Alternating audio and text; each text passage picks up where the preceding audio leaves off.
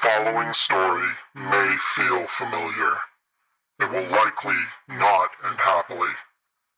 The people described will likely suffer in their desperation, but they will all be important before the end. Welcome back to the dark future.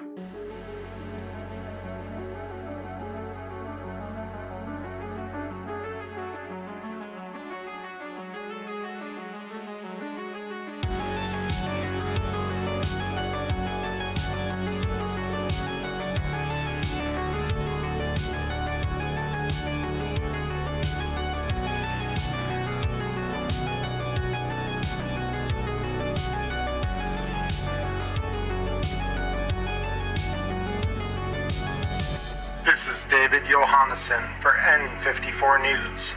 Tonight, we have new details in the attack that has led to NCPD Detective William Mauser and several of the officers under his command being hospitalized for much of the last week. Per a statement from Detective Mauser himself, the culprits behind the attack were a small group of edge runners led by a mysterious man who goes by the name Paradox. These same individuals are strongly suspected in harboring notable wanted cyber psycho Alexandra Threat. As the NCPD's resources are stretched in defending the noble citizens of the claim, they have increased the reward for any details about Miss Thread or Paradox to 5,000 eddies. As we have more updates around this story, we will bring them to your ears. Stay tuned.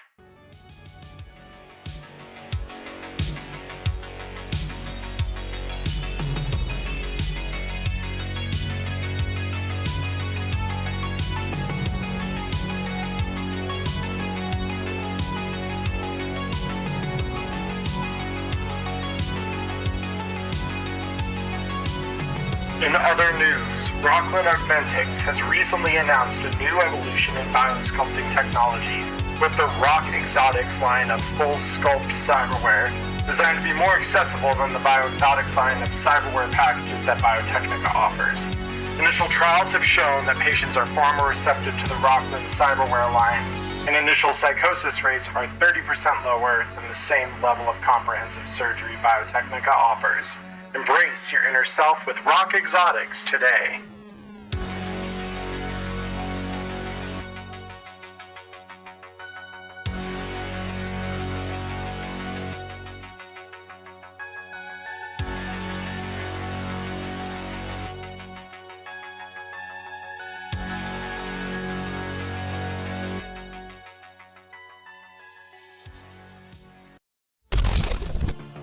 Hello everybody, welcome back. Here, let me increase this just a little bit so that I can be heard. Hello everyone. Welcome back. It is time for the first time in several weeks here for us to dive into some Neon Inferno.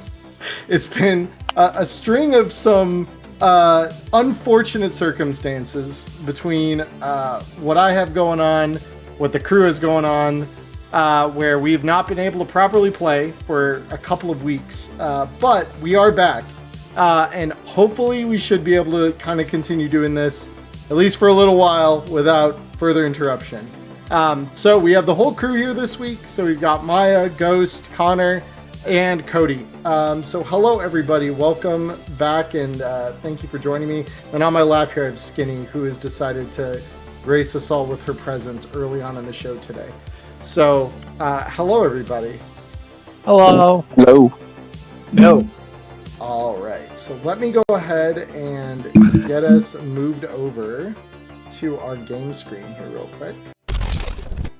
All right, beautiful. Okay, so we have everyone here. We've all gathered. We got our Fugi techs available, and before we get started, a couple of things.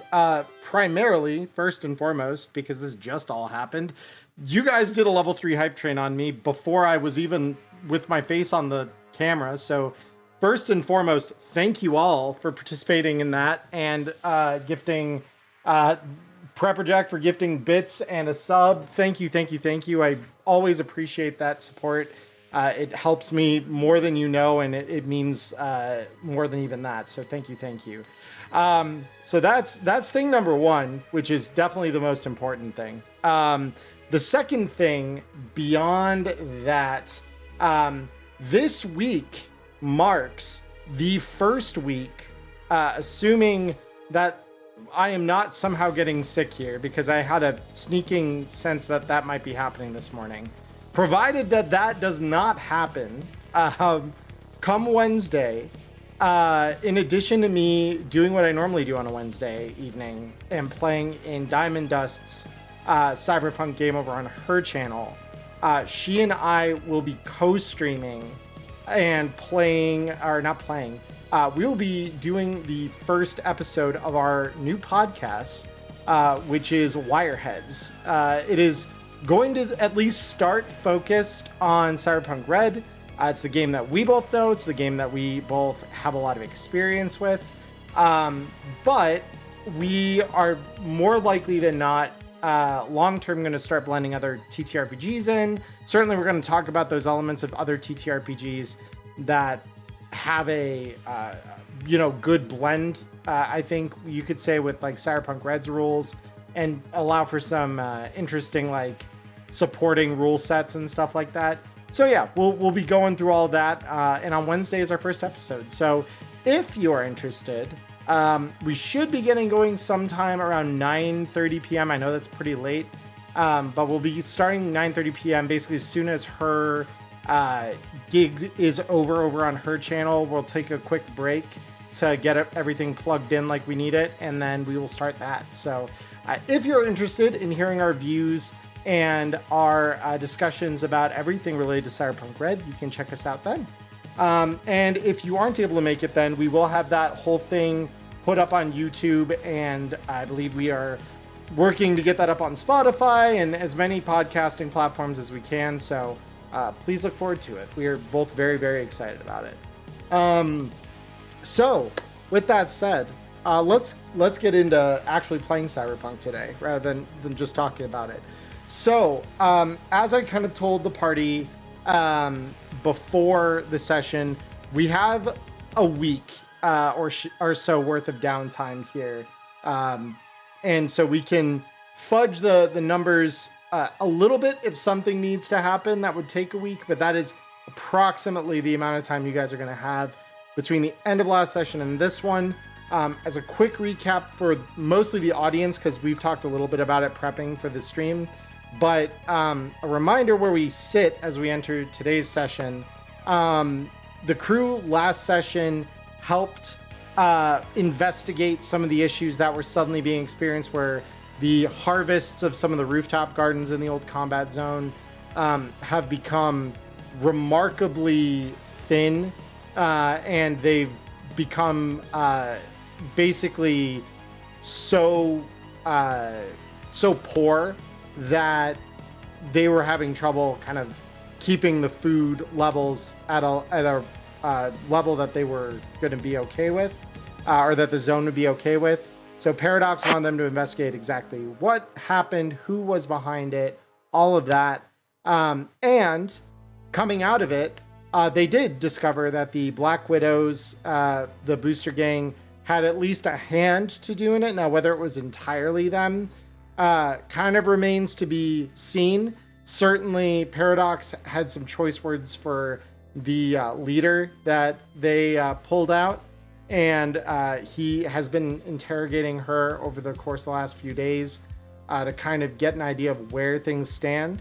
And in alignment with this, to a certain extent, Alecto has reached out to specifically to Carpet, but mentioning that she'd probably need the help of the whole crew to go out of the zone and or at the very least help figure out invention of and the procurement of parts for full body conversions to assist in kind of the war effort of Paradox and where the old combat zone kind of sits today.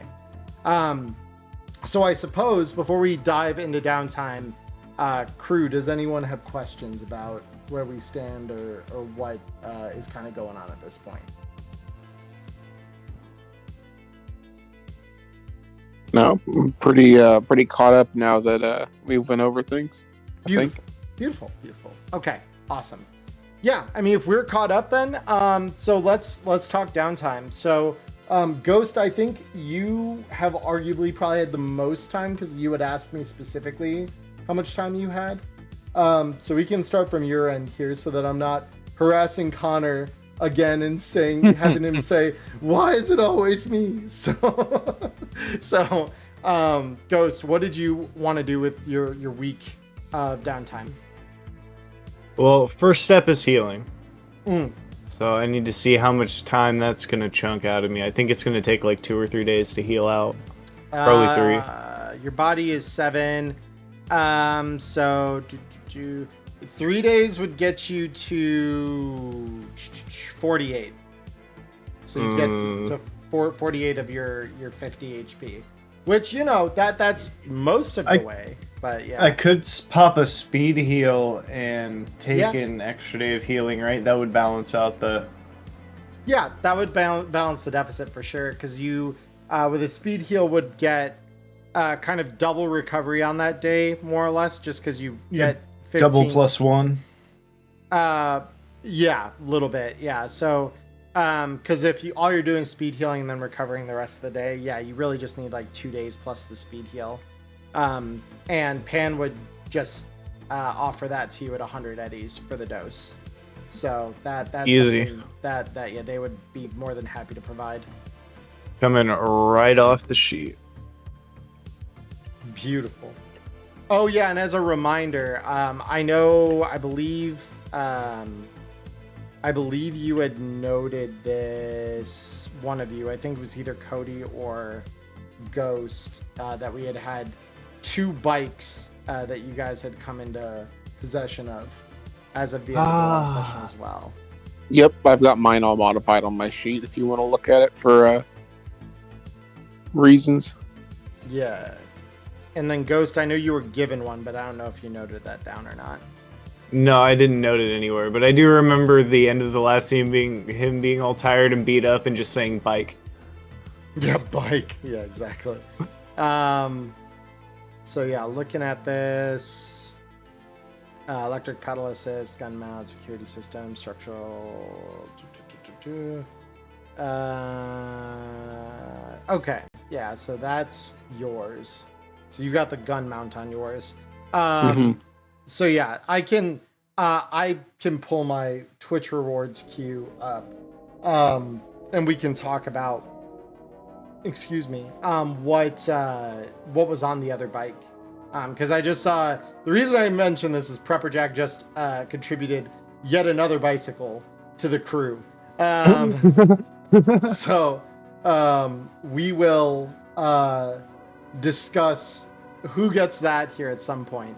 But the 2 kids from Generation Red came by and delivered those to the Ionic Semiconductor building as a means of finally paying you as a gift, they said. Oh, damn. Closure on that one. That's pretty sick. Yeah. No, that one is that one's pretty neat. So I will if you want me to tell you what it is, Ghost, so that you can add it to your sheet, I can do that. But I think between sessions, or if you want to just send me a DM with the notes, and then just kind of in off time, I can mark it in that way, just so I don't eat into time. Yeah, no, I can get it to you. Let me.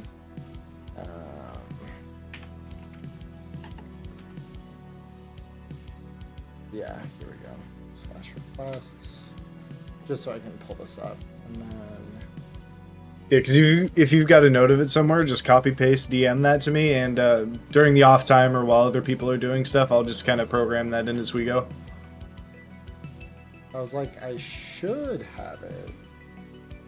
Let me see. I thought I left it up on my. Hold up.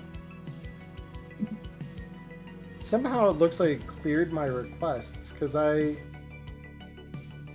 didn't clear those requests out.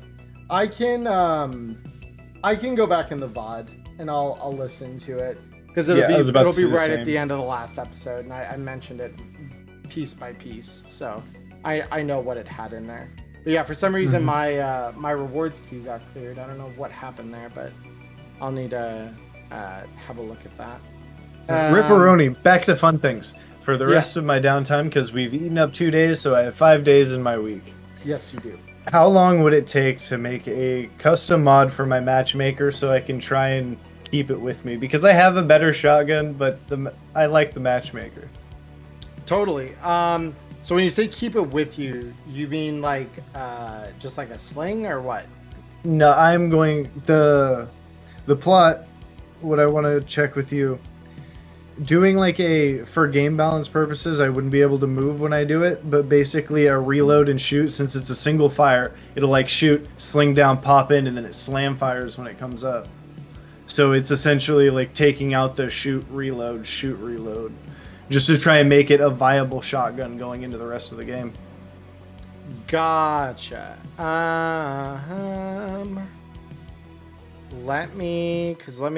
I just need to look at something real quick relative to that, just to understand kind of what those modifications end up looking like.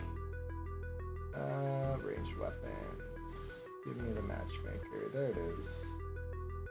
Long battles. Loading on basic.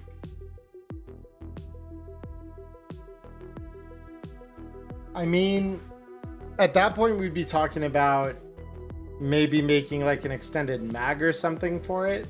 Because there's not really a way for that as designed, because it's literally based on its design. It's meant not to have an internal mag of any kind. So in theory, you could design one for it, but it's where that's where it gets complicated, because it's like it's just, you know, I mean, it's a regular item that's poor quality with just a single shot. The trade-off being that it was 20 eddies initially. So I mean, like, in theory, you could potentially upgrade that to have like a regular sized mag or something like that. That would be totally allowable. And then that would probably only take like a day, I would imagine, because you're still then dealing in just, it's a poor quality shotgun that basically doesn't have anything else special about it other than its value to you as a keepsake. How about an upgrade from poor quality to normal, so I don't have to worry about the thing jamming if I ever do roll a 1? Yeah, I mean, that's where if you wanted to make it normal quality, you'd still be stuck with the 1 round per fire, but that's fine. Yeah, but yeah, if you want to upgrade to normal quality, it'd be the same kind of time. Yeah. Cool. I'll go for that. Okay, cool. Just polish it up, try and make it look pretty, realize it's been a trusty servant for these past few gigs. He needs to keep it in proper condition. Yeah, if nothing else, you could always maybe one day get it installed in a pop-up or something, and then just blammo, there's your one matchmaker round when you need it in a pinch. But what do I roll on that? So it'll be your upgrade expertise in weapons tech. Weapons And tech. let me show the game field here for everyone in the audience. There we go. All right, sending. Yeah. Beautiful. Yeah, for the upgrades you're making, that is definitely an easy pass. Because you're only really upgrading it. It's a 20 eddy gun, and you're just making like a 50 eddy upgrade to it. So it's really not that big a difference. So yeah, so you just deduct your choice of either 20 eddies or 20 eddies worth of scrap, because that's what you'll be using to fabricate the upgrade essentially.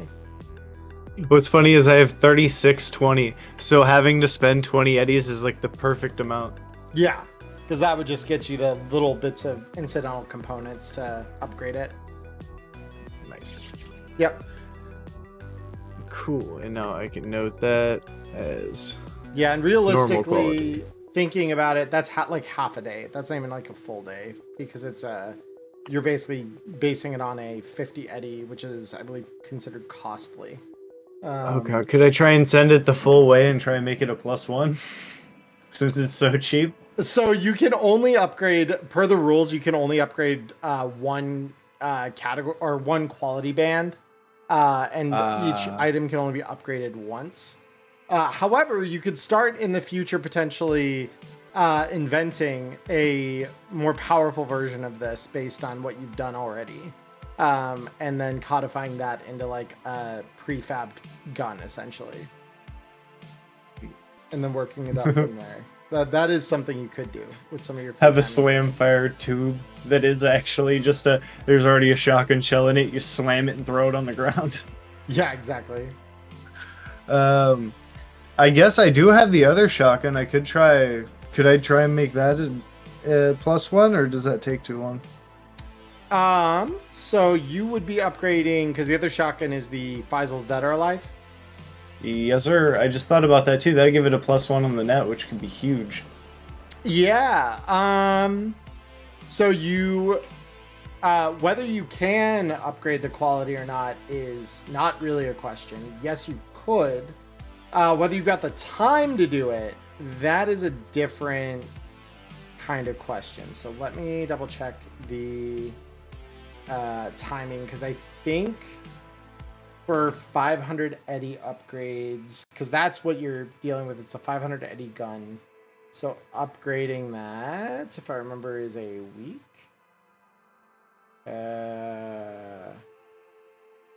No, upgrading that is 2 weeks. So what I would say is, because this has always been my rule at the table, is if you have at least half that time available to you, which you technically kind of do. And again, like I said, I'd be willing to fudge it for things like this if we need it. Because you only realize that it's not going to work out after about a week worth of time, as long as you have at least that time available to you right now, you can start the project knowing that it just won't be finished this week. But then that would leave me without it. Well, no, we just did a kidnapping. I doubt I'll need the net. I'll be fine without it for a week. It'll be What are the okay. odds we need to kidnap 2 people in a row?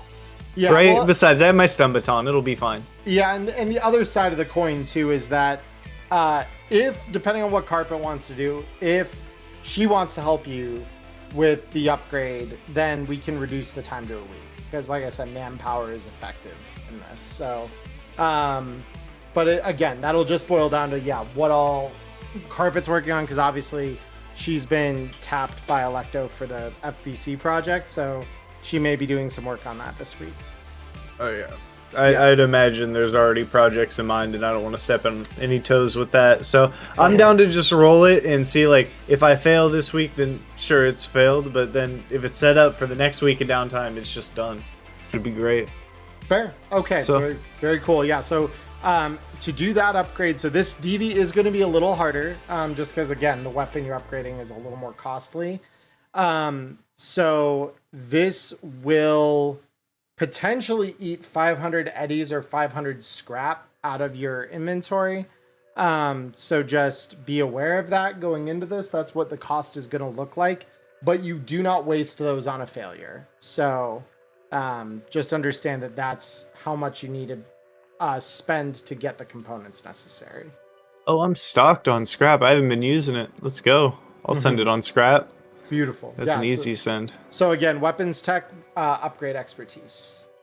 Can I spend luck on it? Yes, you can. I'll put 1 point of luck just so that it can be cursed for the meme. Okay, I guess the mean, curse has been lifted. So you get about halfway in, and you know that whatever work is left to be done here, every bit of the critical elements of this has been completed within your week. So like anything that's super critical to this working is, the theory's holding true, the design looks solid, and all you have remaining that you need is time to finish the back half of this in a week. Nice. And to upgrade a base skill, it's 20 times the level that you want, right? Correct. Yeah, 20 times the level you're going up to. I'm 10 IP off. I was about to say, okay, after the fact, because of all that experience, I throw in the 1 point. That was so close to thematic. Okay, that's all my time. Yeah, no, but you're feeling that skill improving for sure. So yeah, give it just maybe when this project is done, you'll have that capability to bump that last point. So yeah, so that's your downtime completed. Cody. All right, I got some pretty simple tasks for this week. Okay. First things first, I got to repair my armor jack. It's a little dinged up. It's not too bad, but Sure. I'll probably take the new bike, and if I have to ride it somewhere to find somebody, I will. Sure. I mean, ultimately, you've got techs that live in the ionic semiconductor building. That's not a particularly difficult task, especially for something as simple as armor jack repair. Like, that's not really an issue. So the repairs are going to cost 50 eddies, essentially, especially for someone like you who's a regular, who's protecting the building. You're one of those people that they want to keep protected. So yeah, like 50 eddies, and it'll just take the tech a day to fabricate the repairs to it. Alrighty, sounds good to me. Yep. That, of course, does not preclude you from using that day for other things, because really all they need is you to drop the armor off, and then they can fix it. Oh yeah, no. I was actually thinking about hunting down some armor-piercing rifle rounds and some incendiary rifle rounds. Okay. I mean, both of those are definitely within your means, and certainly the same techs that are working to that would work to repair your armor within the building would probably have those rounds available. Obviously, homegrown materials and stuff like that. So I'm gonna do this real quick, just because, as I've said, supplies are beginning to kind of dwindle within the zone, especially as the NCPD, despite the failed police barricades, or the rapidly failing police barricades, as that's kind of become a factor. As you've heard a lot of tell of, like, day by day, those barricades that are there are becoming weaker, and without new ones to kind of come reinforce them, pretty soon it's expected that those are gonna fail. While they've held, though, again, supply has just been choked out harder and harder by the NCPD. So there might be a small limit to the amount of rounds that are available. So I am going to make a quick roll here. Yeah, this should probably be sufficient. And I'll add a consideration of plus that much. Oh, beautiful. All right, cool. So yeah, 130 rounds of armor piercing. And I'm going to make the same roll again for the incendiary. And 100 rounds of incendiary are available at the tech. And what's the price per amount on those again? I forget. 100 per pack of 10 for each. All right. So 100 per pack of 10. So trying to think of math. So 50 would be 500. So I'll just get I'll get a grand worth. So I'll get 500 eddies worth of each. So 50 of each. 50 of each. Okay, beautiful. Yep. So you can add those to your sheet, and then just deduct the 1,000 eddies. It's one of those days where I don't want to have to think about getting armor ever again, or ammo ever again. Fair, no, totally. I mean, good ammo is worth its weight in gold, honestly. So it could pay off big time to have that. So yeah. So again, we're just mainly doing some shopping on day one. Did you have anything else you wanted to do in the downtime beyond that then? It's been a week, so I mean, I think I'll ride the new bike over and check up on the kiddos down the street to see what they're up to. Yeah. So you ride over, and you notice that Blades is actually the one doing lookout duty this time, having made a full recovery of her various injuries, and she's made quite the comeback from where you found her in the alley or at this point it's been about a week ago. Yeah. And so she's standing there and seeing you ride up on the bike that more likely than not, especially because she's kind of the go-getter for the Yogang, she was probably someone who had a hand in getting the bikes for you. And so she kind of gives a grin. Celsius, what can we do for you?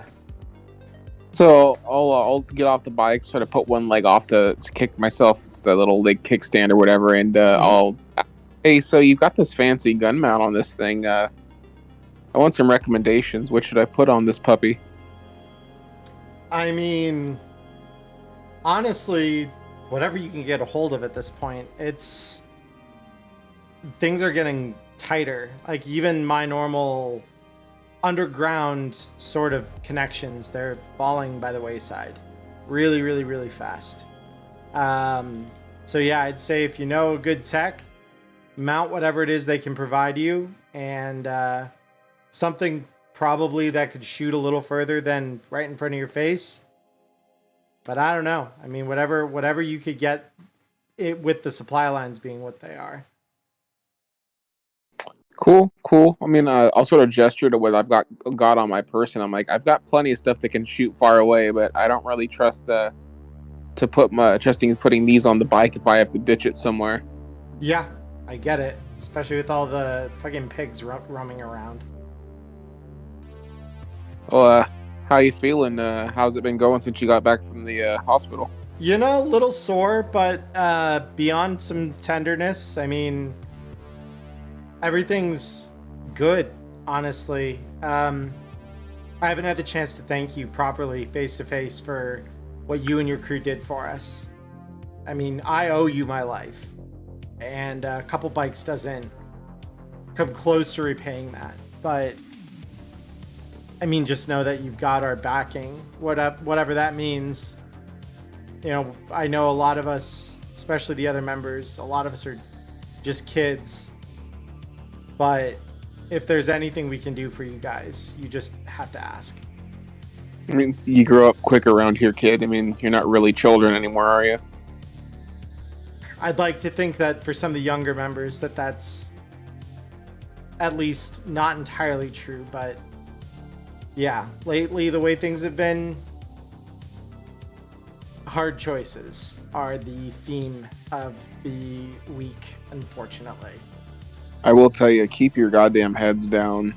We had a run-in with some major shitheads from the NCPD over with Paradox down the way at the church, so make sure to stay inside, especially if you see those pigs wandering around. Oh, don't worry. I've made sure Tetra is keeping a little more restraint on her use of the rocket launchers. And from like a back room, you just hear, "Hey, it was one time." Yeah, and that one time nearly brought a whole army of scavs to our fucking base if I hadn't intervened. So yeah, we've had some conversations.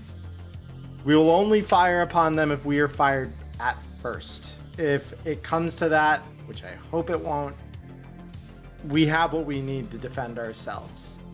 But that's about it. So all right, well, you've got our contact info, so if you need anything, just let us know. I will be sure to call you all in. We know you're good people, so if we need something, you're the first ones we'll probably reach out to, you most particularly. Alrighty, well, I don't have much to do today, but I'm going to take the time to relax while I can, so stay safe. That's what we'll do. And yeah, she goes back to kind of like checking a nearby terminal that is probably wired up to some kind of feed. I got nothing else better to do. I'll head back to the complex and chill. Cool. All right. So with that out of the way, Carpet, what do you want to do with your downtime this week? I've been trying to figure out what I want to do. Oh, wait a minute. My foundry is not working very well at all. Oh no. Which has happened. Is that I can figure that out on my own later. What I think I want to do is I want to invent a grenade. A grenade. Okay. Yeah, it's called the bitch. The bomb incendiary thermite composite homemade. Bitch. It's a pastel pink. Basically, it's an incendiary grenade that doubles ablation to armor. I just want to combine an armor-piercing grenade and incendiary.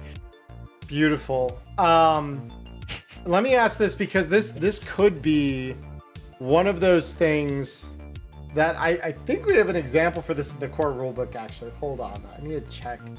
Because you mentioned thermite, and I know a thing or two about thermite and how hot that Thermite burns through everything. Thermite is indeed a problem solver. So let me... Other ways to get hurt. Being on fire. Do they not tell exactly? They don't. Okay, I thought they gave examples of like, because I do for drugs and poisons, that's like what each one is. But I believe that thermite was once described as being deadly on fire when you were impacted by it. And obviously, I mean, that sounds about right. It's a little different, obviously, if you're dispersing it, but it's probably still not mildly on fire at that point, right? It's probably at least like a flamethrower, right? A flamethrower meets the power of a grenade.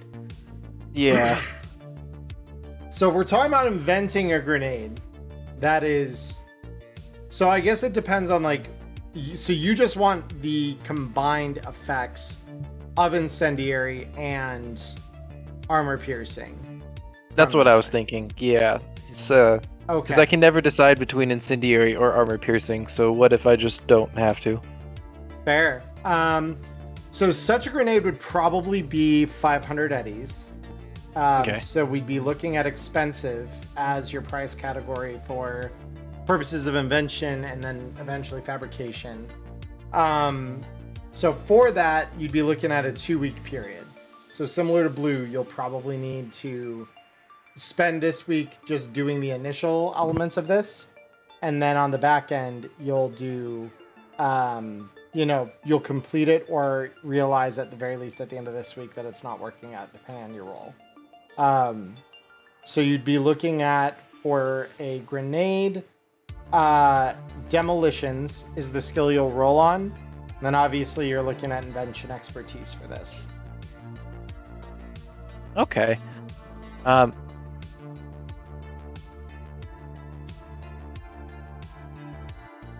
Sorry, I have to step away for a second. Go to Connor. Yeah, no problem. Connor, what do you want to do with your downtime? Can you hear me? Yeah, I can hear you.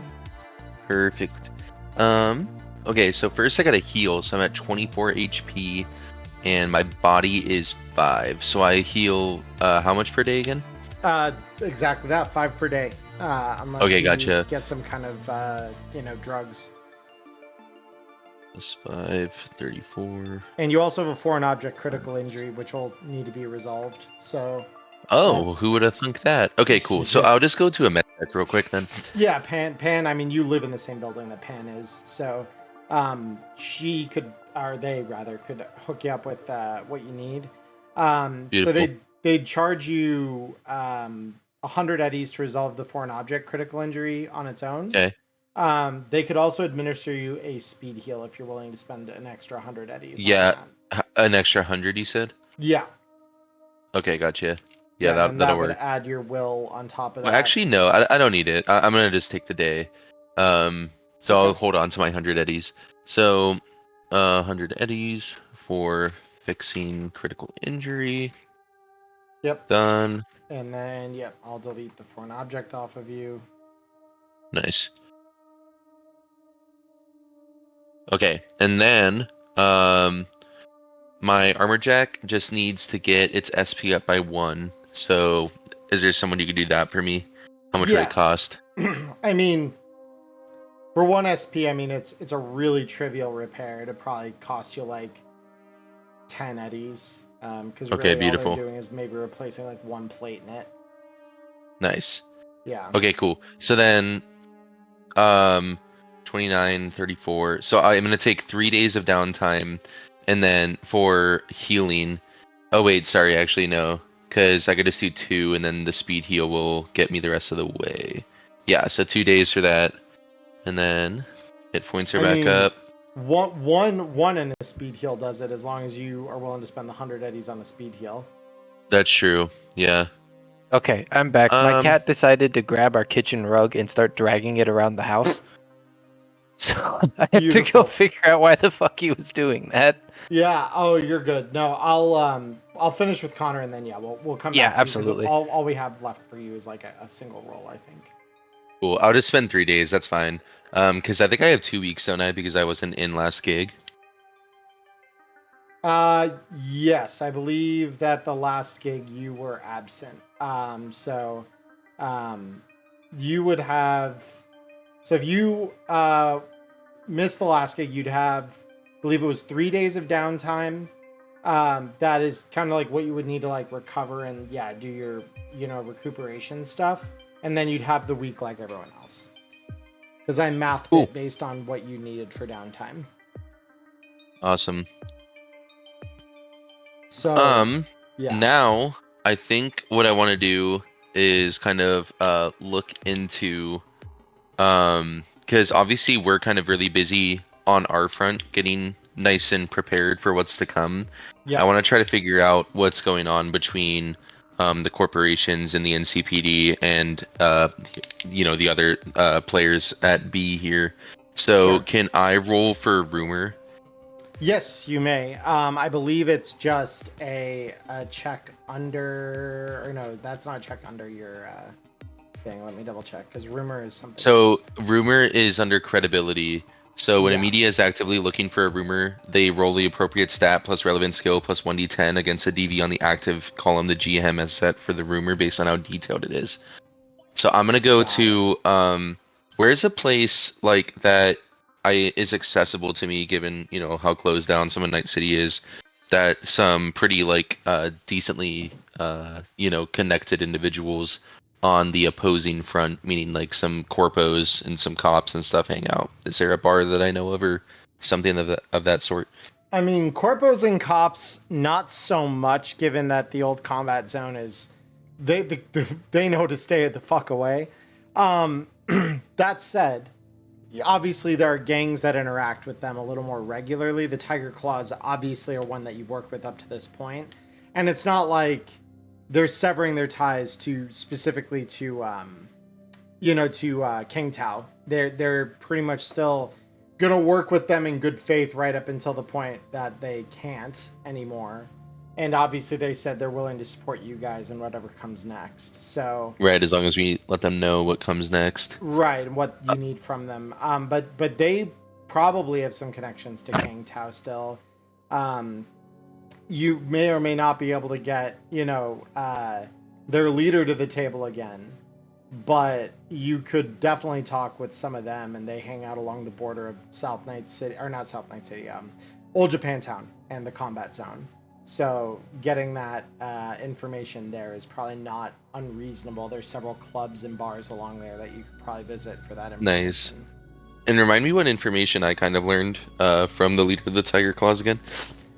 So he didn't provide a ton of information. What you've uncovered and what you shared with him to get his cooperation was that King Tao is very much involved with the NCPD as much as it is with the efforts the Tiger Claws have to keep their chunk of the city under their own control, right? Yeah, totally. Willing to facilitate that, but they're in bed with both sides of a conflict, right? That's good for business, terrible for everyone involved. So, with that regarding their involvement, mostly what you proffered from them was their willingness to cooperate in whatever goes forward. They didn't really offer up additional information, mostly just because they really didn't have a lot to offer. That would be particularly helpful. But if we're talking rumors, I mean, Tiger Claws are less contentious with the NCPD. They kind of have that mutual understanding of, you stay in your lane, we stay in ours. You stay on your end of the border, we stay right where we are, and we can both agree not to shoot at each other until one of us breaks that understanding, right? Mhm. So that said, because there's that level of like passive acceptance, certain, loose lips happen and different agreements may come out into the limelight. Okay. And certainly there are fixers potentially that visit these bars that maybe don't swear allegiance to one side over the other. They're just like anyone else, right? They want to make their money. So Nice. the fact that one of them might be hanging out in those spots is not unthinkable. Okay, cool. So yeah, I'll run over there and kind of just like weasel my way in conversations with people naturally, if possible. Oh yeah.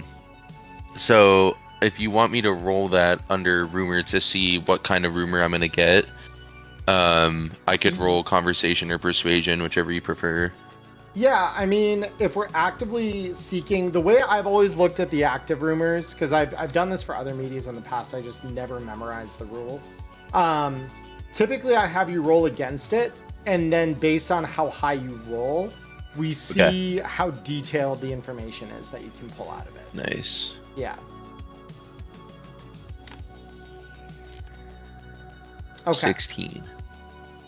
Oh, well, that's for persuasion. I meant to just make the rumor check itself against your... So the rumor check is the appropriate stat plus relevant skill plus 1d10 against the DB. Oh, I see. Okay. Yeah, so For you some reason, I can tell thought it me what was to against roll. your credibility. Yeah. No. So for persuasion, yeah, it's like you're just trying to get some information. So I guess, are you mostly just angling at like, hey, there's been some because this is true, that there's been some upticks in police activity. The border has been a lot more rigid than it normally would be.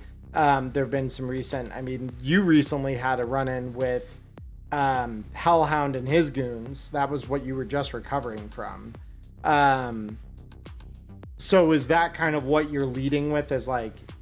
Yeah, based I'm on kind of this- curious to see how they're taking some of the losses that have been happening, obviously, with like regards to what our crew is doing, and also what has just been generally being accomplished by people like Alecto too, and how aware they are of the forces that are rising against them in the background. Sure.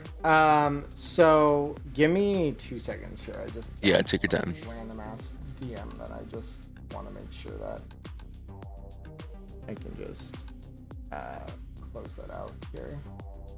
All right, beautiful.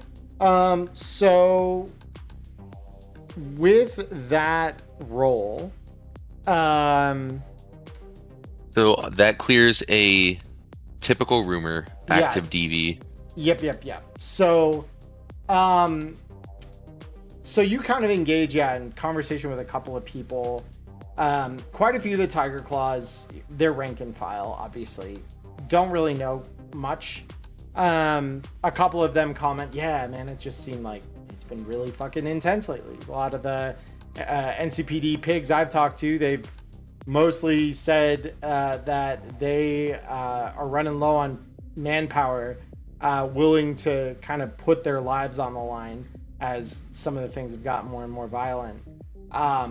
Eventually, you cross with a fixer, someone like an info dealer, right? This is the type of person that if you kind of are looking for intel, they are willing to provide it for a price, usually. The fixer's name, and you may have run things through him before. It's a guy by the name of K. And so, K-E-I.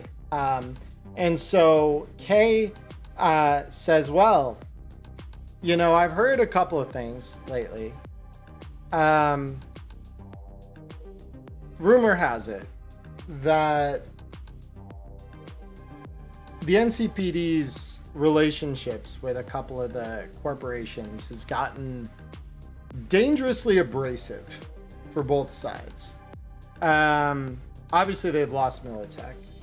Kang Tao is starting to consider whether they want to keep throwing money into a money pit, because really that's what the NCPD's enforcement projects have slowly started to become. And it sounds like the NCPD itself is having a hard time convincing the new blood recruits to man the wall. And that's becoming a deeper and deeper shit show. I may know some more particular information, but obviously that doesn't come for free. How much are we talking? I mean, depends how The detailed- information scales with my contribution, I'm guessing. Of course, and the amount of detail you want to be provided. Things that come at like a blueprint level, I mean, that's got a certain kind of high-end premium. I know who you are. I want you to tell me what the recruits are afraid of, and generally what the NCPD is afraid of right now. And I'll hand over 200 eddies. Okay. And he like just quickly kind of flicks them through his fingers, counting the bills, and pockets it and says, well, I mean, for that, yeah, we've got a couple of things that I could probably share with you here real quick. It sounds like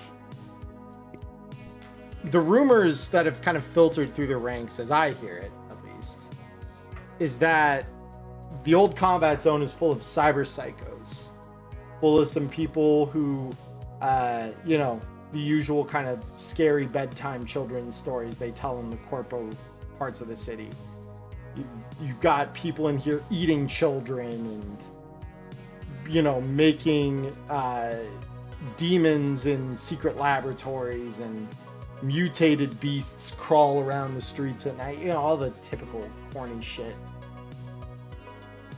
But the recruits themselves are starting to believe, at least a little, that some of those rumors might be true. They're definitely aware of what happened to Mauser and his people. And I think that watching such a famed cyber psycho hunter, that's short of Max Tac and C-Swap, Mauser's the best the NCPD has to offer. And he got his ass chewed, properly chewed. So when he came out, barely holding his guts inside, put them on alert. Put them on alert big time.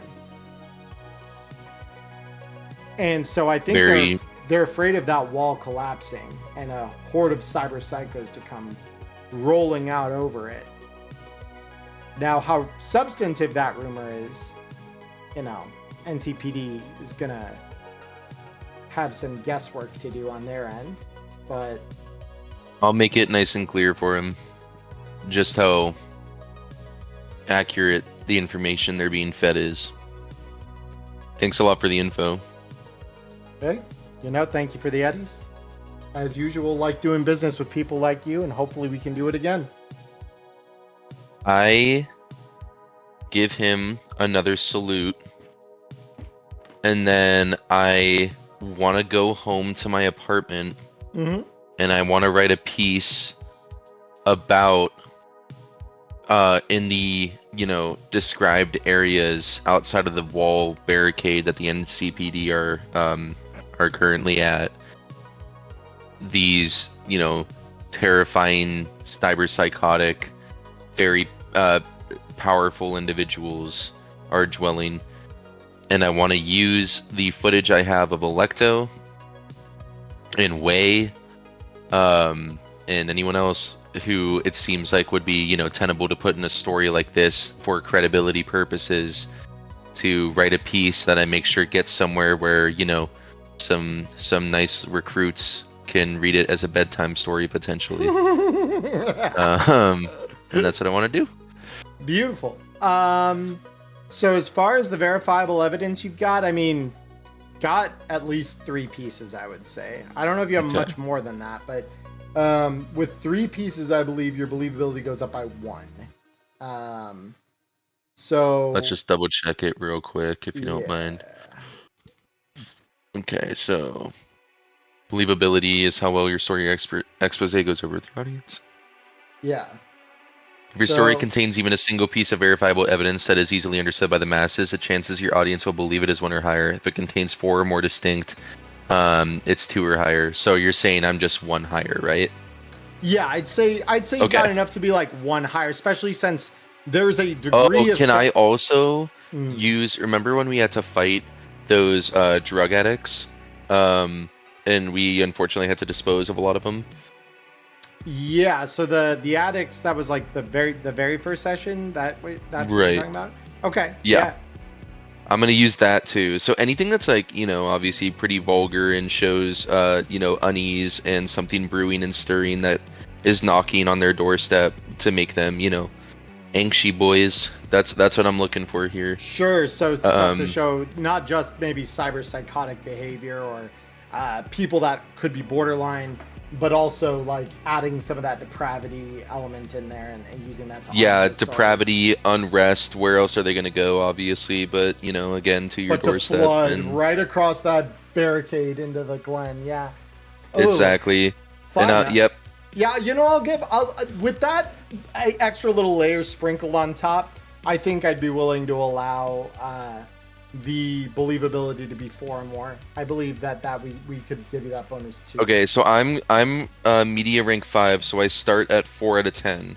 So then I got 2 extra, right, from that, so that will make me at a 6. And then do I get my bonus for my camera that I purchased?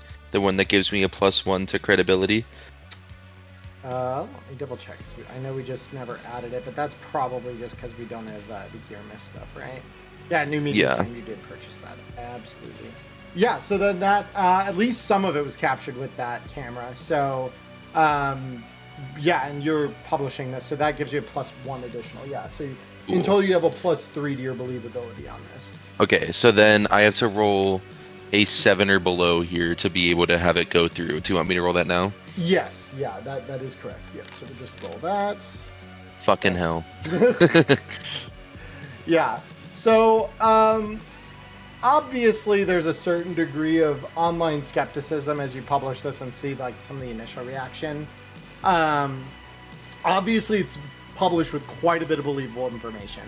So, despite the vast majority of your audience maybe not totally buying it, and like there's some comments mixed into the bunch that's just like, come on, you're better than this tabloid journalism bullshit. Like, this is nothing. This means nothing. And certainly there's certain like, even NCPD steps in a few places like their PR team to dissuade rumor and things like that and point out certain film fallacies where maybe your editing wasn't as good as it could have been or whatever. That said, even amidst all of the dissenting opinion, there are a few who are, corroborating like, man, this is what I'm telling you. Old Combat Zone is a hellhole. This is the kind of shit that goes on there. And if it's, if it doesn't, hold, if that barricade doesn't hold, it's going to spill right across. We're all going to fucking die. The people who live on the edge here, that one block is in danger. Beautiful. So there are a few. They're very much in the minority from what you can see, but it seems as though there's a couple still who maybe believe that. Very chill. Yeah. That was fun all the same. Yep. And then I think I have enough time that I could do a hustle.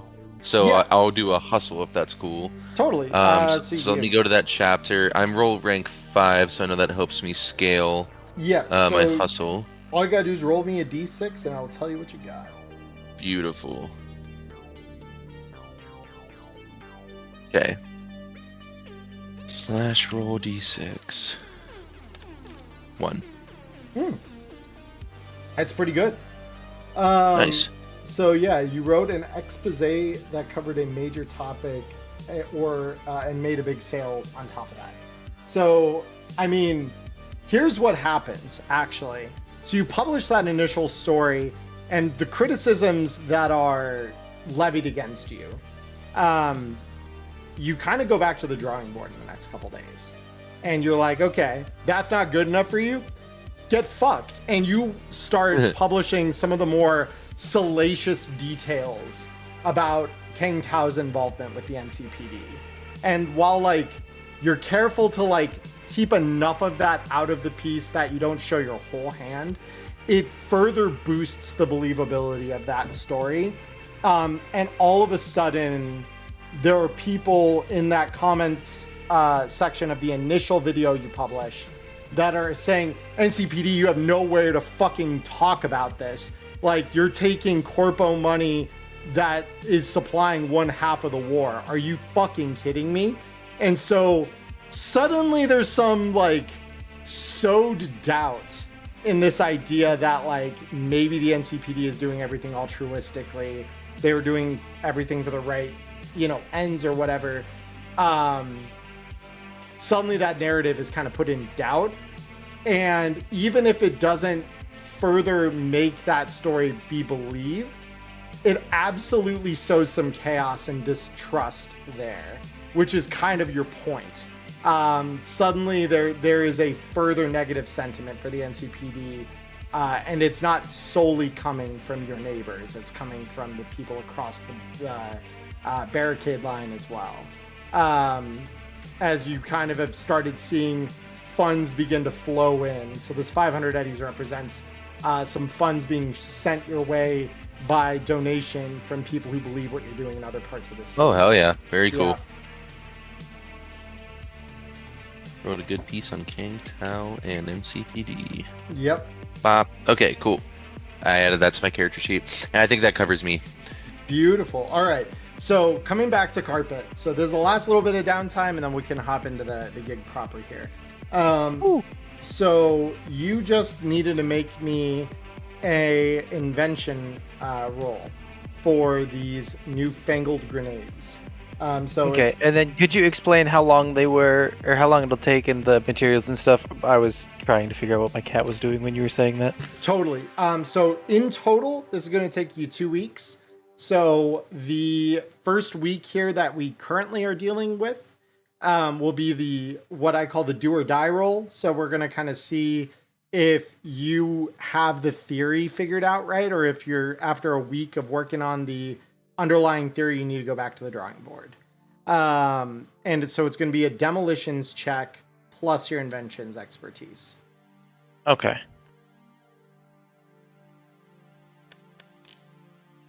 That's pretty good.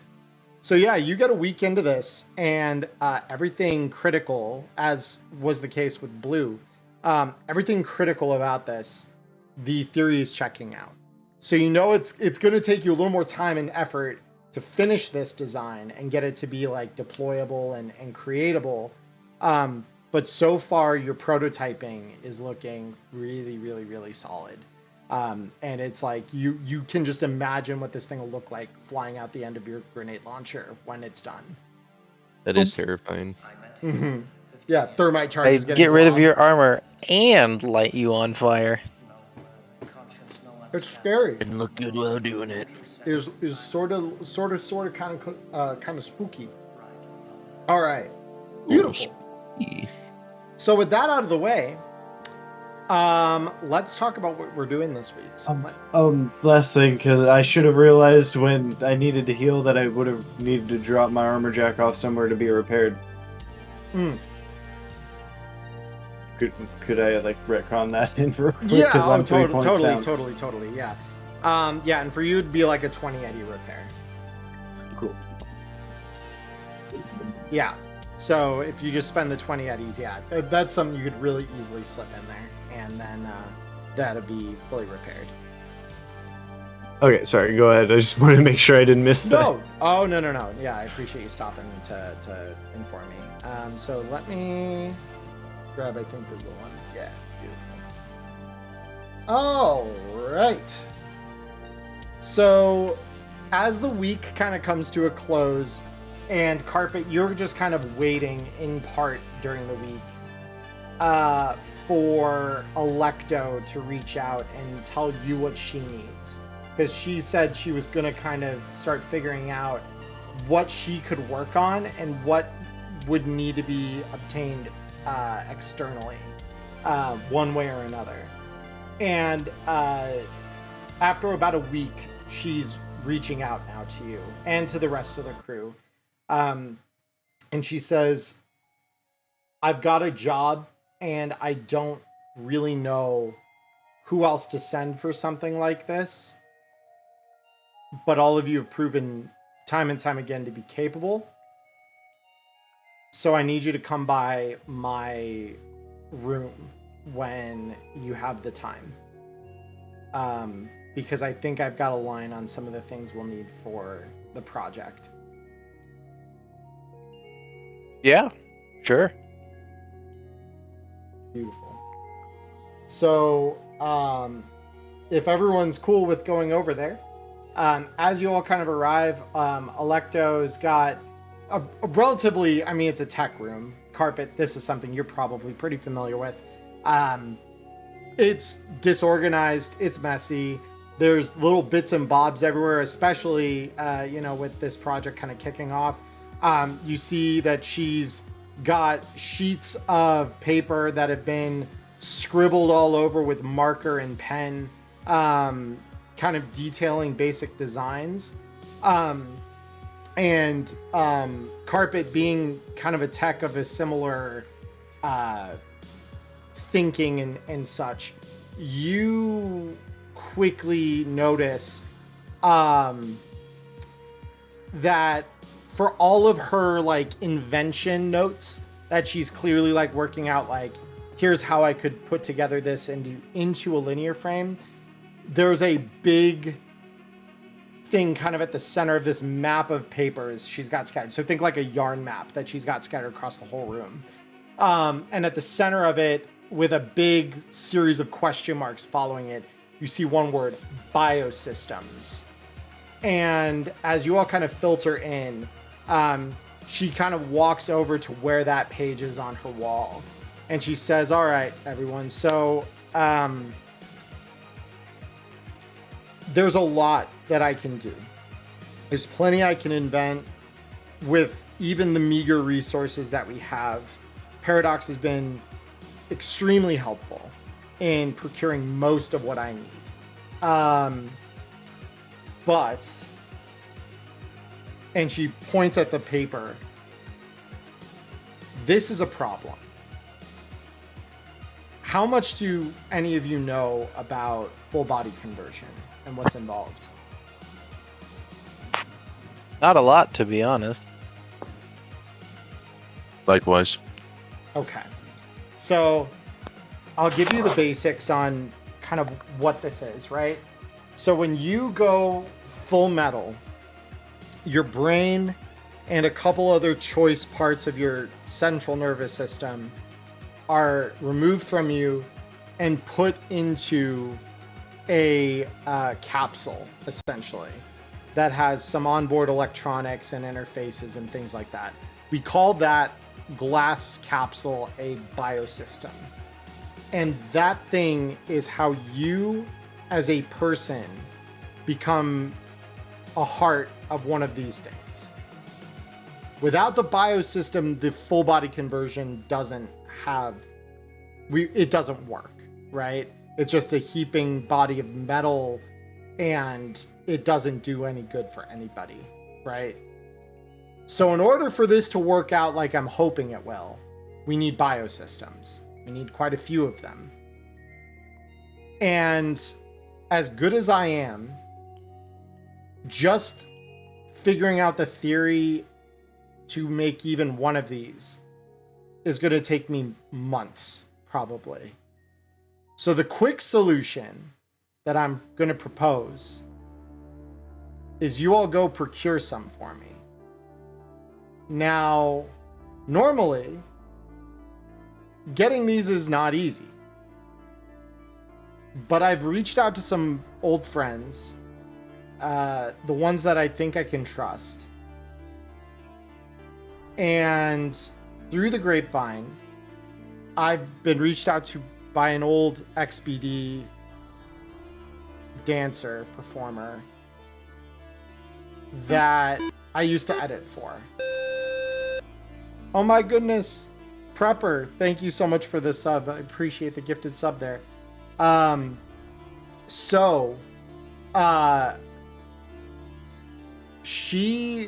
This girl that I used to edit for every so often goes by the name Emerald. And last I heard, she's working out of a club in South Night City, which you should be able to access relatively easily, even with the current lockdowns by the NCPD. She said she may have known something about what I was looking for and heard from a recent patron. And she's fed me a little of the information so I could see what I thought about it. I told her to run it by some nomads I've worked with in the past, the Sand Vipers. They're some of the few good nomads left on the edge of the city. And I think I can trust them. But I'd be careful with her. Normally, this would be in my category of too good to be true. But I really don't have a lot of options. And if what she's saying is true, there's a massive shipment of these things going for that Militech camp at the south end of the city. And if we can intercept that and claim that transport for ourselves, things are going to get a lot easier. Because in addition to biosystems, this thing was also carrying some of the key parts I need to make FBCs. The more parts I have to start with, the easier everything that rolls downhill here gets for me to properly work on what I need. So, with all that said, do any of you have questions for me?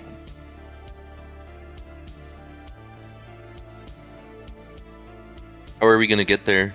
You said it would be easy to pass a barricade. How are we going to do it? I mean, the barricade itself is just with the Glen. South Night City is... There's a couple of streets that are so deep in here that the NCPD just doesn't have the people, especially now, not with the barricade about to fail. That, for a blessing, is something open to us. So there are some blocks, and I can, give you those areas. Paradox has told me that he has people controlling those areas of the old combat zone, and the club is just a short walk beyond. And Paradox has been willing to give transport as well, so I'm sure he can provide a transport to you if only you ask. Awesome. And then who are we meeting with when we get there? My friend Emerald.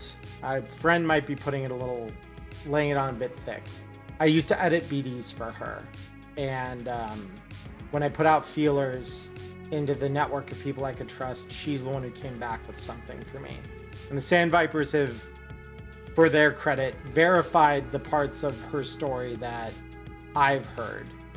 But she said she wanted to, if I wasn't going to be taking on the job myself and sending a crew in my place, she wanted to discuss the hard particulars with them. So Awesome. yeah, there's a club called Aftershock that she works at right now, and she said that anyone I sent could meet with her there. So I've set up a meeting for tonight in the hopes that maybe you would all agree, because we need this. Without this, the plan just won't work. We don't have the time, we don't have the resources, we don't have the materials.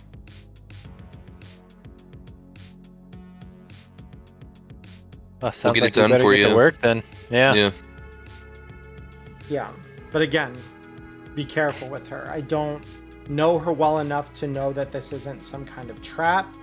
And in any other circumstance where I wasn't this, call it what it is, desperate, this wouldn't be a deal I'd want to take. It's just too convenient, too good to be true. But if this has even a chance of working, we need to make it work. I guess we don't really have any other options, do we? None that I see. All right. I'll reach out to Paradox and get transport going. Yeah, and Paradox quickly affirms, yes, he's willing to help with this. And he says, I'll have a driver down to the Kabuki in just a few minutes whenever you're all ready to go. Awesome. Yeah, That was good. beautiful. So is there anything that any of you need before we get moving then? I'm just gonna do a quick. Oh, sorry. You can go ahead. I was gonna take a look and see what drugs I'm missing. Always need more drugs. I need more synth coke and more smash. Okay. Beautiful. I mean, those are both pretty easy to come by. Yeah. Also, real quick, Superman, thank you so much for the prime. I appreciate that. I was in the middle of explaining things, so forgive me for not getting to you quicker. But yeah, let me just look up drug prices for you real quick here, because I know synth coke's pretty cheap, but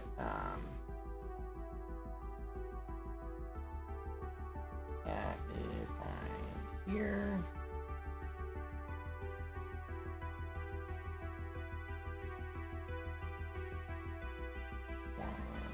Street drugs. So Smash is 10 eddies for a dose. That's really easy, and synth coke's 20. So you tell me kind of what you're looking for from that.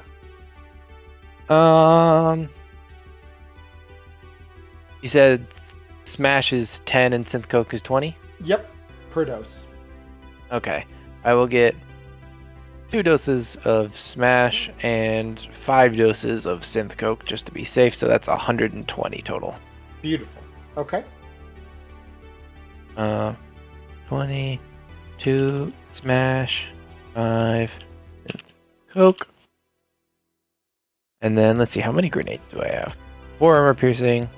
I don't have any incendiary grenades. Are they loaded already? Yes. I have 4 of those. 4 of those. I think I'm okay on grenades. Cool. Okay. Go ahead. You mind if I do some research on Emerald myself? No, not at A all. little library search. Okay, not cool. at all. Not at all. Yeah, go ahead. That's good. That's very good. So when you go through the data pool searching Emerald,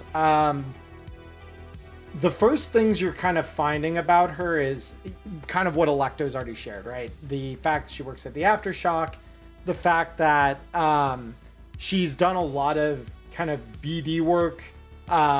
Most of it is, as one might expect, because of who Alecto's edited for in the past, fairly adult. It's a lot of it links you to sites that are not exactly what we call savory. They're not exactly particularly great places. The deeper you go though into kind of your research here, you start parsing the spots where more people are talking, right? There's online spaces where people are communicating about what they know, and the rep on Emerald is mixed. There's some people who they've commissioned her for like novel XBD stuff, and she's taken money, and some of them have gotten what they've asked for, and they have nothing but good things to say about it. Others she took money and ran. And there's one particular rumor that you see kind of come up in the filter discussion here, saying, yeah, see, I went to this fucking bitch for this kind of an experience, and they have this whole detailed breakdown of like, this is what she was supposed to do for me. And not only did she not fucking deliver, but somehow this bitch sold my shit out to a booster gang. I had to lay low for 4 fucking weeks after that. Word on the street is they paid her good money for the info too. So she stole my shit, took their payment, double dipped my ass. So yeah, you have that. Cool. Nothing super I'll just tell the concrete, group. but the street doesn't seem to feel great about her. Yeah, I'll just tell the group, like, while I'm kind of scrolling through things waiting for the ride. It looks like Emerald might be a fixer, honestly, and she's playing her own angle mostly, so we want to be careful with the cards that we're showing her. because she is in the business of information brokering to a certain extent. Classic fixer shit. Yeah. So, anything else that we want to do before or during our ride over to Aftershock? I'm good. Beautiful. Chilling. So a van pulls around within a couple minutes, as Paradox promised, with one of his guys up in the front driving. And yeah, he opens a automated door on the side, letting you all pile in. And then within just a few moments takes off once you've all kind of sat down, buckled in, over through the various kind of southernmost streets of the old combat zone. And very quickly you connect over into South Night City, which for as looked down upon as maybe it is by the rest of the city, it somehow seems to be so much nicer, especially given recent developments, than your own little slice of hell. And you kind of are beginning to reckon with the fact that you don't see it every day, but the old combat zone is like quickly deteriorating more than even it had before. Because here the buildings are very much like still standing. There's still some businesses open amidst it all. Whereas, mostly the old combat zone has been kind of reduced to trash-filled gutters, people kind of coming by what they can scrounge up or fabricate on their own. And there's just like that film of dirt and grime that kind of is your constant companion there. And here it some of those more dire elements are missing. And it's only maybe a block or two after this sort of scenery change that you pull up to the outside of a orange neon kind of lit sign that says Aftershock, and there's some cracked earth sort of aesthetic underneath it. The club doesn't appear to be anything to write home about. It seems more like a small time, maybe more, you could almost describe it as like a neighborhood bar sort of scene. And there's a couple of people that are like a mix of either dock workers that have kind of come by to have a drink, mixed with the usual kind of low-end edge runner scabby types. And as you all kind of unload from the car, a couple of them cast you sideways glances, and I'm gonna just make a quick roll here real quick. And several of them kind of, you notice there's like a almost look of recognition in their eyes. Like they know who some of you are. And under one of these scabs' breath, you just hear him say, "Wasn't that fucker that just posted all that shit about NCPD?" And like you definitely notice their eyes locked on you in particular, Matchlight, as you all kind of walk in. And you're not sure whether that's a good or a bad thing. You've got kind of just mixed vibes. Because these definitely seem like street people, but the way they say some of the things they're saying it's not comforting, right? You're definitely not at home right now. I'll just have my helmet just flash with the word affirmative and then give 2 sarcastic thumbs up towards them.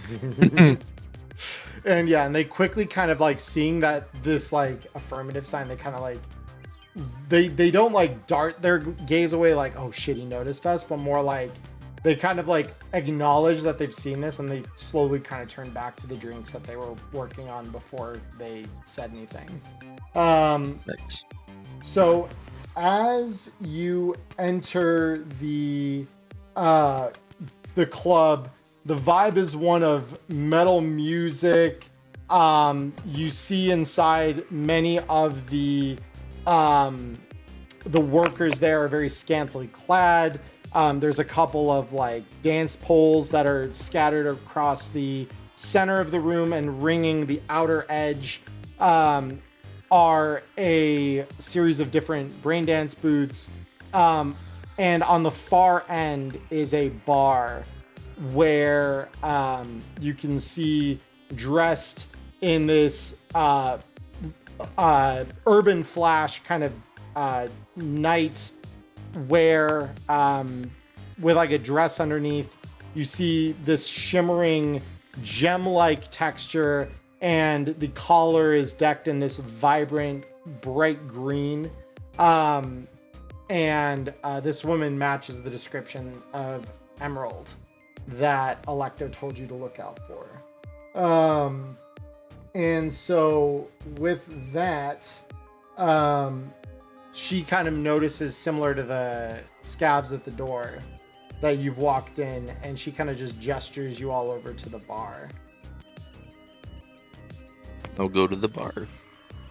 Yeah, sure. Can I slightly split from the group to a point where I can still kind of overhear the conversation, but I'm not directly sitting in their circle, so we don't make too much of a mess? Yeah, so you're gonna just move to like a similar, like a nearby table or something? Yeah, I just want to look like a casual dude sitting down for a drink. Yeah, Totally. I'll split with Blue just so I can, give the people that, give the tech and the media the spotlight and let them figure stuff out. Yeah, I So- think the two people with LED armored masks aren't really going to blend in as just average people, you know? That's It's fair. nice. You guys stand out enough. We're gonna take a separate table. So here's the question. Are you guys looking to appear as though you're not part of their group? Or are you just kind of staying off to the side in an interest of like, you guys can discuss your privileged information while we kind of hold watch? Yeah, that's pretty much. I'm a hold watch kind of guy. Okay, Yeah. got it. So yeah, then I won't make you roll any checks or anything. I just wanted to clarify that. Okay, so Matchlight and Carpet, as you both approach Emerald, she kind of like casts a glance up and down your bodies, and she says, well, see, I know Alecto said she was having some tough times, but I didn't. And she kind of like, you can see there's almost like a look of kind of like disgust, maybe, or at the very least like a disapproval of what she's seeing. I didn't quite expect this. I didn't for you. expect to get my outfit appraised here. I thought we were just talking business. Sorry, I'm not up to code for you. Yeah, and she kind of glances over and she says, if the hustle's with you, I've got a quieter spot we can talk. Right. And then I'll turn around and kind of gesture to the two others to follow us as she starts to maybe, lead us in the back. Exactly, Yeah. yeah. So she starts to stand up from the bar, and yeah, she guides you back to a quieter booth toward the back of the bar. And so, with that said, so yeah, she leads you into this VIP kind of booth, and the door is shut behind all of you as she settles into a fairly worn synthetic leather sofa, and again kind of like gazes across the whole lot of you. She says, so the details are fairly, I'd say, standard, but given what I know Alecto wants out of this, I think, again, I wanted to tell the crew directly what exactly was going on. So the bottom line is this. Militech has sent out to some of their base holdings in Texas for some gear. Now, through a couple of people I know, I may have come across some manifests, and it sounds like they're moving some pretty heavy shit. Some of it, what Alecto needs. So they've got some FBC parts, biosystems, they've got some vehicle upgrades, they've got some weapons. All the things a growing encampment needs to further entrench themselves and maybe stand a chance at remaining relevant in the city. So I passed the details as soon as I kind of learned them, passed those off to my contacts in the Aldecaldos, and they connected me with the Sand Vipers. And so far, they've floated a couple of drones out, and Recon suggests that the transport they're moving in it, is certainly big enough.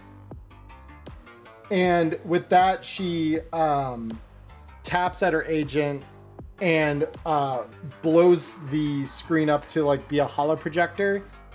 So while small, the image it is displaying is definitely not necessary to be a very large one for you all to see what's going on.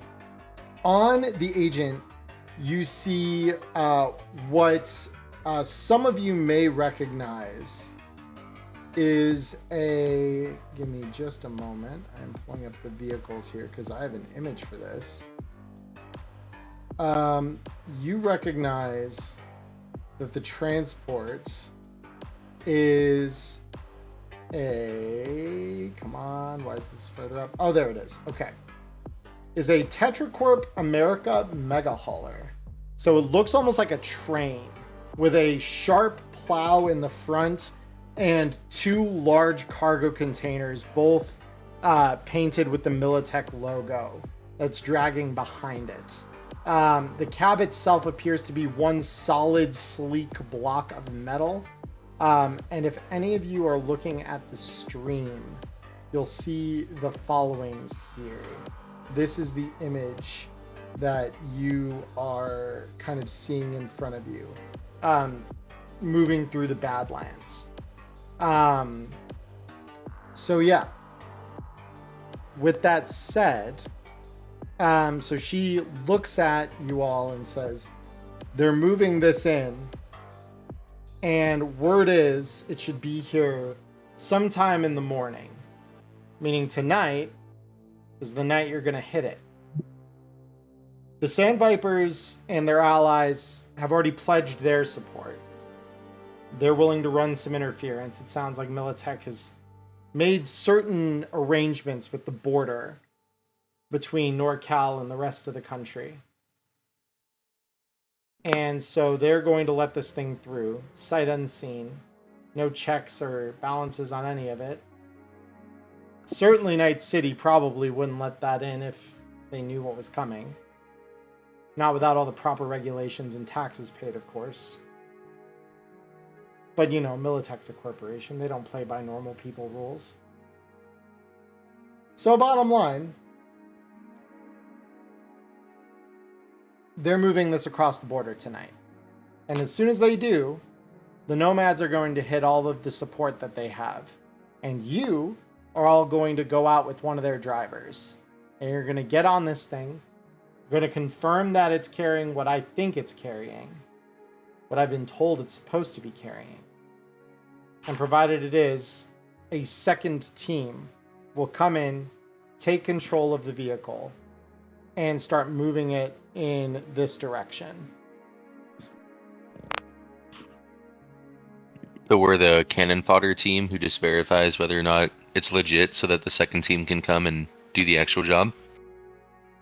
I mean, we need to make sure that it's under our control, that nothing else suspicious has been tucked away in there.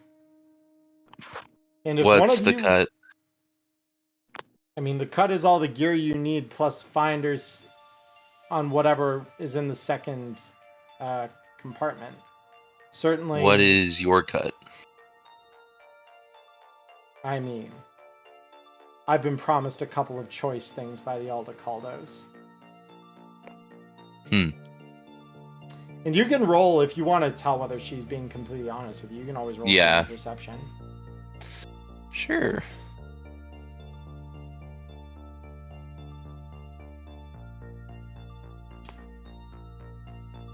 I'll minimize that. Ooh, beautiful. So, you get the sense that whatever she's just told you is not entirely forthcoming. Like you get I this sense that good. she's holding some detail of this back from you all. I thought you said that you reached out to the Olicados, not that they reached out to you. It's been a bit of a two-way conversation. So, you're just in this for the Eddies? How'd you get in contact with us? Not us specifically, but, you know, Paradox. I mean, Alecto put something out on the data pool. I mean, is it really so hard to believe that I happen to talk with an old partner? Yes. It just... You're not exactly an altruist, so I know that you're playing your own hand here. You might think listen, it's a let's just volatile be- situation you're in the middle of that you can take advantage of, but I just want to let you know, if you're trying to fuck with us at all, if you're playing your own angle and you don't care if we get fucked over and we find ourselves in a situation that you could have prevented if you told us something, now would be the time to tell us, At least give us a or heads else it up. will haunt you. And that much I can all but guarantee. Yeah, sorry guys, I just need my wife needed to confirm something with me. So you're basically just pointing out like, look, like this isn't believable, like something deeper is going on here. Yeah, I said, you know, and if you're holding it back from us, and if there's anything you're not telling us right now that we're going to be, you know, pissed off about not knowing when it comes up, you're going to want to tell us, or else it's going to come to haunt you, and I can guarantee that. And yeah, and you kind of, so with that human perception roll, which I'm kind of carrying through this whole like little interaction you got going with her right now, you kind of catch her eyes glance down to the left, and then like scan the area above your heads. And she says, I mean, what would I have to gain?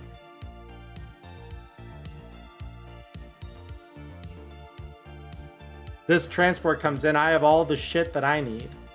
I can sell it off to whatever poor gonk comes into the bar looking for a new fancy lead spitter or something. So without moving my head, can I kind of look to where her eyes looked? Because obviously my eyes are concealed within a helmet. Yeah, you definitely would be able to glance in that direction without moving your head much, if at all. So you, Cool. you can go ahead and roll me a perception check, and I'll give you a +2 since you kind of noticed where her eyes are going. Okay, I'll add that as a additional mod to confirm. Nice. Ooh, beautiful. So let me double check here. So you notice where she glanced, it seems like there's a small vent above your heads. And as you glance up there, because remind me, do you have any kind of enhanced vision? That's a good question. I kind of forget. Let me look real quick. Yeah. I think that I don't Maya think you do. installed a low light infrared UR or UV on my helmet. Does that sound correct, Maya? I don't remember. I don't believe so, because that'd be a lot of money. That sounded like something I wanted to do, but I don't think Yeah, I maybe had that's something done you it wanted yet. to do. I think all you did was put a camera on it. Yeah, Yeah, that's so all then I've no, done here. I don't have anything like that, Charlie. Yeah, no, and that's totally fine. It doesn't change the information, just the manner in which I'll deliver it.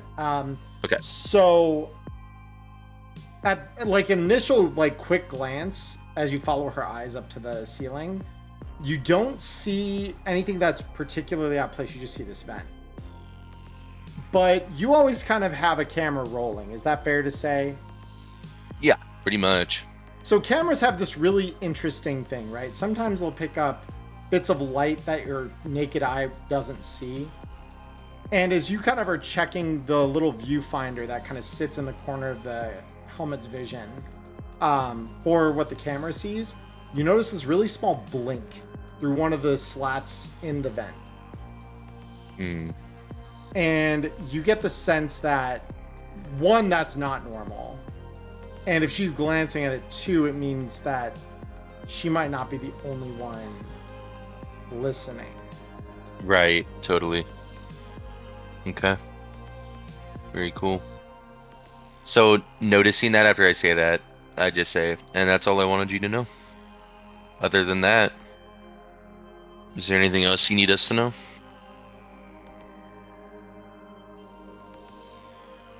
Not that I can think of. As far as Emerald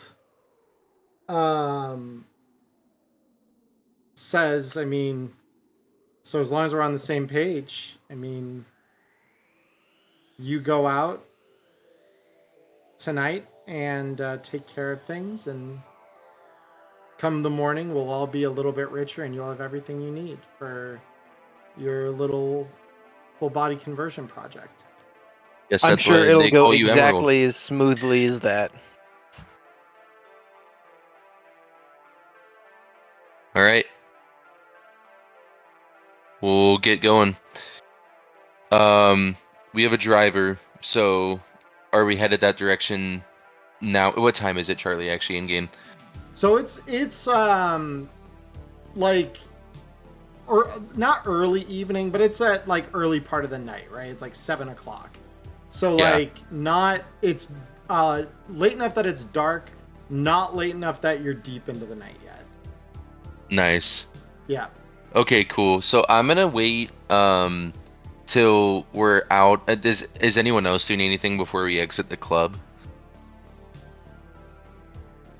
Okay, because then, like, if not, then I'll wait till we're outside and probably in the car, and then I'll just tell everyone, pretty plainly, obviously, like, Emerald, she subtextually admitted that she's a pawn in a bigger game right now. And I caught a camera. So before we leave this club, I know we have 2 techs. We might be able to get some more information about what's going on here.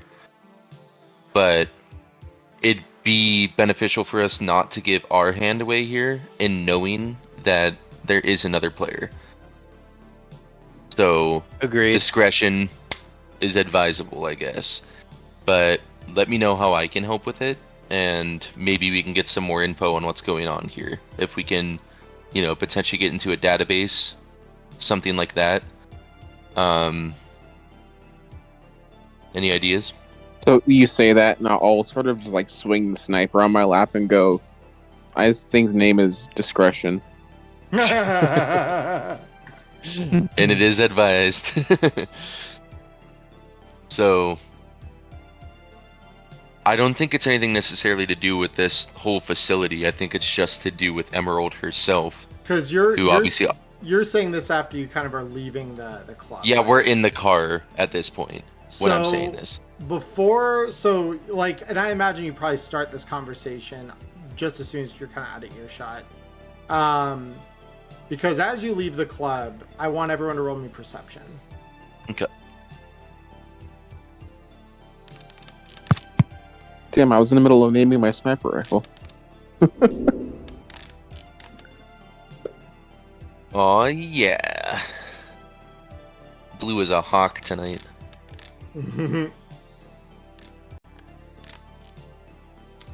Ooh. Nice. The solo knows what's up. So you are, eyeing that sniper and calling it discretion.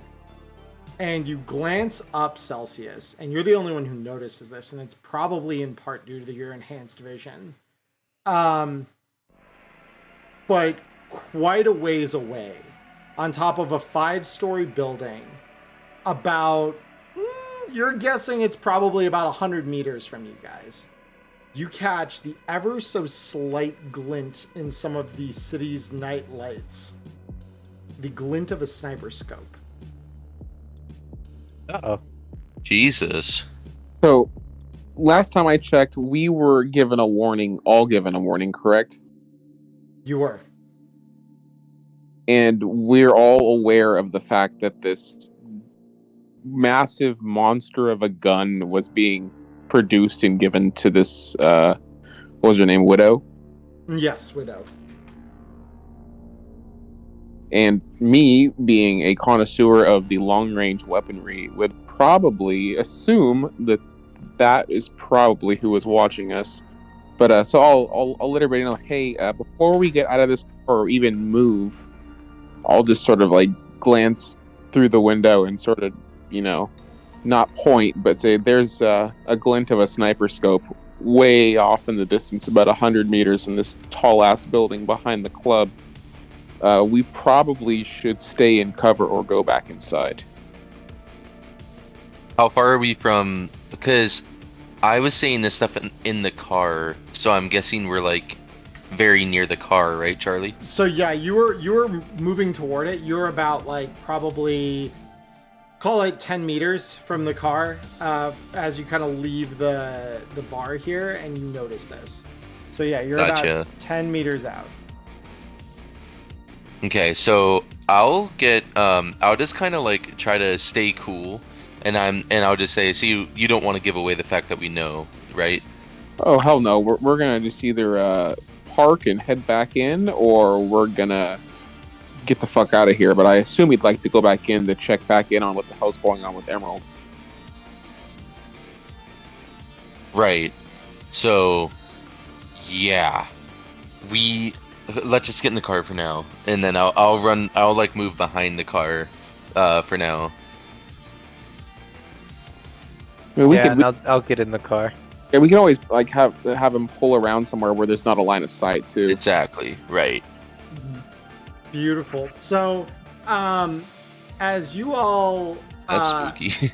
yeah, you glance up, Celsius, as you guys start to move, just to catch whether they're still looking at you, and the glint and subsequently the figure behind that sniper is gone. Like they vanished it like a ghost. And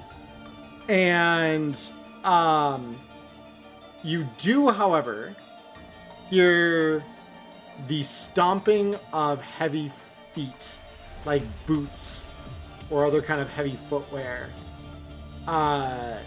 moving just behind you. Probably about as far as you are from the car. Okay, so I'll look in that direction. Who's coming towards us? You see 3 NCPD officers, and they have their guns raised and bulletproof shields. They each have a pistol. Say, NCPD, get on the fucking ground! And yeah, we are gonna get into a little bit of a combat. So let me. So they're assuming we're gonna cooperate though, right? Because they're yelling at us first. Oh yes, they're not taking shots. They are assuming you're going to cooperate. So the initial move I'm taking is literally flipping my assault rifle around and flying around at one of them. Oh Nice. shit! We're all in the car, right? Not No, yet. we were on our way to the car. Oh shit! We They don't caught even. us. Yeah, this They're is all equidistant happening. behind Yeah. us. I was thinking maybe I was gonna make a mad dash, but if somebody's about to flip around and shoot, I might make 2 steps with that intention, then go, oh shit, shots fired, time to go. Yeah, so let me real quick. I'm just cleaning up the battle grid because the last time we used it, we were playing that little throwback episode. So It's 3v pistols, and we've got heavy machinery, so I think we're fine. yeah. They call in cops. We're out. Well, Diamond asks only 3 in the zone. They are in South Night City right now. They're no longer in the old combat zone, but they've said a couple times now that things are a little bit shallower as far as like resources that they're able to throw against this. Cool. So let's lessen their resource pool even more by getting rid of these 3. Mm-hmm. So I'm gonna drop you guys onto the grid here. I'm gonna and I'm gonna pull you guys to the scene here just as soon as I've got things kind of drawn out, just so that way. So we're gonna use the power of Sharpie as usual. MS Paint will save the day again. Actually, hold up. I've actually got a map for this. I just need 2 seconds to pull it up. I'm gonna womp. Oh wait, hold up. There we go. Let me find the scene. I believe yes, it's this one.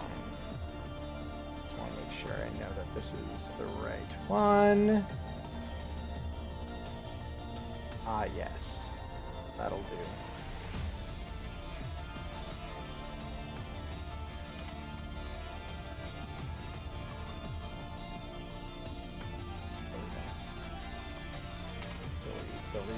Delete.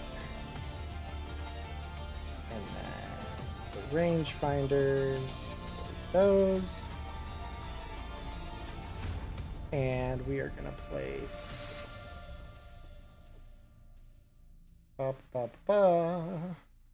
Same Diamond said, look, I played my first D&D game on a gridded marker board. Nothing wrong with that. Yeah, And I yes. know.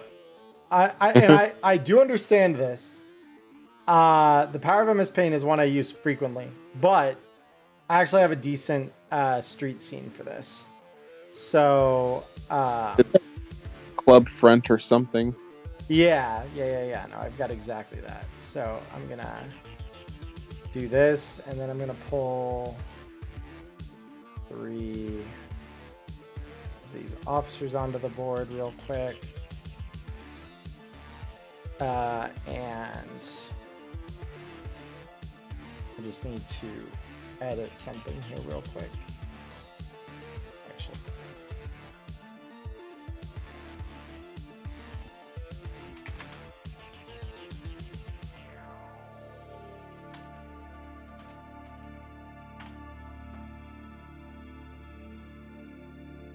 Let's grab that.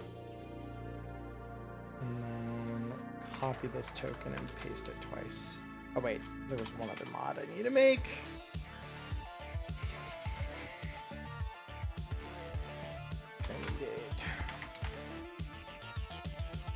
Yeah.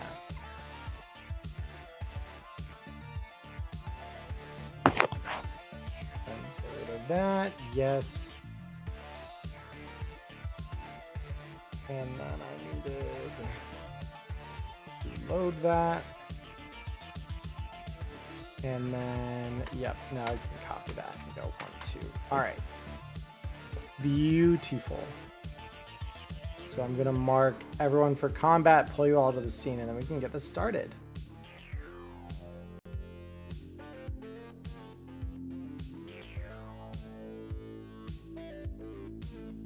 All right. And then audience, this is what we're looking at.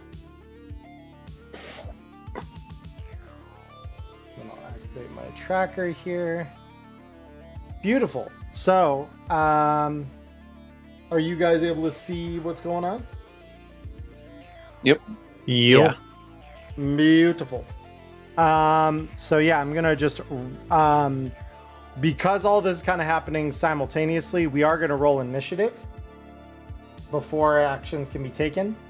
So if you all could just roll me your initiatives real quick.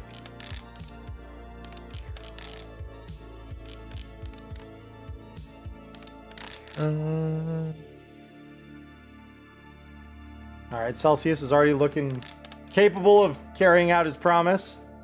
That's awesome. And then Carpet. Beautiful. All right.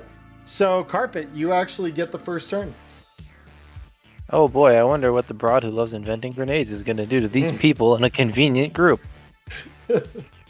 These 3 NCPD officers that are absolutely her favorite people in the entire fucking city. Yes.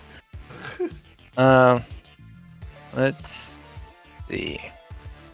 Oh, yeah, EV table. I wonder if this works yet. Nah, it doesn't. 16 meters. I haven't made any updates yet. 16 meters would be 15 that you need to hit that. And I will draw you a range circle here just so you understand what 10 meters looks like at that range. That doesn't hit any of us.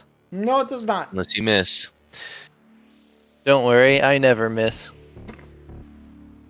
She says so confidently right before. Oh no, that is yes. PGL Mark II secondary mag. Okay, beautiful. Yeah, so there's your incendiary. So yeah, that'll hit spot on. And do these guys? Let me double check if they've got a. Nope, they do not have the ability to dodge bullets. So yeah, go ahead, roll me the explosion on that. Okay, beautiful. Not enough It's to severely wound them or anything, but it explodes and they are all on fire now. Beautiful. And I just need to double check. They had their bulletproof shields raised. And so you just plunk right down in front of them and the shields literally become shrapnel as they're engulfed by a wave of phosphorus fire from your grenade exploding at their feet. So yeah, these guys are all... There's my fire. That one's burning, this one's burning. They're all on fire and it sucks for them. Beautiful. So with that, do you want to move it all, Carpet? 5. Yeah, I'll go over here. I'll Beautiful. scooch. Beautiful. Celsius, we come to you. See, 1, 2, 3, 4, 5. Let's move actually here instead. Okay. So what I want to get on the side of this guy because I want to see if he doesn't have time to react with his shield. Would that be how that works? Oh, the shields are all exploded thanks to the grenade. and that. Yeah, if you use a shield to try and cover from a grenade, it does nothing. If it does more damage than the shield can absorb. Fact. I'll move back. And we're gonna take a shot at this one right here. Beautiful. And then your solo roll ability is in what? I've got. See what I've got it set up in right now. It's all in. Let's see. I've got 2 in threat detection and 3 in initiative reaction. Beautiful. Okay. So yeah. So you even get a +2 modifier from threat because threat detection's a perception bonus. So okay. Beautiful. So yeah. So then your initiative reaction.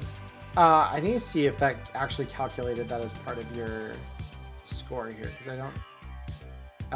Ref 8. I've been wondering. 3. Yeah, no, that calculates it correctly. Okay, beautiful. Okay. Yeah. Because some of the things in there it will, but I think it's the only one that doesn't auto-calculate is fumble recovery because it doesn't have a way to stop crit rolls one way or the other. Yeah, okay, and you're aiming at which of the 3? Yeah, closest to the street. This guy. Okay, beautiful. Yeah, that's a hit. Roll me the damage. Not bad. All right, beautiful. So yeah, you hit that guy firm in the chest.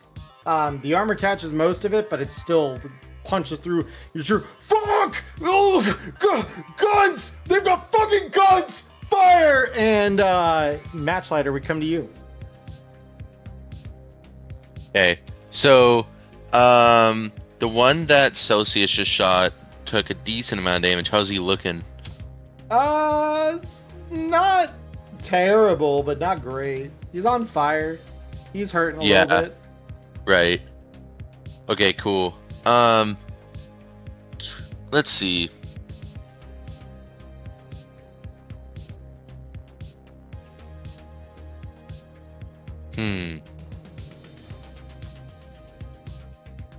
I'm trying to decide whether or not I want to shoot at them, you know. I've just it been seems like an granted the obvious power of answer. pizza rolls in a giant bowl. This is Oh, that's a beautiful thing. It can hold an entire bag of cereal for contact. It's amazing. Honestly, I'm so excited. Okay, so I'm just gonna tell them, look, it's obvious you picked the wrong fight. You can get the fuck out of here, but this is your last chance. All right, beautiful. Are you going to just try to face down all 3 of them? Yeah. So let me, dude, I'm so bad at Foundry. I'm sorry. I found it. Don't worry about it. Mm-hmm. So here's my, what's my rep, Charlie? Mm-hmm. I believe it's 3. Mm-hmm. Yeah? Mm-hmm. Okay. Sorry, just put hot pizza roll in my mouth right as you said that. No worries. Yeah, rep 3 would be appropriate. And I say it like in a, you know, it's like a stalwart tone, but it's a little bit dismissive. Right, like, look. Because I'm like, what the fuck are you have doing? them. I don't Yeah, want to exactly. Yeah. Right. Yeah, and so all 3 of them just look at each other, and so that'll be your action. Do you want to move at all? Yeah, I'm going to get. Is this cover right here, Charlie? Yeah. That's just All like right, a little cool. trash bin. Yeah. And so yeah, immediately, the first of these NCPD officers is going to use their turn to put themselves out, or their action rather, to put themselves out. As will their friend next in the order here. And you just hear them comment, "Look, maybe they sent us in, and it's not just some fucking rats that crawled out. We need to fucking Yeah, go." maybe not. Yeah. Yep. Maybe you should. And yeah, they kind of look at each other. Yeah, fuck that bitch. She said it'd be easy. And these two at least, because these guys have a move of 5. So 1, 2, 3, 4, 5. 1, 2, 3, 4, 5. Yeah. So these guys start running back from where they came from. Blue, we come to you before the third one goes. Wait, before you go, what bitch? Roll me persuasion.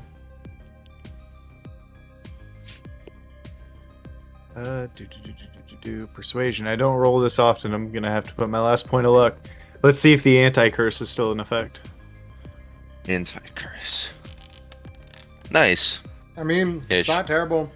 And so we don't have to tell you shit, scum. And yeah, Oh, I tried. you tried. Do you want to move it all? Nah, no need. Beautiful. Yep. So then this one is gonna put themselves out, and they're gonna continue moving with the rest of them. Carpet. You see these 3 little piggies running. What do you want to do? Wink, wink. They're running. I'll let them go. They're not Kill 'em, worth a though. grenade.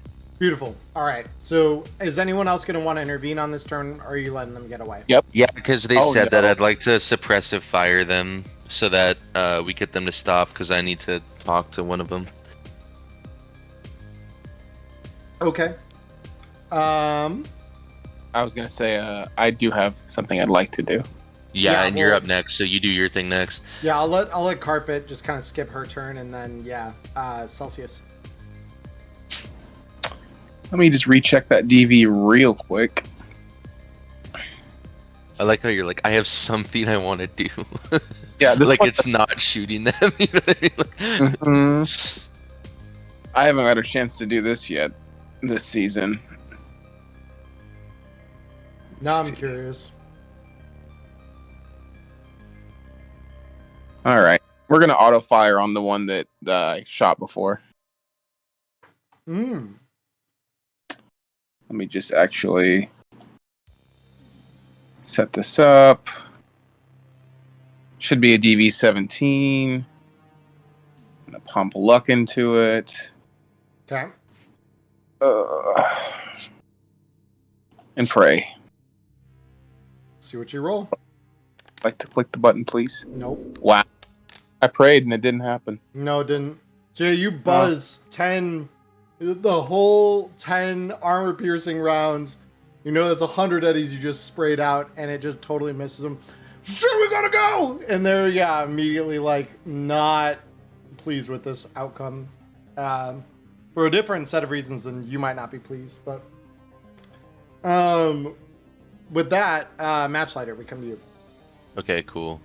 Fuck, I don't have. There we go. I still don't have a keyboard that has arrows on it because I'm on like this little mini gaming keyboard, so I have to move my character with my mouse. It's kind of fun. WASD should work, but Oh, you're so right. Haha. Yep. Okay, 1, 2, 3, 4, 5. This is as far as I can go, and then that puts me at a DV-20. Oh wait, I'm just gonna suppressive fire. The DV doesn't really matter.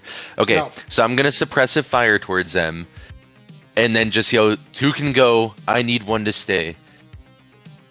So let me shoot my suppressive fire. Here it is. What the thing? It's very good, very good. that's It's Kind actually a of a- 23 because I'm under synth coke on accident. And I'm gonna fix that right now. Sorry, but it is a 23. you're under or addicted to? Because there's a difference. I am not addicted yet. Actually, I'm very lucky in that Oh, I regard. see. But You I had- have the synth coke primary right now, you which had it I'm in- going to. You had it enabled. I see. No, you're Yeah. good. Cool. And then I'll roll their concentration checks. Let's see. The first one. No. The second one. Hmm? Maybe yes. But no. No. Wow. The third and final one. No. Oh no. Well, and all of those are -2 against you as well because there's technically face down. testing against you. Yeah. So, the two up here continue running, but this one just kind of freezes in their tracks. Gotcha. So Perfect. yeah, the two that are further So- ahead are gonna continue running. I'm just gonna approach him with my SMG in my hand. Does he have his pistol still? He does, but I mean, he's like. I'll just say slide it here. Yeah, and he drops it and kicks it over to you. Nice. I catch it with my boot and then pick it up and stow it. Alright. We just have a few questions. You said it's not worth it.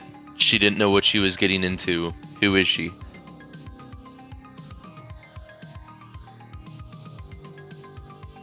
And he looks at you like incredibly nervously.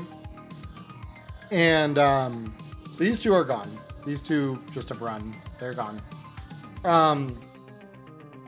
So he said, some bitch out of fucking DC. I don't know who the fuck she is. Came in and fucking command said we had to listen to her. Tell me what you do know about her. I mean, she's sneaky as fuck. Came in with a whole suite of fucking custom gear. Right before this, she had a big ass fucking custom sniper. Hmm. Did she contact you through your agent? Do you have orders on your agent? I'll know if you're lying, so just go ahead and skip that part if you're thinking about it. And he just kind of like holding his hands up, so he kind of like looks down and he just says, "We just like every fucking assignment night, we have our little shift meeting, and we were told to patrol the South Night City combat zone." Awesome. Slide over your agent to me. Yeah, and he does so. He gently places it on the ground and like kicks it along like he did his gun. I'll throw it over to Blue. Okay. Yep, and catch it and take my crack at cracking it once we get a moment to roll that. Beautiful. Yeah, I mean, if you want to roll it now, you absolutely can. Field expertise with electronic security. Build expertise, electronic security tech, sending. Oh my god. Whoa, baby. Yeah, Hell so yeah. you get right in there. It takes you no time at all. And so within this, there are no real like. So there, what he said is true. Like you can kind of verify that. The only added bit that maybe he didn't tell you because he might not have thought of it as important, or maybe he'd written it off. As you can see, going back, there's like a log of messages and assignments that he's had on previous nights. And this one is assignment change from tonight, like from maybe 20 minutes ago. Group of edge runners sighted entering Aftershock, intercept, and this was supplied by a basically you see a whereas most of the orders come through the NCPD, this one came from NCPD contract W. So, first I'm going to relay that information back to Matchlight, because he's the one that threw me the phone. He's going to, I figure he'd be the most interested. So it's to the group, but directed at him when I relay that information. And then I want to try. Could I clone the data and like, not necessarily like completely clone it so it would act as an agent, but like essentially clone the SIM of his phone onto one of my disposables? That'd be sick. You can do it for the purposes of voice calls, because disposables don't get anything but voice. But yeah, you could, on that check especially, you absolutely could.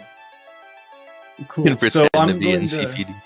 NCPD. Yep, I'm going to copy all the pertinent information from his agent onto my agent so that I have a hard copy of it myself.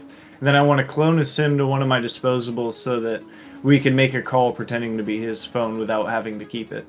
Beautiful. And so yeah, he's still staying there, hands raised. He says, am I good to go?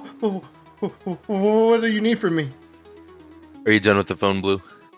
Yeah, here, you can have it back, and I toss it back to Matchlight. Yeah, I'll throw it to him. And he like In 10 years- fumbles and kind of like catches. Yeah. In 10 years, we're all gonna look back at this, and there's gonna be a perpetrator and there's gonna be a victim. You should think about which side you're gonna be on. Ooh. And you just kind of like still shakily like. I shoot at his agent. feet a few times with my SMG to And get him to run. and he just like jumps about a foot in the air, pockets the agent, and just runs like he's done. And All right. Yeah, good job, guys. Nice. That's scary that we have Hitman or Hitwoman Mommy after us. Yeah, I mean, is anyone really surprised? That's my question. No, we're doing some shit that people Yeah. are not gonna like. So, Okay, yep. So so you now are guys- we able to get in the car then? You are, yeah. Nice. Very nice. Okay, I'm gonna reload my gun. Yeah. And then, yeah, so back to the conversation we were having. Yep. Before Um, the NCPD so rudely interrupted. Right, exactly. I would just kind of say again, like, so yeah, we know that she's not acting independently. She's not solo on this. So we might want to figure out, what her angle is, what her employer's potentially angle is before we get deeper in this. And we still have a little bit of time before dusk. Like, how much time are we thinking, Charlie? Well, the ride to the Aldo Caldo camp where the Sand Vipers are going to meet you is probably about 30 minutes, and you should have signal for the whole of that. Okay. Yeah, because... Yeah, so what do we want to do? Do we want to potentially see what we can get from the club? Try to be incognito? Or... Yeah. I feel like incognito is always a safe bet. Yeah. We gotta think if there's a way that we can get her agent or some sort of, personal affect of hers that could have some information. And you're saying this about Well- Emerald? Yeah, exactly. Okay. Does anyone have any ideas? I might have one. Like, do you say that out loud as Matchlight? Because Celsius would probably say, I always have at least, 1, 2, or 3 ideas. He'll flash the 2 guns and pop the shotgun out of his arm. Yeah. I know, buddy. I know. What's yours, Blue? So you or over the table, you noted to the rest of the crew that about the blinking light, like we were being watched in that room, right? Yeah, I told you guys about it. Okay, so if we could get her to lend us that room because we need to talk about something else for the gig, and then have somebody slip their way over to that vent and get our hands on that camera, it might call back to wherever it's storing the footage. It would, but we that would could- probably give our hand away that we know, if there's a way that we can potentially figure out who she's working with, and the people she's working with don't know that we know, that would be probably the most advantageous position we can be in. But getting in the room with the camera, I don't doubt that potentially could lead us to, something that we could pick up on. It just might not be the camera itself.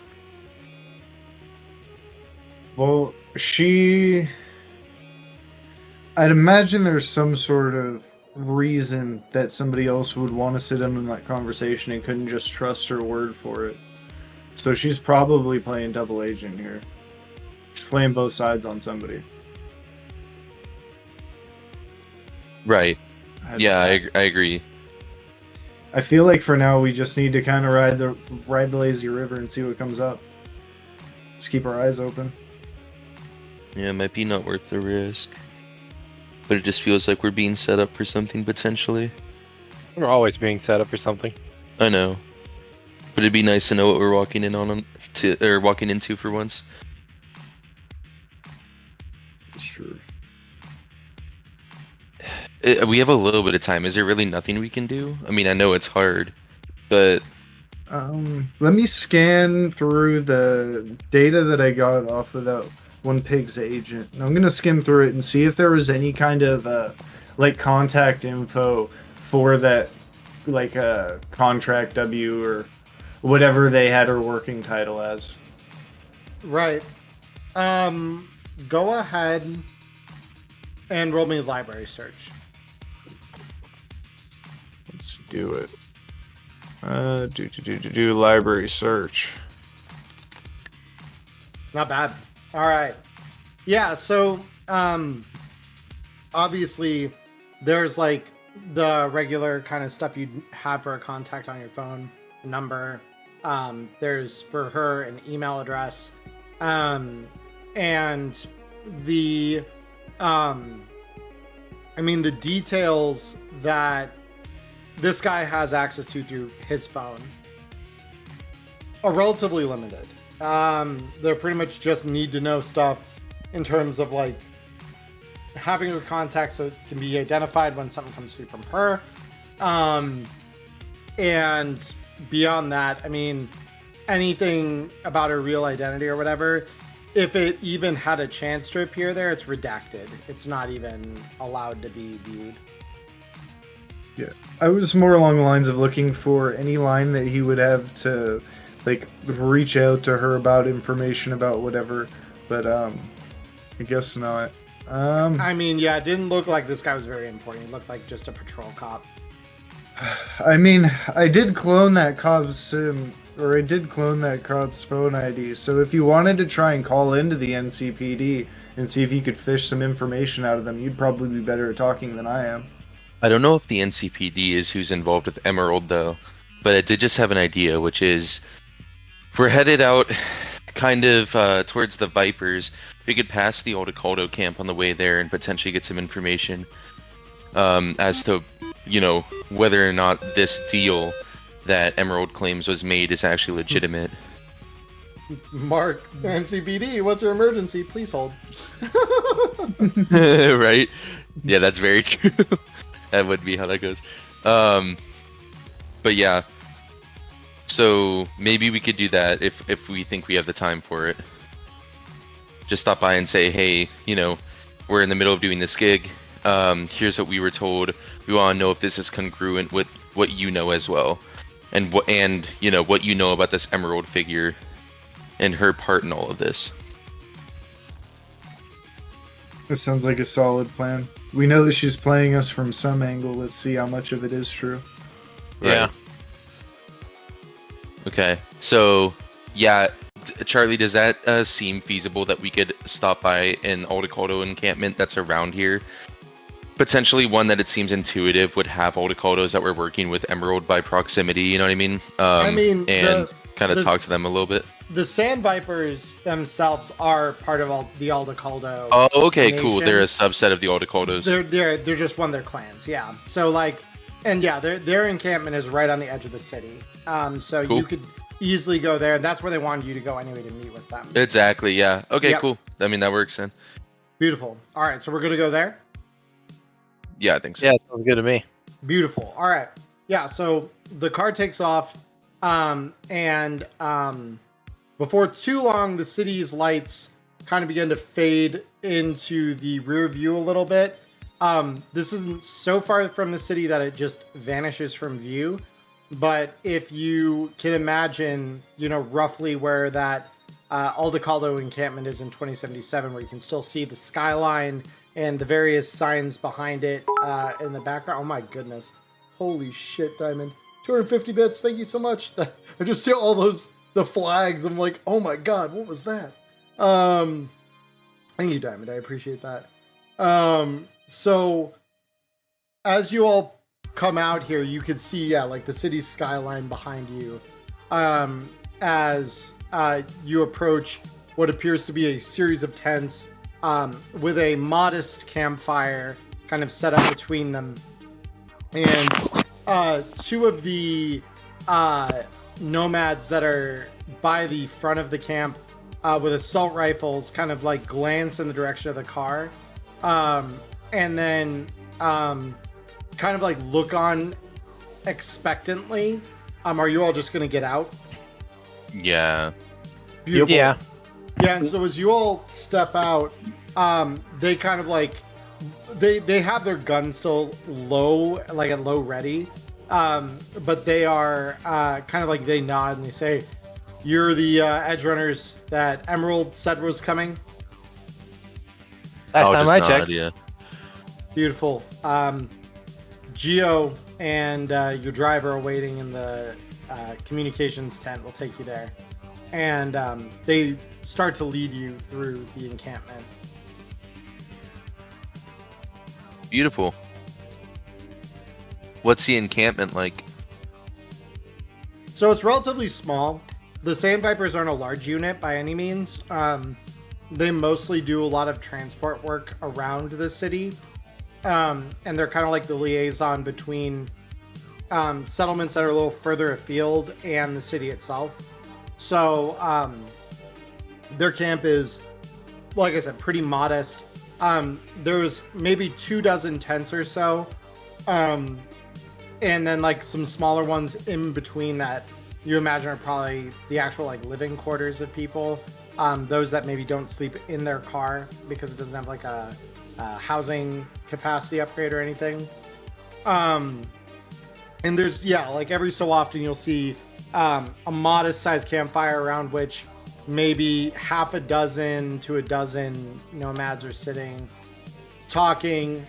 And in the very back where they take you is this comms tent. And outside you see an antenna, a sat dish, and up in the sky you can see very faintly, Celsius for you, this is no problem because again, low light vision. But you see a small balloon that is masted up that keeps a data connection to the city.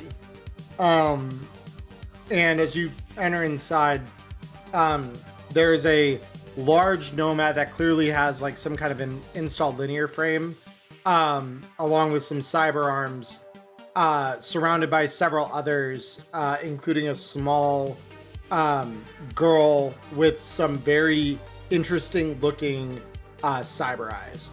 Like her eyes almost look like vortexes around the irises. That's cool. And so as you all walk in, one of the nomads escorting you says, "Boss, these are the edge runners that the girl in the city said she'd be sending out to us. They're going to help us with that heist." And he just kind of looks you all over and says, "Good. Way I hear it, you all had to smuggle a way out of the old combat zone." Yeah, you kind of have to do that to get anywhere these days. A regrettable turn of events. We want that to change as soon as we can, which is why we agreed to help with this. So, before I go over the operation, did any of you have questions? What Not was really, the no. nature of Emerald contacting you here? How did it go down? I mean, she said she had some interesting intel that she had received. Wouldn't tell us her source, of course, but I mean, sometimes it's the way it is when you're being told, here's a truck, hit it. You don't always hear who that info came from. Do you know anything about her connections? I mean, Precious how little. she might have learned about this? Precious little. We do our own reconnaissance, though. We have another one of the clans nearby, the Kestrels. They floated a couple drones out that direction so that they could get some eyes on them. And Name drop. yeah. Those of you in the audience and the rest of you who are playing this game don't know, like the Kestrels are one of the Aldecaldo families that we deal with pretty regularly in our real life game that Connor and I are both players in. So I figure they deserve a spot here because they're kind of cool. But yeah, they floated some drones out in the direction. They said that transport would be coming. They floated them out that way sometime right before nightfall. And well, let's just say that there is a transport matching the description of the one that her intel said would be there. So you feel good about all this and everything that's transpired so far, the reconnaissance you've done, you feel confident that this is going to be a smooth gig? I mean, smooth as tipping over a mega hauler that's owned by Militech goes. Yeah, we've seen a couple of the encampment. Militech encampment is another one we've been keeping our eyes on, and they scrambled a couple of small troop kind of transports to escort it looked like, and well, I'll just say we've already made some problems for them along that path, so they'll be tangled up with our guys for a little while. That gives you all the opening you need. So I'll tell you this because I like nomads and especially Aldecaldos, and I think you're honest folk, but Emerald is hiding something, so when we're out there together, we're gonna just have to watch our backs. Can I trust you to have mine? I'll have yours. Absolutely. No, none of us stand to win if any of us loses, so this is a team effort. We'll play as a team. Perfect. So just have, watch your back. Glance over your shoulder here and there. I don't really know what we're walking into exactly, but that's usually how it is, huh? Tends to be the way out here. We never really get a lot of warning. The comms are up, we might get a couple minutes. Right. All right. So what do you have for us in terms of prep? So, any returns to a unfurled map of the Badlands near the city. And he points at a particularly bold line that you pretty much all would immediately recognize as the border between the free state of Northern California and the states to the east, namely with like Arizona. And so he points at one of the highways coming through. He says, right here is where the transport is supposed to come. Now, they had some kind of escort on the other side that we could see, but it looks like the border is where they kind of part ways. Militech is supposed to pick up their security detail from there. Thankfully, as I just said, we've already dealt with that particular problem. So, all that's left is perhaps whatever guards they have on board there, and potentially aircraft from Militech's meager encampment, which we will try to suppress, but they've got military armed transports. I mean, there's only so much we can do when it comes to things of that nature. So we will try to intercept them. Failing that, you may have to deal with a couple of AVs. But that would be the only kind of escort support they could perhaps hope to muster based on our resources that we have.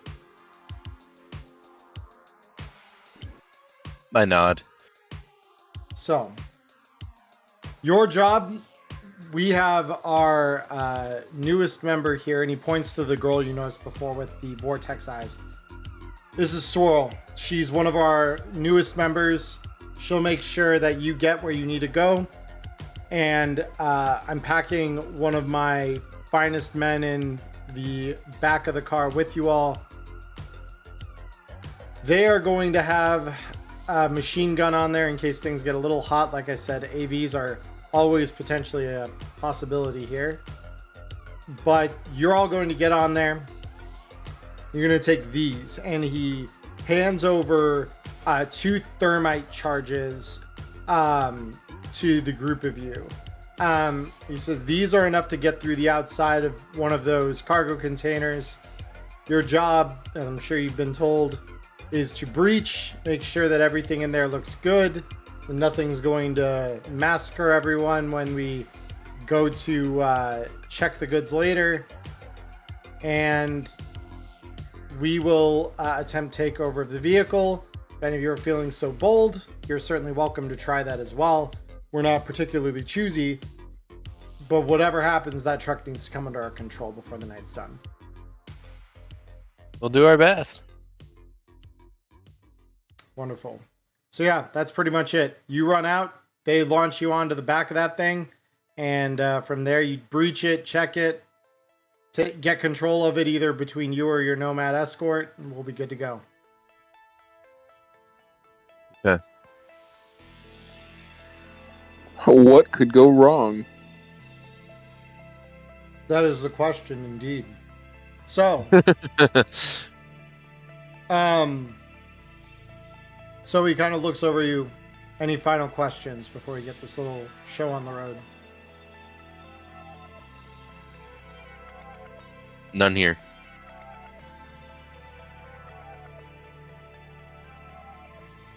Okay.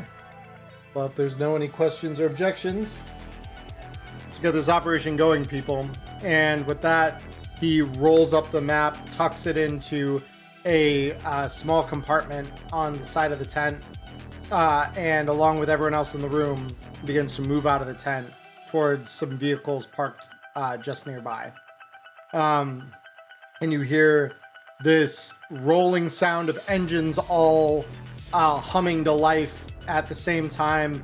Their lights casting beams out across the desert. And you all hop in the back of Swirl's Gorgon. And she looks across all of you and says, all right, everyone, hold on. We got a fucking truck to go steal. And with a roar of engines, you all drive out into the dark desert night.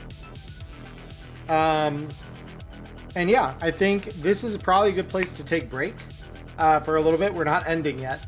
But I feel like right now is a good spot where if anyone needs water, I know I kind of need to grab a refresh on my own. We can do that real quick before continuing. Is that good for everyone? Yeah, sounds good to me. Awesome. Very cool.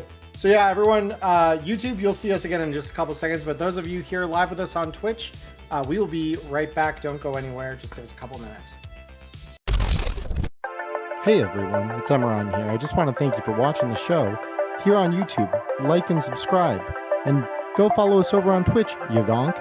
We do a live show over there. We even chat with you after it's done. So come and join us Mondays, 7 p.m. Arizona time. See you there in the dark future, tunes. All right, everybody, we are back. So you guys left off just about to leave the camp, driving out into the night, pretty much. There was some conversation that happened, and I put a pause on it just because it was while we were on break, where some of the players here wanted to do some research or take actions while they were still within range of the city's network, which is what this balloon by the comms tent lets you do. So, Ghost, I know you had mentioned you wanted to search for some kind of like blueprint or plan, schematic maybe, that gives details on this mega hauler. Yep. Okay. Yeah, I mean, I'll let you put in that query because it's not like you've got anything. It's not like you were interacting a ton with Geo anyway, so you could have maybe started doing this before you guys left the tent. So like the timing of it isn't really a massive issue. So do I need to library search to find that, or? Yeah, if you're searching the day pool, it's library search. Let's go. 14. Okay. So these aren't what we would call particularly difficult to locate plans for. Now this particular, this one in particular, maybe, not so much. So if they've done anything custom to it, that's where we start running up against an issue. But I mean, the corporation Tetracorp, they publish their, just like any other car manufacturer, they publish a lot of their manuals and stuff online. So like you'll be able to find pretty much the breakdown. So a standard one of these comes with a heavy chassis, armored chassis, communications center, combat plow, housing capacity upgrade, 2 installations of bulletproof glass, so it's thick bulletproof glass. Holy shit. And 3 smuggling upgrades, what they would probably call convenient compartments, storage compartments on the vehicle itself. And are these like a bus's under storage? Like, are those the smuggling compartments? Like, they would probably, 1 or 2 of them might be on the outside. The others probably in the cab itself.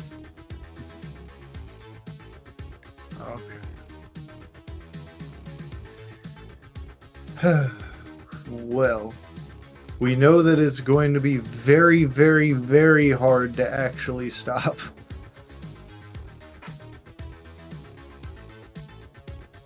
But yeah, that's basically all the info that I wanted. Beautiful. Lets me know that, yeah, it's going to have that double thick glass. Yeah, it is indeed going to be a thick boy. Diamond, insert Ford commercial guitar riff. That's what it's like to drive a Tetracorp Mega Holler. Yeah, it's true. It's actually really funny. So, and then Connor, you had mentioned you'd wanted to maybe dig a little deeper on Emerald and see if there are any like known associates of hers. Yeah, so I'm gonna give Paradox a call. Okay, yeah, and he picks up and he says, what can I do for you? Hey, so I don't know how much you know about this gig that we're running on right now, but we don't know a ton about it either, actually. Basically, for the full body conversions, Alecto needs some gear. We're doing a hit on this train. We had a contact named Emerald who briefed us, and I couldn't help but notice while we were talking to her that she was a little jittery and not so sure of herself. I did see that there was some sort of camera-like mechanism in one of the vents, and I think that there's another player that's in the game. I just don't know who. So, you being you and all, I was wondering if you could, look through your web of connections and see if you can't get us the info. I'm not saying, time is of the essence or anything, but it could be pertinent to this gig because we may get double-crossed. So, if you could just look into that for us, we'd really appreciate it. Beautiful. So, Paradox says Alecto filled me in on kind of the basics of her brief. And wait, hold on, give me a moment. And he puts you on hold, like briefly. And when he comes back, it's just a moment or so. He says, "It's funny, actually, you called me. I had one of my contacts doing a little digging around just in case something went south. And well, let's just say it sounds like Miss Emerald's been meeting up with some boys in blue recently. Flapping her lips maybe a little much about her plans." I don't know if we should do this. I mean, we already had some NCPD try to intercept us, and we were able to deter them, but there's a hit on us from apparently one of, the best snipers Night City has ever seen. So if they try to third party what's going on, I mean, we might not have the firepower, unless, of course, you think it's important enough that you can back us. We know we're walking into a trap. They think the odds are in their favor, so why not turn the tide? They don't know that we know necessarily, Paradox, so we could take advantage of that. It's an interesting proposition. We need these FBCs. We do. I think regardless of if it's a trap, we need it. We need it badly enough, and there's not much I can do to say that that's not true. However, It's not really anywhere else to get them. as far as Sorry, I can't hear the conversation. I shouldn't have said that. no, you're good. I'll have it on speaker. It's fine. Yeah. As far as supporting you goes,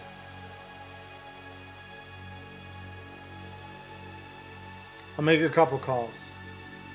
I can't promise anything. Like with the NCPD and us, there's one thing we have in common, and this is a war of attrition. And whatever agents they've had working us, they've been working us good. We're losing our food, we're losing our resources, we're losing our supply lines. This is kind of our Hail Mary pass. But And you want to make it count, so whatever you can spare, we'll take. I've got a couple of aces up my sleeve. See what I can do to make them count for something. Just keep us in the loop, please. I'll do what I can, but you all are out in the Badlands. I can't guarantee a connection. But you'll know. If the kind of help I think I can get is something I can provide, you'll know. Okay. All right. I'll see you on the other side. One way or the other. See you on the other side. And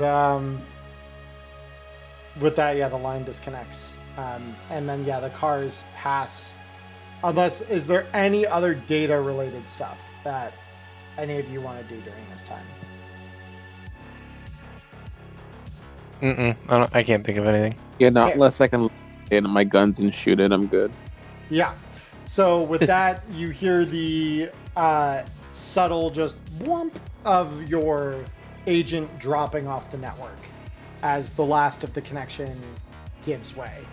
And now you truly are alone. The city is fading deeper and deeper into the black night behind you.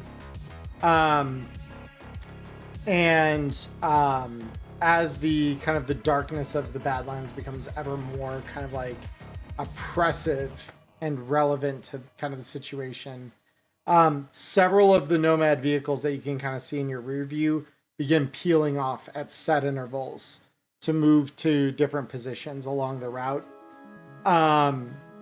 You all keep moving forward, and Swirl says, because you kind of had those conversations in her presence, more or less here, I would assume, right? You didn't care that she was in the room to hear it.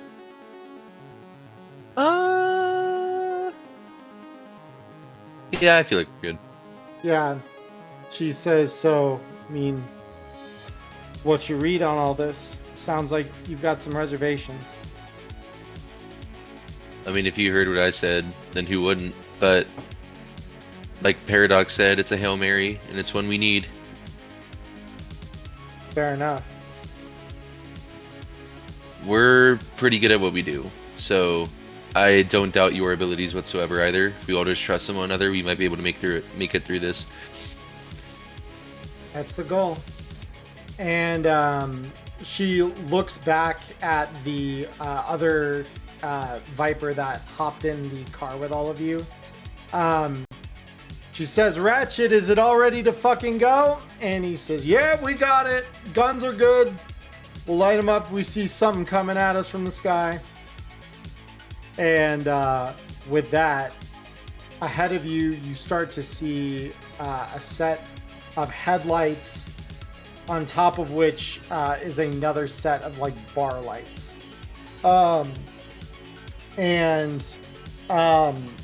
As you kind of see this off in the distance, it's still a little ways away. Swirl reaches for a small device on her dash that is wired into the audio system for the car. She says, okay, if they told me right, then this should... And she hits a switch on there that says scan, and immediately you see the digital display come to life and start scanning radio frequencies until it finds one that's being actively talked on. And you just hear, like halfway through a sentence, come in, lost contact. I repeat, we have lost contact with our backup. We don't know where they've gone. It is dark. Where are you? And then you hear another voice respond. 2 eagles in the sky coming your way. So, Sorrel looks at you all and says, well, guess we'll have company. Do your work. Do it quick. We'll be on them in just a couple seconds. So, with that, I'm going to translate us actually to the battle grid now. Because I do not have something the size of the tetracorpolar. And it's mostly a static thing for the purposes of this. So, I'm not going to bother you all with an animated map this time around. But so we are going to have all of you... Oh, I just noticed that Paradox crit. Yeah, Paradox popped the fuck off. That was actually... Did not see that. That was super, super clutch. Good call on that. Paradox did some shit for you guys. So we're dealing with, probably about yay. And then it's about 1, 2, 3, 4, 5, 6, 7, 8, 9, 10, 11, 12, 13. One like that. So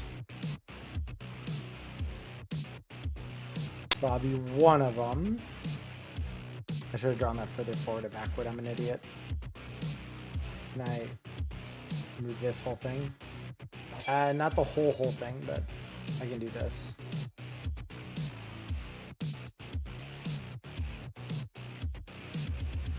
Come on. Why you gotta be like that? Oh wait, I see what I did wrong. I'm just an idiot.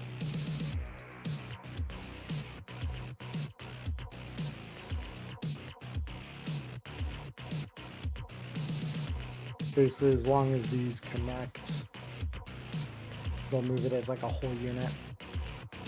Right? That's what you'll do? Move this whole... Nope. No, it won't. Hold on. Let me retry that. Alright. I have to draw it as like a cohesive whole. So this will be 1, 2, 3, 1, 2, 3, 4, 5, 6, 7, 8, 9, 10, 11, 12, 13, and back. Yeah, so that is one of the cargo containers that's gonna be on the back of this thing. Then we've got 1, 2, 3, 4, 5, 6, 7, 8, 9, 10, 11, 12, 13, up, and over. There we go. So that's 2 of those, and then the cab of it is going to be like here. And then these are obviously all like coupled together. Something like that. Beautiful. And then there's the car you guys are in. So here is your little car. Swirl is up in the front and Ratchet is back here. So you guys are all in this thing, and there is a top hatch that you all can get out of this thing in. So, oh wait, I realized I hadn't pulled you guys over yet. Let me do that first before I start giving spatial recognition here. Can you all see the battle map? Yeah. Yes, sir. Beautiful. Yes. Beautiful. So yeah, this is your little car here. This is the cargo hauler, and it's 2 massive cargo containers that it's hauling behind it. So you guys pull up just alongside the rear one. There is a hatch on the top of your car that you could leap out through, and it is an athletics check to jump across onto this. There is I was trying to think, there was something else I was trying to say spatially. Oh yeah, Swirl is here, Ratchet is here, and Ratchet is manning a gun basically on a turret on the back of this van. So that is the situation as it currently stands. So you guys pull up alongside this. How do we want to handle this? Do we want to just start trying to jump across? I don't jump too well, so Yeah, I'm gonna me need- neither. I mean, I'm gonna need like spoon fed in there somehow. Hold on. That also gets bonus off of Dex. Synth Coke doesn't. Yeah, I was gonna ask, does anyone have a grapple gun? Because you could also use a grapple gun to get across. Oh, I have a grapple gun, yeah. I So also does have Maya. a grapple gun. Oh, nice. Well, it sounds like you're better jumpers than you thought. Could be. Yeah, as long as you land that and just pull yourself up, it's fine. Beautiful. Okay, well then I will do it. Yep. So carpet, Should we roll initiative now or later? We'll wait. We'll wait to roll initiative Okay. until it becomes strictly relevant. Yeah. Because yeah, right now you guys are just here alone. Nothing has seemingly alerted yet. Swirl would have shut the lights off as you pulled up alongside to not alert the truck driver that you're there. So, as of right now, you guys are dark quiet, and you're far enough back on this thing that they're probably not going to hear you climbing up either. Oh, nice.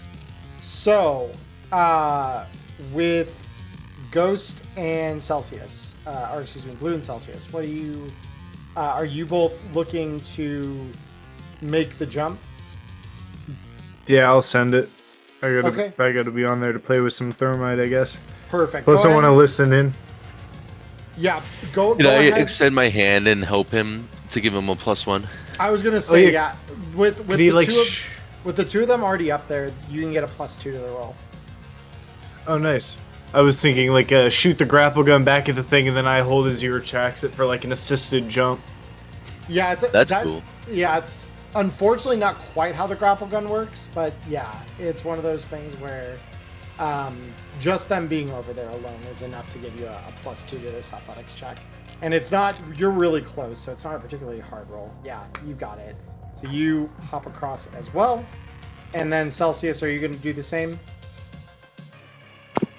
Yeah, I'll go ahead and get across. I Athletics? just didn't want to splat like a gang beast meme. Beautiful, yeah, easy job. So bam, all four of you are over. Neat. Yep. So, with that said, I'm gonna roll something. Can I put my ear to the roof and listen to what's going on inside the car below us, if anything? You may. You don't hear anything. Damn. Well, actually, it's probably a good thing, but Yeah. well, all quiet in there. Do we want to try and open it from the top? That seems preferable to trying to open it from the side, if you ask me.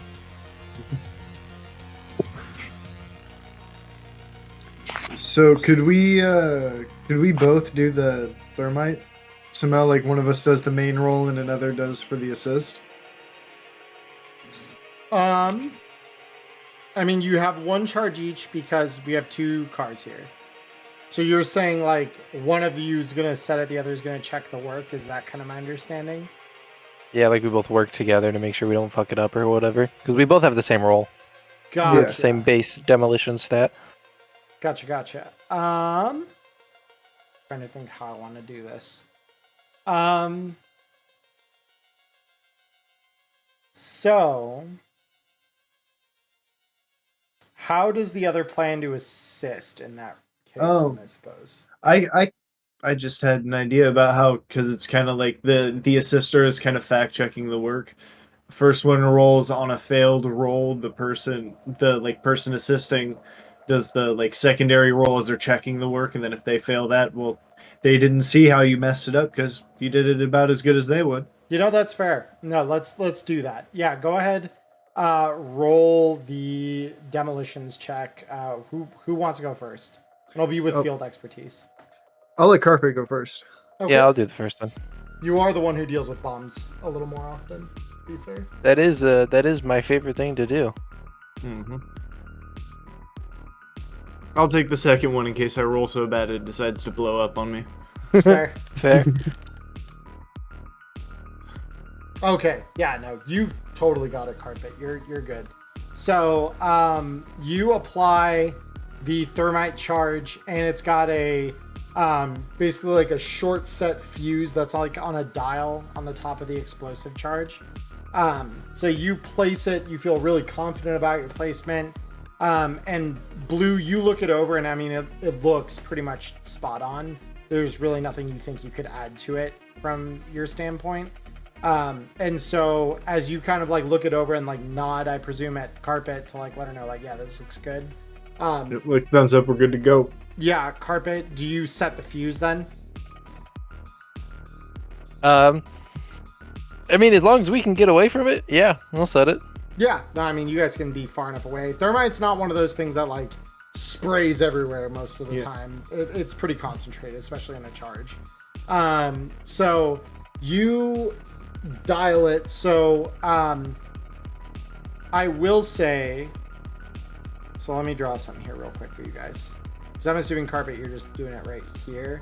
So this 3x3 square is about to be a little thermitey, a little hot. So if everyone wants to take their tokens and move outside of that radius for me.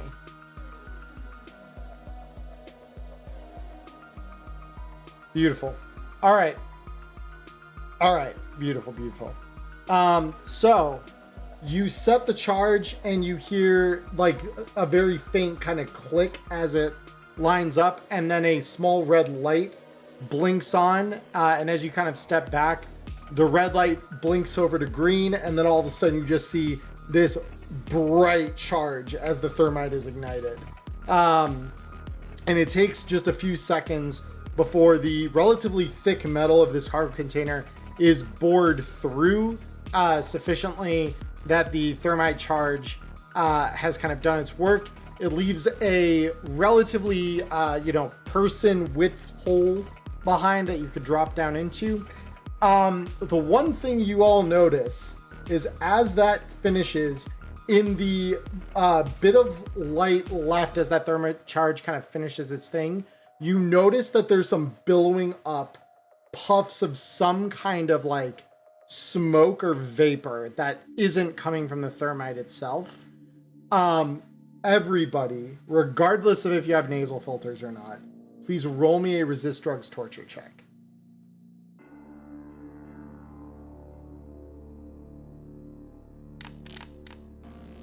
Okay, Blue's looking good. Carpet.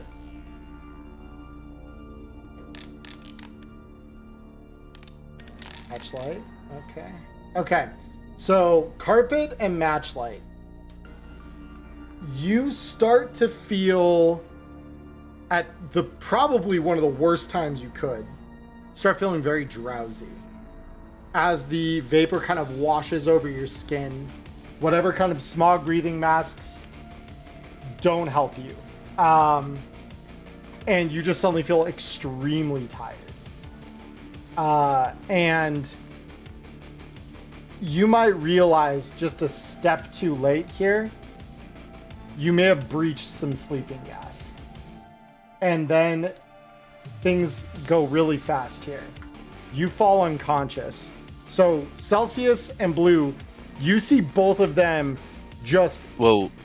Yep. Isn't a sleep grenade a DB13? Yes, but you have to beat the DB. Oh, gotcha. Meat doesn't beat. So, with that, yeah, you see... So you hold on just a second longer.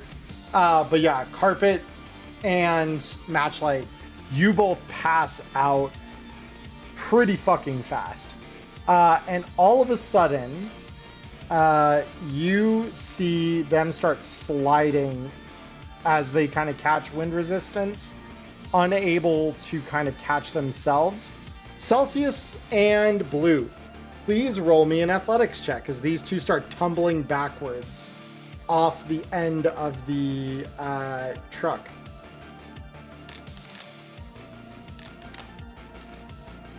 Beautiful job. Yeah. So both of you immediately are caught, and the force of just being caught kind of like jostles you awake again as like you feel that sudden burst of cold air, and like it's like that moment where you just kind of like are out and then you just come back, like you blacked out for all of like 3 seconds probably, but now that you're like now a good probably 7 feet from where you were previously, and you're just like, what the fuck happened? That's like probably the first thought in both of your minds. Thankfully, that gas seems to have just kind of blown out as this has all happened. And because Celsius, you and Blue resisted it, you are both fine. So yeah, that is what we are dealing with here. Cool. Can I like check match like pat him on the shoulders? Found your feet? I think so. That was fucking weird. Yeah. So, with that said, there is a person-sized hole in the roof of this cargo container. I'm going to drop in first. I'm just going. You're going? Okay, cool. So you drop in. Blue, roll me a perception I would like to check. know. As I land, I kind of want to crouch down and do like the drop and look around because I did just jump into this thing that probably has some form of security in it, I'm sure. Sleeping gas was probably the cheapest bit of it. Yeah, that's fair. Roll me perception. Superhero landing, go. Yeah. That's Yeah, not basically terrible that's for the. landing. I didn't want to say it, but that's the only way to describe it. Yeah, just the doom. Yeah, no, totally. Okay. And Blue, do you have like a flashlight or something that you're using, or are you just kind of like hearing because it's dark? I have low light. You do have low light. Okay, beautiful. Yeah. I forget who doesn't have that. So, yeah, so you scan this thing. The inside of this actually looks, I won't say it looks welcoming, but it's not like you're getting shot up with drones and turrets and all that other nastiness. In here, you see several, probably several dozen crates. Of varying shapes and sizes. The main thing you're noticing here is that the boxes are all labeled with like either the Militech logo or different vehicle manufacturers. And your initial thought is that this is probably the container full of the various like vehicle upgrades and stuff like that. So yeah, that is what you are seeing around here. I'm gonna look back up and not exactly shout, but kind of loudly say, I think it's mainly just car parts back here. I could look around, but we might want to get started on the other one. Now, would I be able to like sort of lay down, reach down, and have him grab my hands to pull him back up? Yeah, totally. And yeah, I won't make you roll a check for that or anything because it's pretty practical that you'd be able to do that. Nice. Yep. So you got, I mean, that was part of the manifest. So vehicle upgrades and weapons were part of it. And it appears that, yes, that cargo container does contain what was listed on the manifest. All right, well, it's time to get to the next car then, I guess. Yep.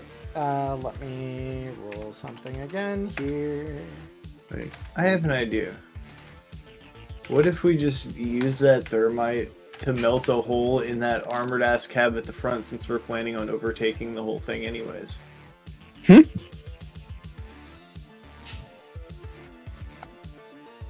you repeat that? Are we not planning on keeping this thing for ourselves at the end of the day? Or the nomads are going to end up taking it. But at the end of the day, we need to take this thing over. Because I'm thinking... Go ahead. Go ahead. I was thinking like that other thermite charge. What if we use it to melt our way into the like cab at the front that's also super armored and they probably won't come out of? Like, it just burned them out of it so they can't lock in and call for more help. They'll be freaking out as the roof is melting on them. Yeah, in the pilot seat. Like, just The take over. conductor. Yeah, just take over the Yeah. cabin. Yeah, that might be a more efficient use for it than just checking that the contraband is here. We know that at least some of it is here enough to make it profitable, so we Yeah, could use the other one for that. That's fine. Yeah, we know it's not completely a scam, and they are carrying material. Right. Okay, Yeah, but we you just have to haven't get there then. seen- You haven't seen any of the FBC stuff yet, so that is worth noting, because you would know that as you kind of are discussing all this. Well, I mean, once Yeah, we're we already have this control, deep, so yeah, I'm once down we for ha- that. Once we have control of the truck, we can force open the doors anyways, I'd assume. Those people will have keys, or there will be some sort of mechanism inside the hauler to open it. You don't need keys. Who are you kidding? This is true. We have 2 tags. Yeah. Yeah. All right. I'll Cool. look at it hard. Let's do it. Let's get up to the front of the train. Beautiful. So to cross each of those gaps, it is an easier one because you're just kind of like leaping over a short gap, but it does require an athletics check. So if you would not mind. Beautiful, easy. Can we use our grapple guns? Yeah, you guys can use your grapple guns to support you as you kind of hop over, and that negates the need for a check. Absolutely.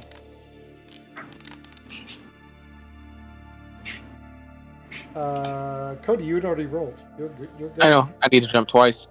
Oh, true. Nope, good call. Because are you setting the charge on top of here? Because if so, you don't really need to do the second jump for you. Just whoever's setting the charge over here that mostly needs it. And if it's, because is it going to be blue or carpet? Because I know one of you is going to be the demo tech to do this. I mean, we both have the same skill, but I did say I'd take the second one in case anything went wrong. Unless you want to make the jump too and do the support thing again. I mean, yeah, I'll come over and support you. Easy. Let's go for it. So yeah, then blue, roll me your athletics for that second jump. Oh yeah, that's right. You have grapple gun. You don't care about the jump anyways. Yeah, she does. Literally. And you don't either. That was a beautiful check. Awesome. So Nice. I'll help with- Celsius if he wants to jump. Yeah, Celsius, do you want to join on top of the cab here, or? Oh yeah, I'm gonna shoot down into that thing and end this person's life. Bet. Okay. So you guys are all on top of here. Could I have stealth rolls from everybody, by the way? I'd love to, but I'm currently. Never mind. I was locked out of Foundry for a second. That was weird. This is what I was made for. Stealth. My foundry is taking its time, but I'll get there when I can.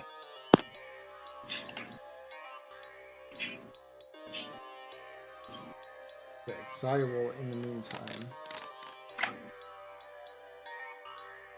Okay. Because then I will roll one thing here real quick. Do.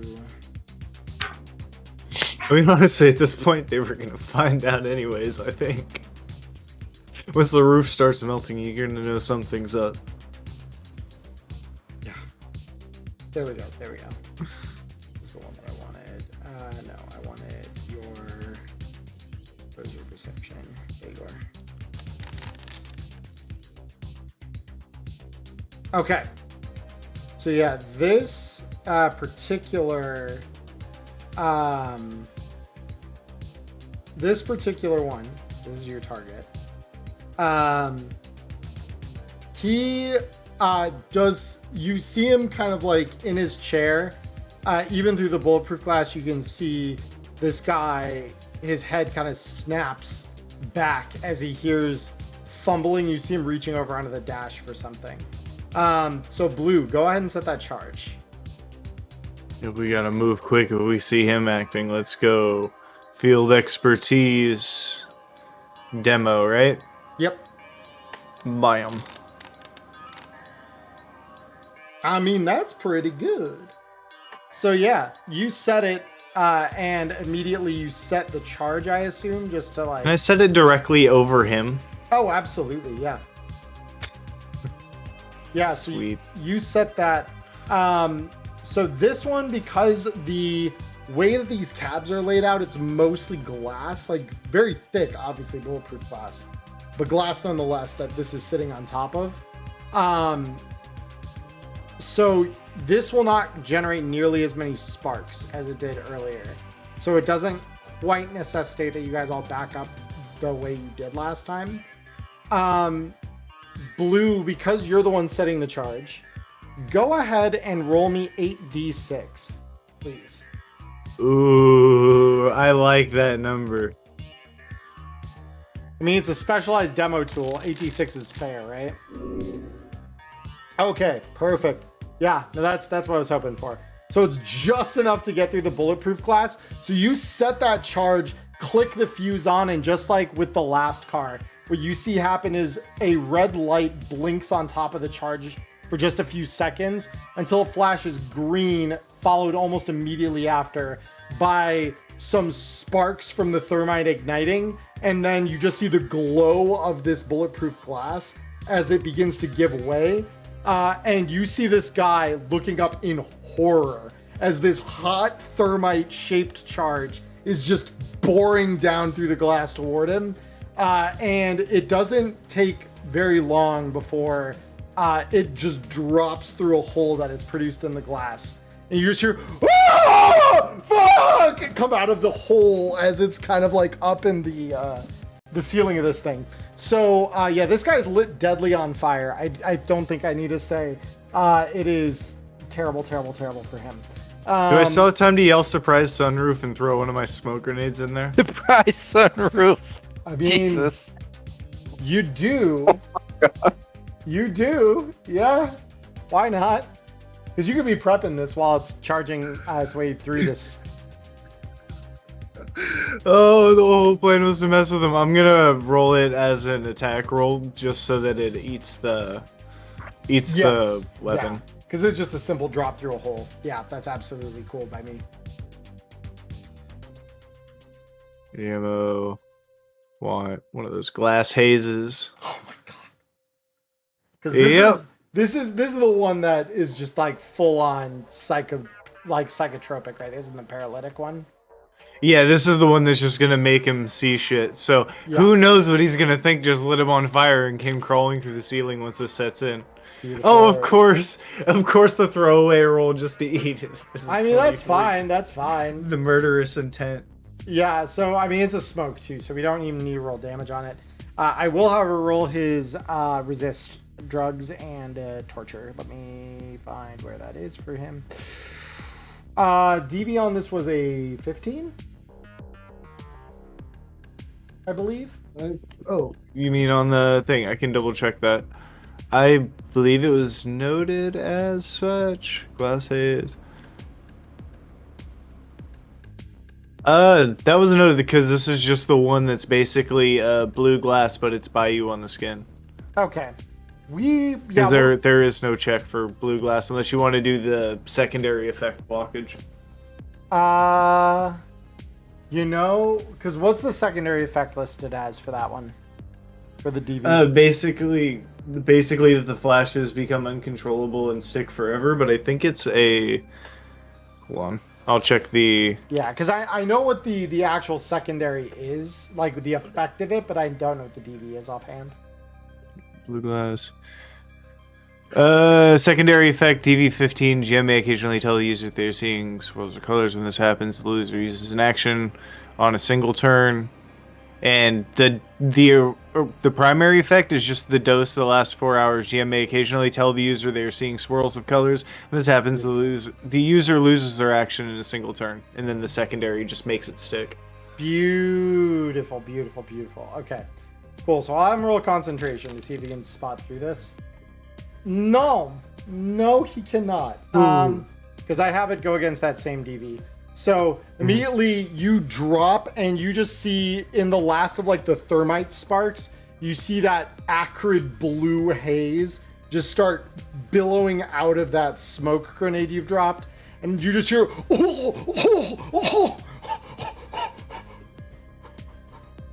and he just looks up as your eyes are like glaring down at him, and from his point of view your face is just kind of melting into this demonic grin.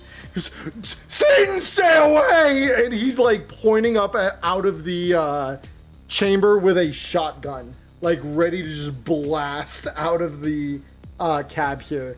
I should note right now, by the way, for everyone who's not blue, because blue you're doing this, everyone else, please roll me perception checks.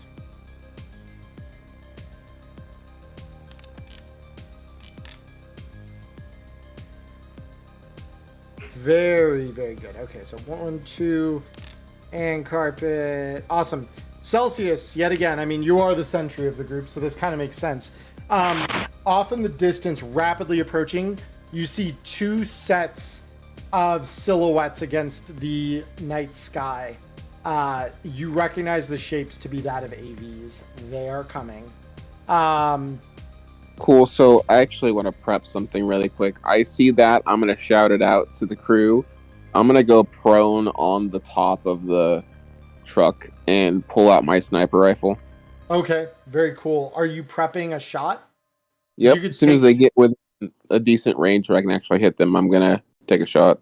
Gotcha, cool. So you're gonna like line one up in your sights, because this is a fun thing that not many players realize, especially snipers. What you can do is you can burn a turn taking aim, and that gives you a +1 on your roll. Oh, hell yeah. Let's do it. Sounds Yeah. fun. Yep. So yeah, so you go prone right where you are, lining the sniper up against. Is it because they're kind of one on the left and one on the right of the highway, barreling toward you? Which one is it that you're aiming at, the left or the right? I'll take Which one? the left. The left. Okay, cool. Nice. All right. Yep, I know which one that is then. Awesome. So, and you're aiming, I would assume, where you expect the pilot to be sitting? Yep. Beautiful. Okay. Beautiful, beautiful. Let me just double check one thing here real quick, because I know what this is that they're flying in, and I need to know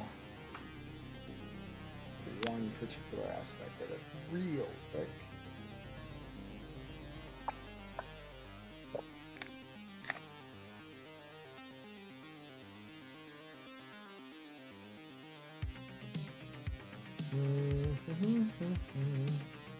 Do you have? You do. Okay. Good to know. Good to know. That is important. All right. Awesome. So double checking something here real quick.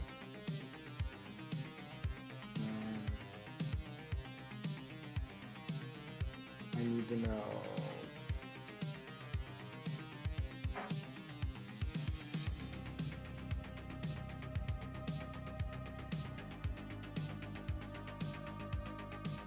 Yeah, okay, that's what I thought. Awesome. Cool. So, you see these things approaching. So, Carpet and Matchlighter, what are we doing as we hear that there are 2 AVs kind of approaching? I mean, how far away are they? They're rapidly approaching. Right now, they're about 100 meters out. But these are moving fast. I mean, at 100 meters, I can't do anything. Yeah. I'm gonna jump in because Blue jumped in, right? Blue Well, is Blue's standing special over. Yeah. Yeah, my, Okay, my gotcha. special smoke is still in there, so Yeah, but my nasal filters can help me with the special It's smoke, got- right? it's got osmosis compound, friend. Yep. That's why you were affected even by the sleeping gas. Is osmosis compound makes it so it just needs to touch your skin. As long as it touches your Yep. skin, you're still Oh, is affected. that what is that from? That's from Hornets Hornets Pharmacy. Pharmacy? Hornets Pharmacy, yep. Mhm. Oh wow, I've never heard of that. That's actually really interesting. Yeah, it's Okay, something gotcha. that can make poisons and drugs take effect even if you're just touching them. That's cool. Yeah, I didn't know about that. Okay, Yep. cool. Well, is there a way for me to like get inside anywhere? Other than like how can I get inside? I mean, you could go through the hole here, but yeah, I mean, you're just dealing with the smoke full of the drugs. I'm chilling with the smoke full of the drugs, not doing that. Yeah. So I kind of have to be on top, right? Either on top, or I mean, you could try to slide. I mean, you do have a grapple gun, so you could feasibly also try to slide down the side. And if the door's unlocked, you could open the side door of this thing. Okay, I'm gonna do that then. Okay, cool. Yeah, so you drop your grapple gun at your feet, I assume, and then just kind of lean back to rappel down the side of this thing. Which I will remind you, this thing's moving about like 70 miles an hour. So like, Yeah, you feel it's all really that intense. wind rushing over you as Right. you're like zipping down on this thing. The door, thankfully, is unlocked because this guy had no fucking way of knowing that you guys were all gonna just And that's slam towards into which this. cabin?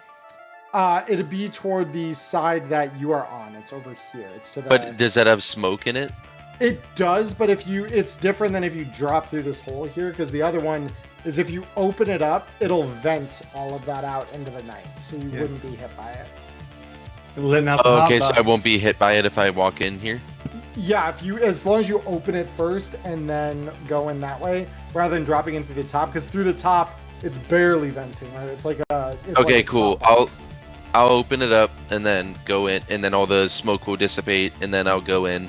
Yeah. So this Is guy. this guy still alive? Oh, this guy is still alive. Yeah, he is. So this is where we're gonna roll initiative now that we've kind of gotten to this point.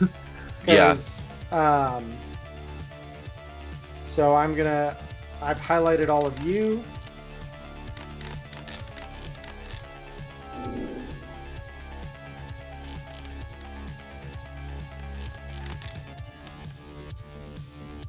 All right. So, Carpet, you actually have the first turn. So you see most of this smoke clear from the cabin as Matchlighter opens it up. What would you like to do? You could see this guy notice his doors open now, even through the hallucination, and he's turning to shoot at Matchlighter with his shotgun, still on fire. All right, I'll hit him. I'll hit him with the shell then. Okay, beautiful. So one of your like big 40 millimeter shells. Yeah. Beautiful. Yeah, go ahead. Yep, that'll definitely be a hit from this range. Go ahead and roll me the damage.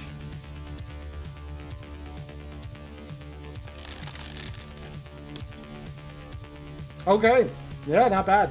So this guy immediately, you just hear that really solid dunk as you basically blasted from point blank through the opening you've just made in the bulletproof glass of this cab. That said, so that's your turn. So the Reclaimer here is gonna spin and try to shoot you with the shotgun. Because he is having a hard time. Is there any way that I could like open the door but still been repelling instead of walking in to let it disperse? I'm assuming that you are repelling still at this point. Cool. So I'm in cover then, technically, right? If I'm like over to the side of the door. He can after still like opening it? lean out and try to shoot you. Okay. He will take a -3 to this though, between the wind and the fact that he is hallucinating balls right now. So he is tripping hard. So yeah, with that said, he is going to try and shoot you with this shotgun. You of course are free to try and roll evasion against this as well. His current Yeah, DV I is probably a 13. should. Right, yeah. Okay. Set the DV at 16. That's good. Secret. Damn. All right. And he tarot me. Ooh. Ladies and gentlemen, How dare you? I was supposed to tarot the AV. you know the Damn. rules, and so do I. All right. So with that said, we will pull a tarot. Let's see what this is. Tarot. I hope it makes his gun explode in his hand. Straight into his eye. Oh, I'm feeling something's about to happen to this guy. Drugs are bad, MK. Yeah. Thank you, Mark. All right, so I've got the article. So tonight's tarot card is as follows. I pulled Crystal Point reversed. That's already a great sign. The Devil. This is the Devil, everybody. So the Devil is... Is that not appropriate? Because he looked up at Blue and said, "Go away, Satan." It is, in a sense, yeah. You ain't wrong. You ain't wrong. So here's what's about to happen, Connor. And for the record, I am so deeply sorry that this is happening. The attack. This is the text. The attack now hits the head, even if it was originally aimed elsewhere. Additionally, the victim suffers the brain injury and lost ear critical injuries. So yeah, let me apply the following. So we're gonna be bam. So that's where it starts. It then, yeah, you'll be knocked to death saves because it doesn't apply the critical wounds damage on. Oh well, does it? Hold up, it might actually. No, it does apply critical damage. Okay, hold up. That's good. Because then that's only, because let me see, does it need to note? I need to double check something. Because that still might knock you into death saves. Because I don't know if the other critical injuries applied do the extra damage. We'll say they don't, because I don't really feel like doing that to you right now. That said, that's 28 damage by that plus 5, which is 33. So this will knock you down to 7 hit points. Gotcha. And then we've got brain injury. And we've got, what is it, lost ear? Yeah, lost ear. So yeah, this dude somehow, through his drugged out stupor, manages to lean out and you just feel a slug pierce your helmet. The wind rushes in through the opening as the whole right side of your head is just carved by this slug passing through it. And you immediately just feel that delirium kick in. It is not good. It is not good at all. Celsius, you watch this go down, and you see a lot of blood flying out into the wind as this bullet passes through Matchlighter. I'm still waiting on the AVs. You're still waiting the AVs. Okay. Yep. Cool. They can handle. Yeah. Yeah, no, they're good. All right, blue. Oh yeah, and then this guy will take 6 damage per the fact that he's still on fire. Well, considering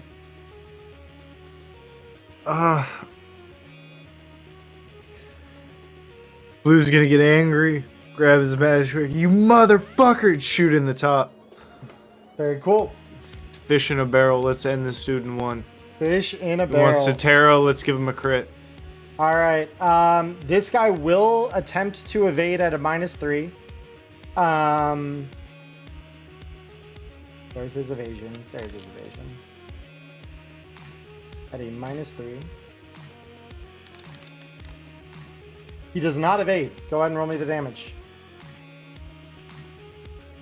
Bleed.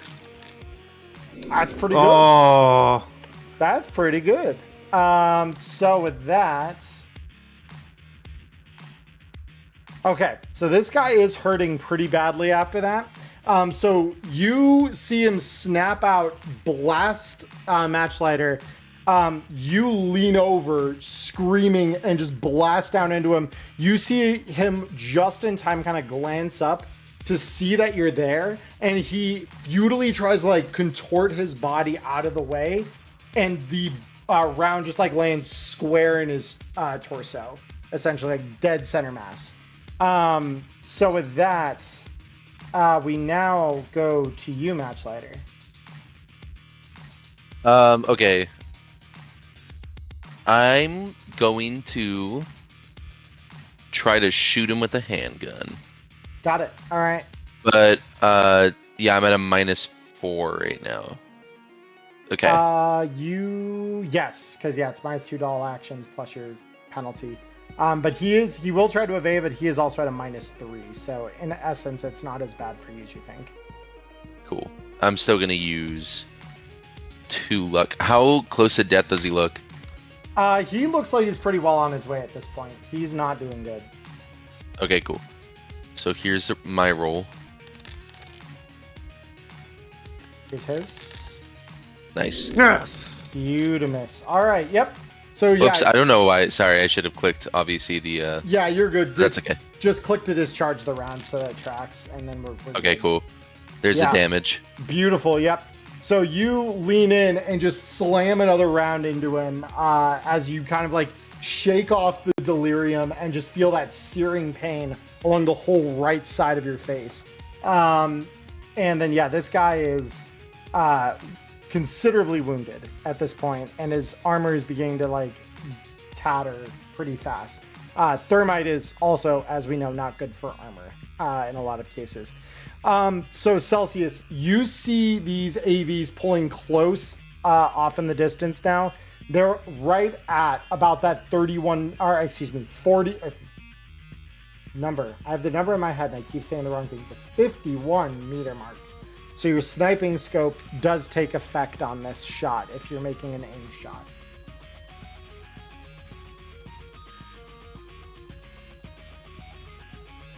Cody? Oh, there he is. I can't hit anything today, apparently, so that's fine. Let me see. Because I need to look what the range table for that is. That might still hit, actually.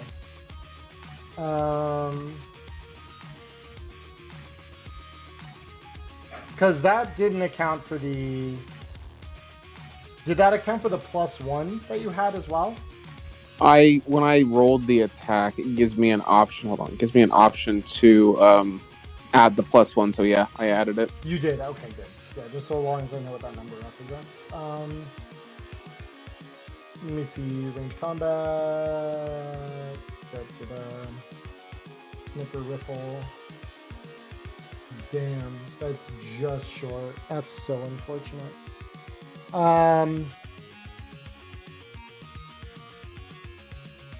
I'm trying to think real quick. No, you know what? That's not. Because I would probably give you the additional bonus to the fact that you are literally you're about as like prepared for this as you can be. All things considered, I think that thing deserves to hit it, even at that roll. Like that deserves to hit. I think that's kind of my take on that. I would even just say, like, if it was aimed at the pilot, maybe it doesn't exactly hit the pilot, but it's gonna hit the fucking plane. Yeah, no. It's gonna hit something in that direction for sure. Roll me the damage on it. Let's see what we got. Okay, that's not bad. So you see, as you take the shot through the scope, you see the windscreen on this thing blow out, but in like a really shaped sort of way. You recognize it's bulletproof, so the whole thing kind of just disconnects from the AV in like one segment as your bullet smacks against it. So with that, now entering the initiative, we have a couple of things happening here. So one of the AVs pulls up here. The other AV sits right about, it's the AV you shot at specifically, Cody, kind of sits at the range that it's at. And so that one, I'm going to put them on here just so that you can have a physical representation of this individual. Let me find you. There is, you see a woman standing in the open bay door, tethered into the AV behind her, but she's literally leaning out with a sniper rifle pointed in your direction. The other one pulls up alongside here, and barring something deeply unfortunate for them and lucky for you, these guys are gonna roll me some athletics real quick.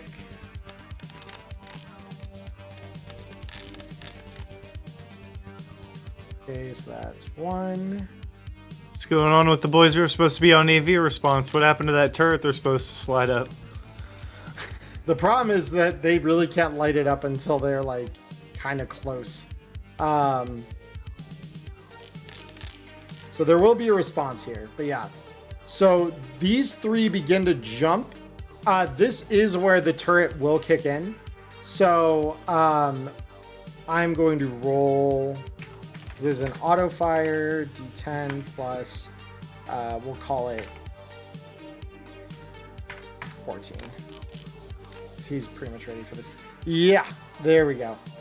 So you see this. So we do roll d2 or 2d6 rather. Okay, very cool. So this thing is an assault rifle capable only of auto fire. So you see this guy line up the turret as this thing swoops in alongside the cargo hauler, and you just hear, like, even through the wind and stuff, you just hear off in the distance behind you say, "Die, Corpo scum!" And you just see this dude lean into an auto fire burst at this thing. It deals 40 damage to the thing. So this thing kind of lurches off to one side.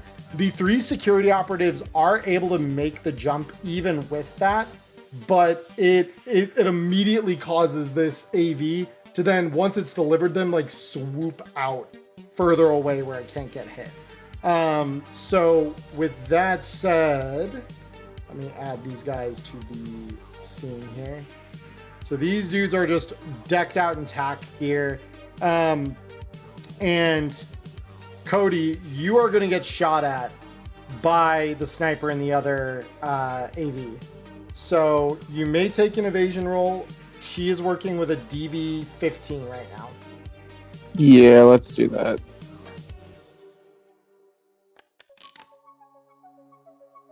That was almost a crit. That's not bad at all.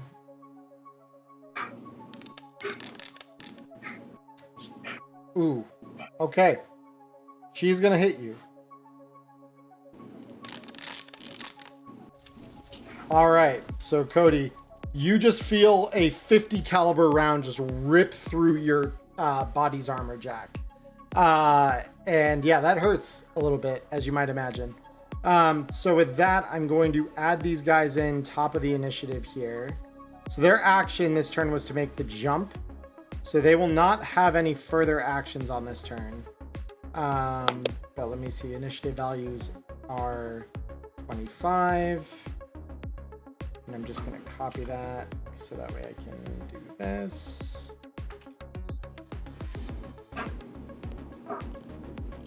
All right. So these guys have entered the initiative.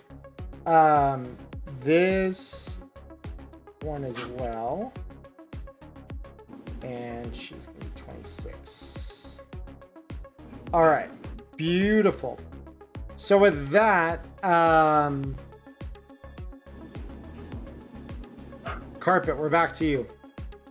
So where Widow is 51 meters out, just to be clear. So she may look like she's close, but she's still way out there, basically. Like her AV slowed down and turned to face you guys.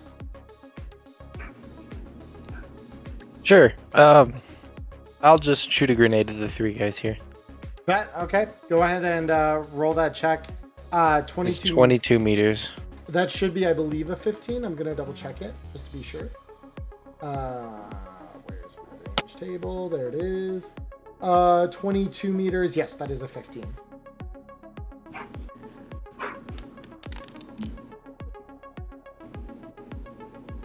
All right. So it is going to land just a little short. But that probably won't hurt in the big scheme of things. Because originally you were kind of aiming it to be like centered here, right? I was aiming at this fella in particular. That guy in particular. Okay. Yeah, so it would probably just slide off to be like there. Which is fine. They're all still caught in the blast.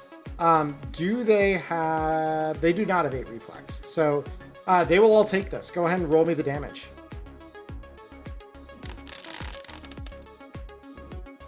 That is pretty good damage. And that was an armor piercing one, you based on what I'm seeing there? Yes. Beautiful. That was. I reloaded it with armor piercing when I saw the AV.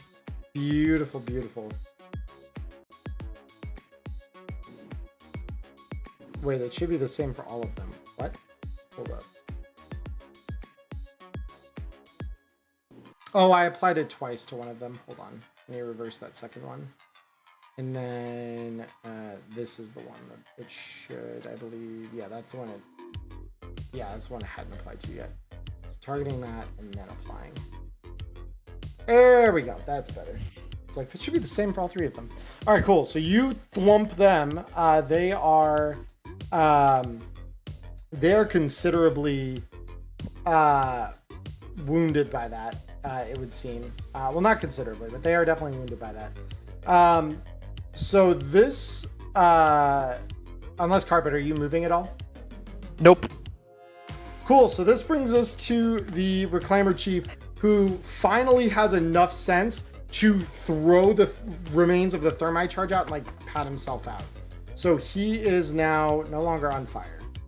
But that is his whole turn as he struggles to keep this thing controlled. I will make him roll me a driveline vehicle check at a -4. Or no, it'll automatically calculate at least 2 of those. A -2, which totals out to a -4. All right, so he keeps control of the vehicle, barely. And yeah, Celsius, we come to you. All right, I'm gonna go ahead and actually fire at Widow. Okay, cool. Regular shot? Regular shot, and I'm still at that sweet spot for the sniping scope, right? You are, yes. You both are. That's the thing. It's a literal sniper match right now between the two of you. Discretion. I love that you renamed that gun. That's so good. So Widow will try to evade, knowing that she is at like that perfect spot where that could be an impact. It is not. Go ahead and roll me your damage. Ooh, good shit. All right. So yeah, you smack Widow with an AP round straight to her chest. And she, you can see kind of like reels a little bit as that hits her through the armor. So with that, Blue, we come to you.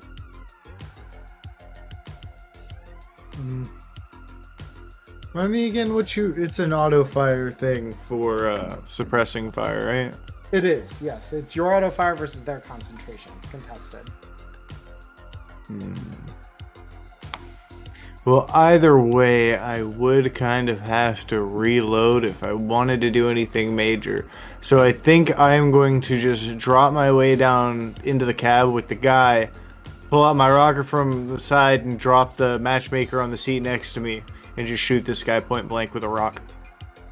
Yeah, go ahead and roll me the attack check. He is going to try to evade. With the understanding that he is at a -3 to this at this point.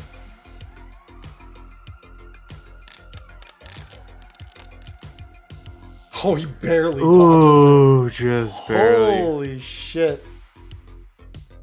Yeah, he's just David, fucking out of my truck! And he is totally lost in the sauce. Match later.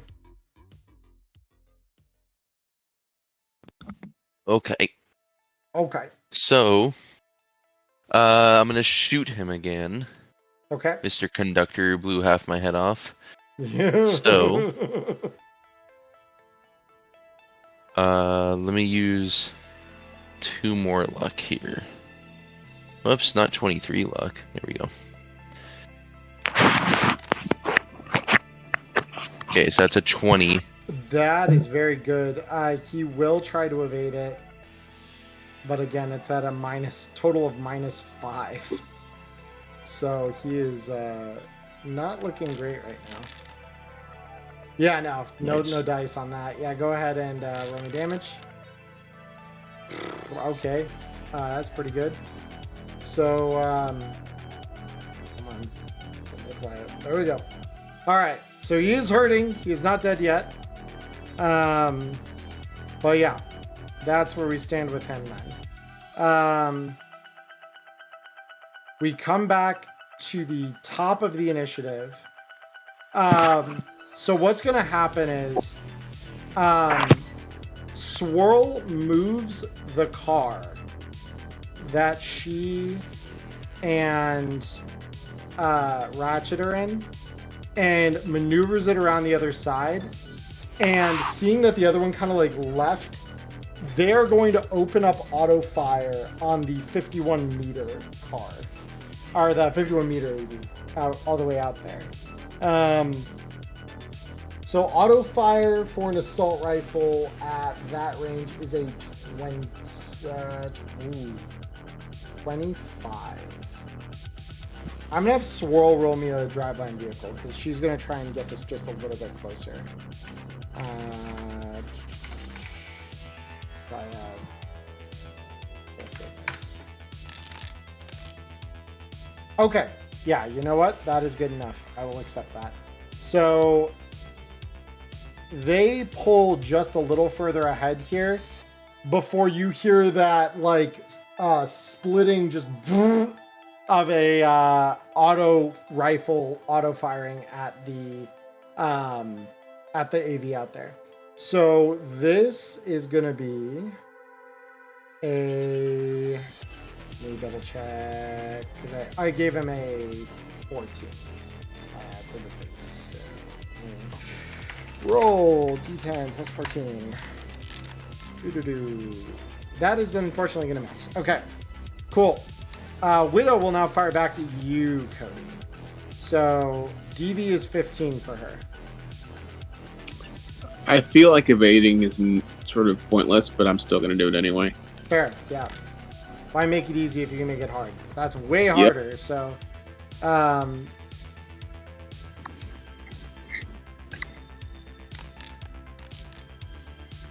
she is able to hit it. Fuck. Like I said.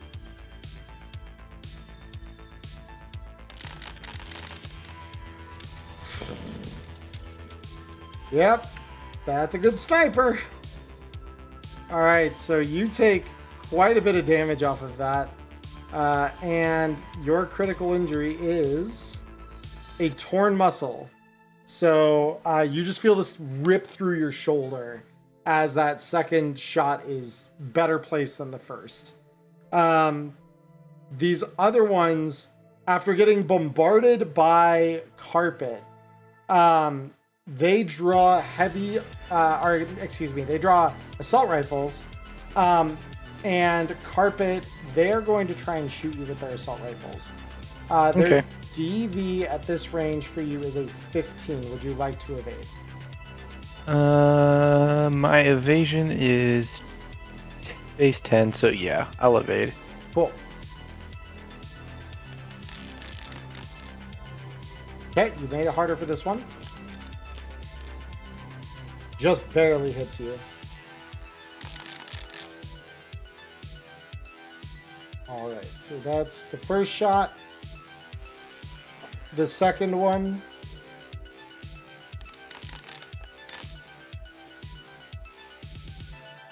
And if you'd like to try to evade that. Yeah, I might. Oh. Good, all right, that one misses. And finally, the third one.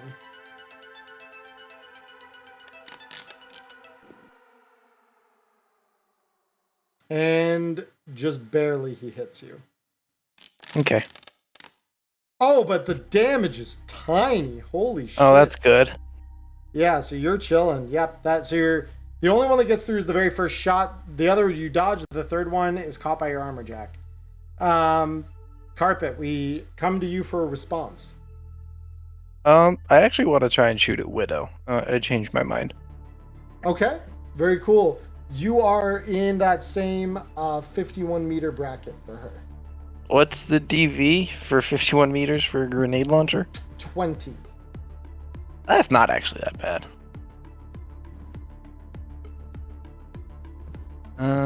Yeah, so I'll shoot an armor-piercing grenade at her, and you know what? Fuck it. I'll throw all my luck in there.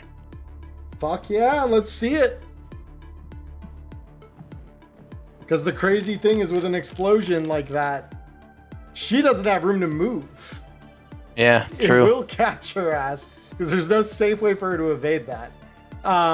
So yeah, she can't even attempt the evasion. Roll me the damage. She couldn't even dive out of it if she wanted to. She's strapped in. No, exactly. That's what I mean. Like, she literally can't evade that shot. So damn. Okay. So yeah, that's gonna do some damage to Widow. She is still in the fight at the moment. But yeah, you definitely did some to her.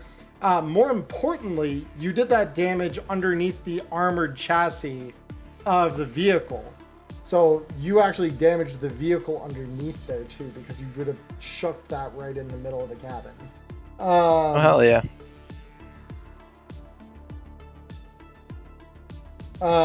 Let's see. And then this thing is an AV4. So for the purposes of damage, how much STP does this thing have? I need to see vehicle combat, please. There it is. C, air, 84. Okay, this thing's got 100 STP. That makes sense. Okay. So yeah, you do a little damage to the structure of this thing. Celsius, excuse me. It's the Reclaimer Chief. The Reclaimer Chief is now going to turn his attention on you, Blue. So he's going to try and blast you with his shotgun now. So you may attempt to evade. He is still making this at a -3 at the, or no, he's going -2 because he's not really battling the wind at this point. But he's but it's still. blast. Ooh. Oh. That's actually not as bad as you think it is, but that is unfortunate. Yeah, it'll be fine. I can soak one shot. I gave him one, he can give me one back. Yep. So that's wait, what do you Oh, mean? my the shield glitch. Oh, hold up. Yeah, no worries. I can revert that, delete that, and reattempt that without the shield applied. Okay, there we go. So you're chilling. All right, so that's your damage. Now Celsius with the response. The challenge at this point, I'm going back after Widow. Go back after Widow. Okay. Okay. +1. All right. Beautiful, beautiful, beautiful. So Widow is still going to try to evade. That said, with the tether she's attached to being a little damaged, she's going to be a little more restricted in her movement, so she is going to take a small minus to this. Unfortunately, it's not enough. She still manages to duck the shot. Holy shit. That's a lot closer, though, so that's good shit. Next, Blue. Oh, whoopsie daisy. I did not mean to do that. Blue, we come to you. Okay, so it's funny that shield thing came up because I actually had an idea. Could I, since we're in the cab of this truck thing, like set it up like a wall, put my feet on the other door, and try and push him out the open door that Matchlight was hanging off of if he's not hanging there anymore, or even if he is still hanging there? He's I still just don't know hanging, if but he's back. So if you throw him out the side, he's not got a lot to hold on to. So the one problem you see with this, he is belted in. So you'd probably have to unbelt him and have that all go before it would really work for sure. Yeah. So I guess I have to unbuckle him first. If you want to do what you're suggesting, yes. He also looks very injured, so. Well, we need to unbuckle him anyways because I bet you whoever's driving probably doesn't want to sit on a dead guy's lap. Fair enough. So yeah, I guess I'll use my turn to unbuckle him. Beautiful, yeah. So you just hit that, and yeah, this guy is. I'm gonna roll his concentration again. Let's see how he ends up with this. How's he doing, Doc? Not great, not great. So yeah, he doesn't notice this. He's just seeing like the world shift around him. Matchlighter, we come to you. Beauty. I shoot Capitan You shoot once him. more. Bet. He will attempt evading at a. Oh, you rolled conversation, not concentration. Oh, hold up. I can do that. It's You need to be fair to him. He is drugged out. Didn't make a difference. So that's your very heavy pistol. He'll be trying to evade this. Where's his evasion? There it is. At a -3 conditional on top of his wounds. Beautiful. Yeah, Twice. hit him. Let's see. That might be it for him. That's it for him. So Beautiful. he kind of sinks back into his chair, and he just like looks over at you. Just, fucking night demons! And yeah, he is like barely holding on to his life. Same, brother. Yes, same, brother. All right, so before this round starts, a couple things are about to happen. So off in the distance, all of you hear the roar of jet engines. And I don't mean like AV Aerodyne engines. I mean like actual like F-16 type jet engines. And I am going to roll something here real quick.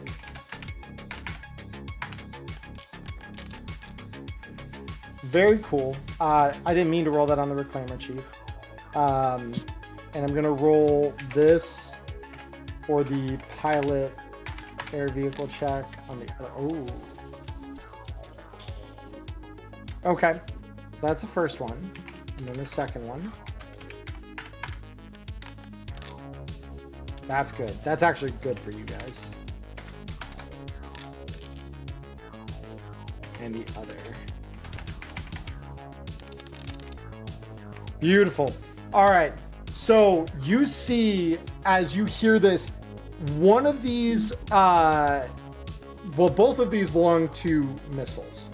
The first approaches you all rapidly and then trails off at the AV that you were all just watching drop these troops next to you.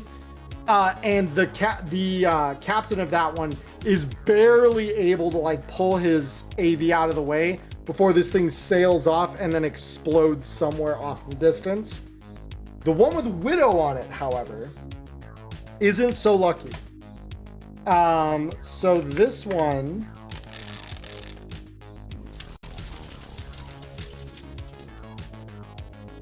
you watch as the AV that Widow is in gets slammed by this missile and just begins spiraling downward out into the desert and then crashes, taking Widow out of the fight. So, one of these has been dealt with. Now, can he do it twice is the real question. Yeah, okay, we're good. That's all I need to know. All right, cool. So, with that,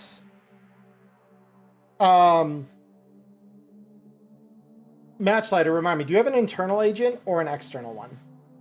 External. External, okay. Yeah. So, you feel a small buzz in your pocket from your agent ringing. Obviously, you're hanging from the side of a truck right now and probably can't answer, but you do feel that buzzing.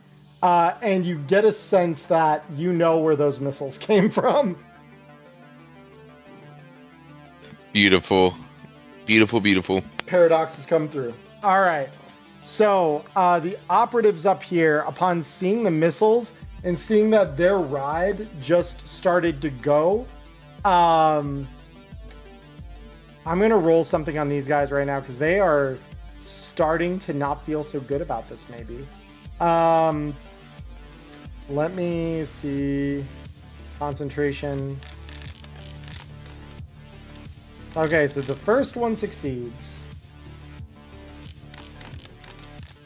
The second one does not. And the third one does not. Okay. So the back two are going to start getting the hell out of Dodge. So you see them kind of jump, catch the air, and land back on this as they're leaving. And the one up in the front is just, where are you guys fucking going? We still have to kill them. And he's going to try and shoot at you, Carpet. DV is 15. Do you want to evade? Yeah, I think I'll take it. Okay.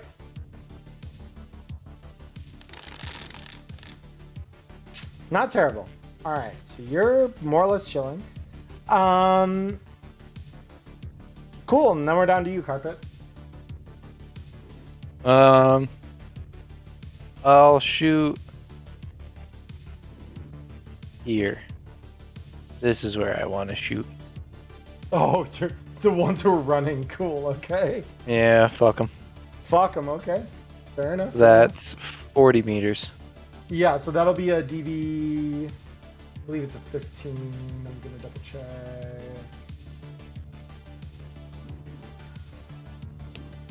Just in my range tables. Come on, please. Range tables. 50, please give me range. There we go. Grenade launcher, 26 to 50 is a 17 for the grenade launcher. And that is what we call a direct hit. Go ahead and roll me the damage on that.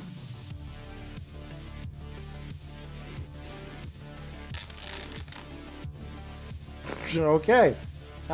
So yeah, that is 1 hurt boy. 2 hurt boy.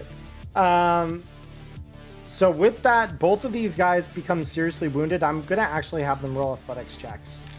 See if they can actually, oh no. Oh my. Oh my. And you did no better. Okay. Both of these guys literally get, as your thing lands right between them, you just hear that satisfying thunk. And then as the vibration, you feel the vibration of that explosion, and both of these dudes are sent tumbling off, rolling back into the night, and they just get rapidly left behind you. So yeah, those guys are no longer a problem. Oh yeah. Yep. Next we come to the Reclaimer, who's gonna now roll us a death save. Can you roll us a death save? He can! Alright, so he's still in the fight technically. He is gonna try and shoot again at you there, Blue. His DV is 13. He's doing this at a -6. Do you want to evade?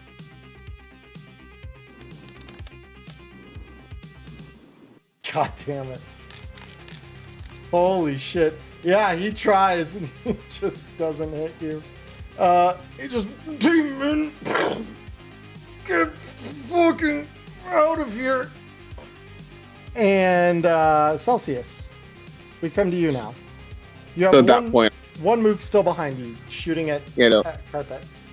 I'll stand up, sniper rifle away, and actually I'll just set it down on my feet, try to put my foot on it, hold the assault rifle out, and I'll just take a shot at him since he's here. Yeah, and you almost see him look surprised as you stand up because he did not see you there. So he, yeah, go ahead and turn your, go ahead and roll that check here. Let's see what. Oh wow. Okay. Tonight's that's kind of a night, I guess. Yeah, so you missed a lot. Blue, I assume you're gonna try and shove this guy out now. Yeah. Speaking of get the fuck out, know you, and put up the shield and try and shove him out. Brawling check. He can go bleed out on the road somewhere. See how his -6 does against my no brawling skill. I mean. Bye. Bye. So you just, what the fuck are you? Oh, and you just see him tumble backward and yeah, just become roadkill behind you. He's dead. There's nothing saving that man. He is gone. Cool. So Matchlighter, I am the captain now. You feel the slow drift of this truck as the driver is shoved from his seat. I assume you want to assume control of this thing. I'm not really the best person to do that.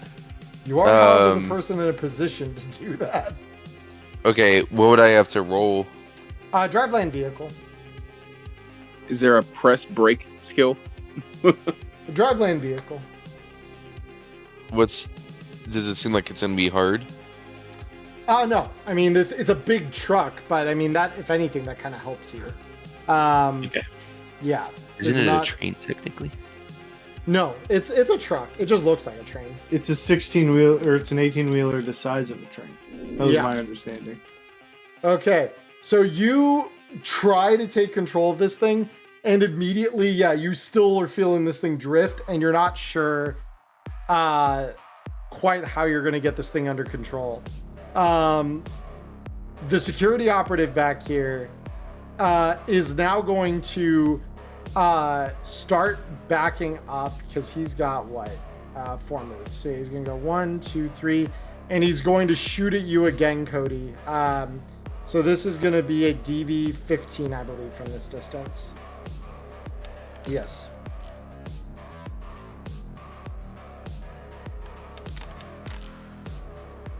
He does miss. Beautiful. Carpet. There's just the one guy left, right? Yep, that's him. I'll shoot him with the shell. I don't feel the need to waste a real grenade on him. That's understandable. And that will hit him. Go ahead and roll me damage.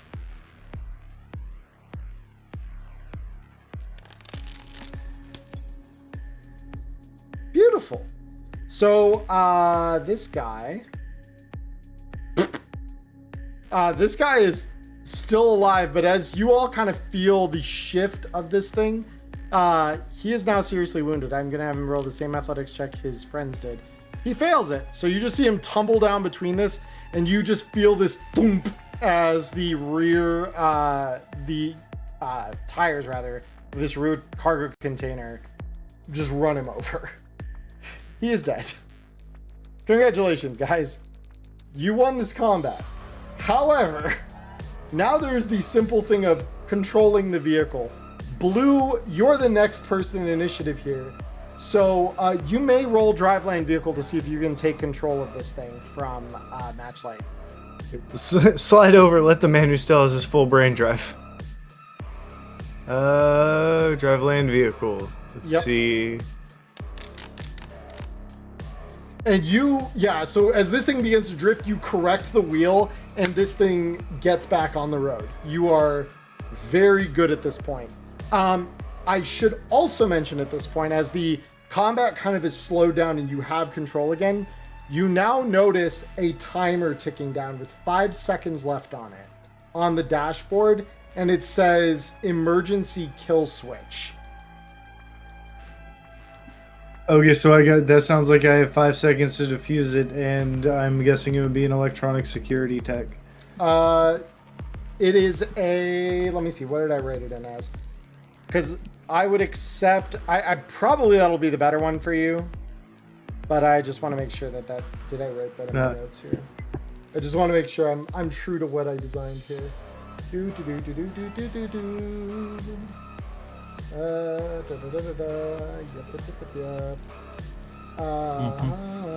Yeah, that's ENS. Yep.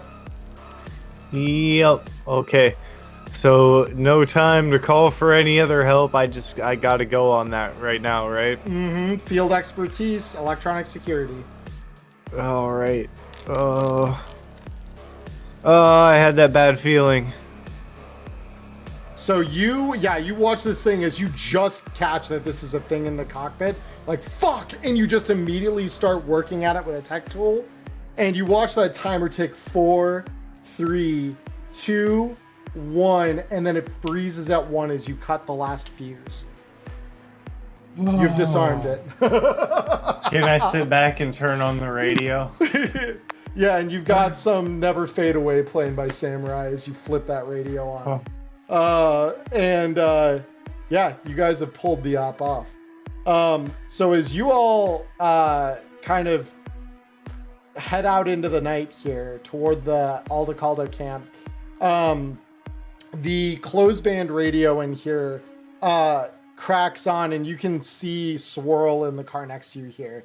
And she says, "Hey, is everything good over there, guys? You guys flatline them all?"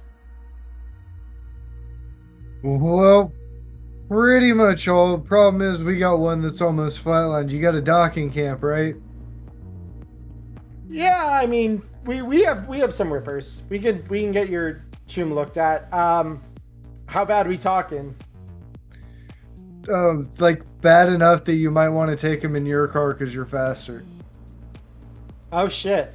And so Matchlighter, do you want to go over to that car? Because yeah, you could just like hop in through the roof hatch. Yeah, I'll probably need to be like guided there because I'm so dazed or whatever.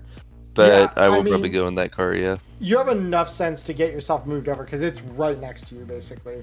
So you just attach your Beautiful. line and pull yourself over. And as soon as you enter the car, Swirl says, "Hey, Choom, how? Oh shit!" And she immediately like- pulls. Yeah.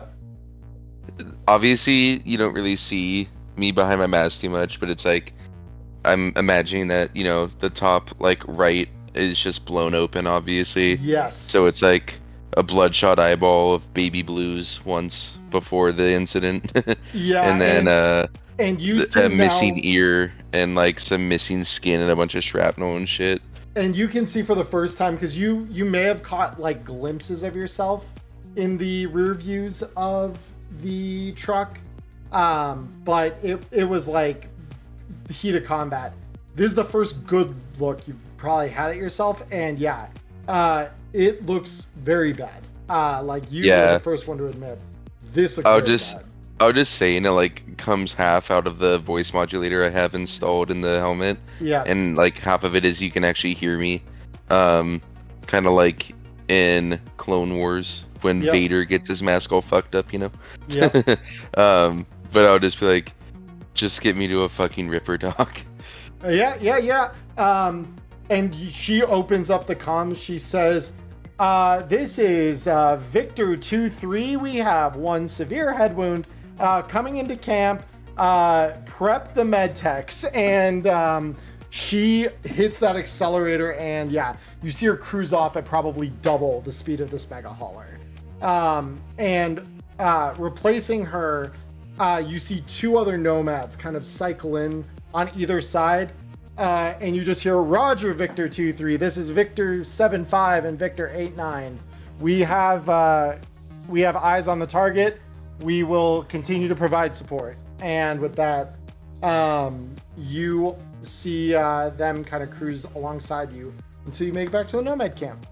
So the moment you get to the camp, unsurprisingly, yeah, you are like taken by a couple of med techs, like pretty much immediately. Like they open the door and they say, all right, so we're gonna get you in and we're gonna try and help you as quick as we can here. So you'll come with us.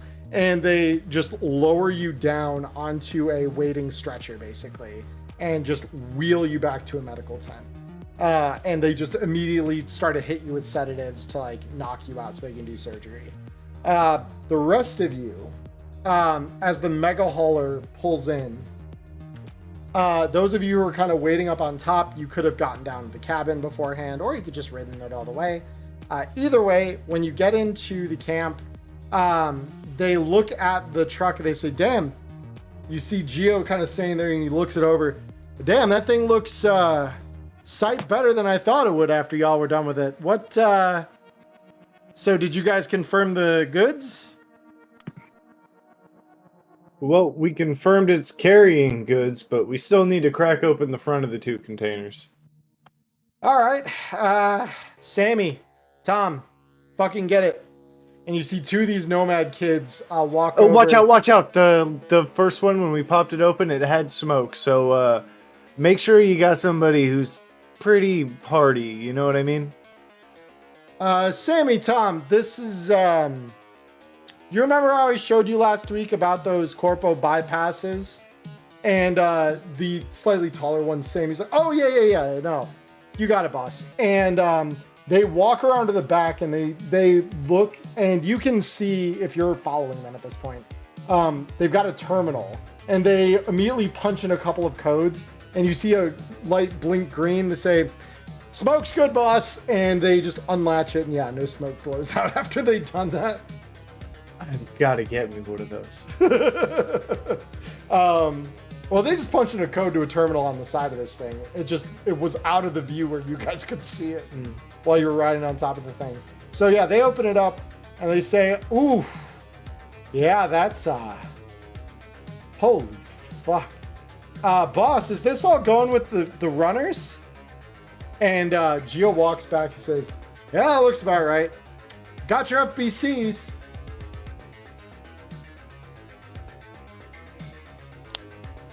Jackpot. So yeah, we'll see if we can break this up into some smaller deliveries to smuggle it into the combat zone. But there's a lot of shit in here. Holy fuck! I didn't think they were trying to move this much. What are they doing down there? And Matchlighter, it's a few hours, and are you all waiting for Matchlighter to come out of surgery at this point? Yeah. Yeah. Beautiful. 100%. So, you all get this message as Matchlighter is in surgery, and you all feel a certain sense of dread. Your stomachs drop, and it's about 30 minutes before he wakes up. But as Matchlighter wakes up, you all receive a message on your agents, and it comes from an unknown number, but it has a picture of the old combat zone, and in the foreground you see a couple of things. You see the old playground that was the drop-off point. And just behind it, you see the spray-painted logo of Generation Red. And behind that, thankfully, Generation Red's building is not one of these. But you see a series of buildings that ring probably like the north end of the Kabuki neighborhood on fire. And in front of the fire is a police uniform wearing full body conversion that those of you familiar would recognize a Brimstone model. They're supposed to be firefighters. And behind him is a blaze. Underneath the image is a simple line. Want to play with the big dogs of the city?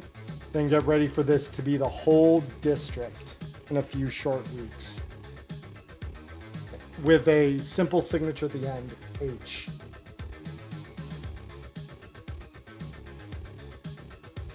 So, you all have that. And yeah, that's pretty much where we end the gig. What do we all have to say about this? We lived. What was that, Cody? Said, ow.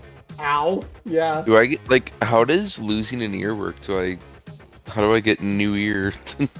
They're able to do reconstructive surgeries and things like that. Like that's not. Oh, cool. Yeah, that's not impossible. And then my brain bleed is fixed. Yeah, so they fix you up, and as you kind of wake up, Geo walks over, says, "How you feeling there, kid?" Did you do a brain transplant? I feel pretty much better already. I mean, we got some good rippers and we know where to get shit. So suffice it to say, Paradox owes us a little bit today, but we owe him plenty too. So we called this one square. Yeah, your head's probably gonna feel a little woozy once the drugs wear off, but give it a day or two, you'll probably be feeling like $1 million. Thanks for the help. Yeah, absolutely. Have you seen the news yet? Yeah, I saw the news. I'm real sorry, kid, but hopefully what we got tonight makes a difference. It won't have to. I'm coming for them anyway. I believe that. If you survived that tonight, fuck, you probably survived whatever they got to throw at you.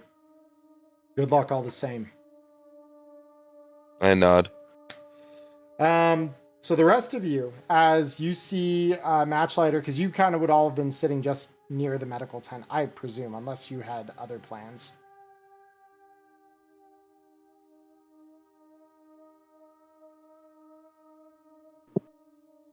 I probably would have been waiting for them to finish up with Matchlighter, considering I could use a little bit of help myself.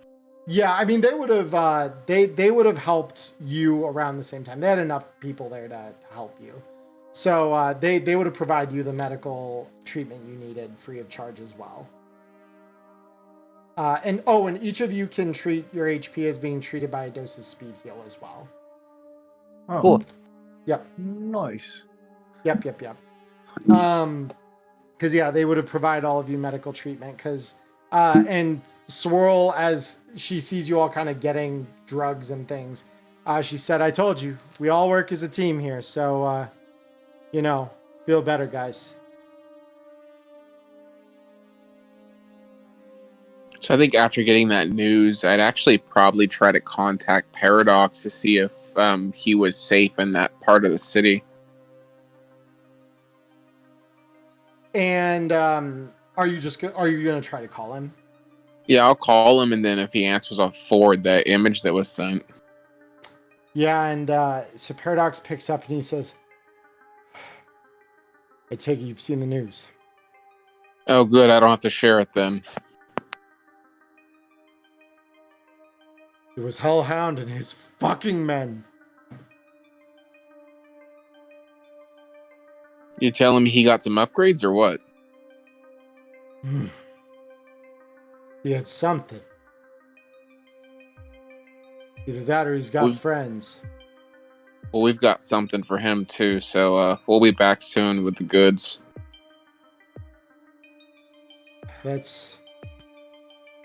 I wish it were in better situation, but that's good news.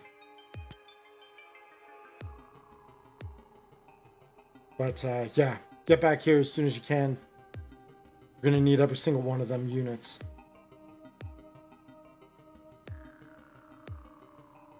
Well, that's it. I guess I'll just hang up and we'll move on. Yep. Cool. So let me. I'm just gonna pull up Paradox's sheet here real quick, because I am going to make him roll something for me real quick. Fun. Okay.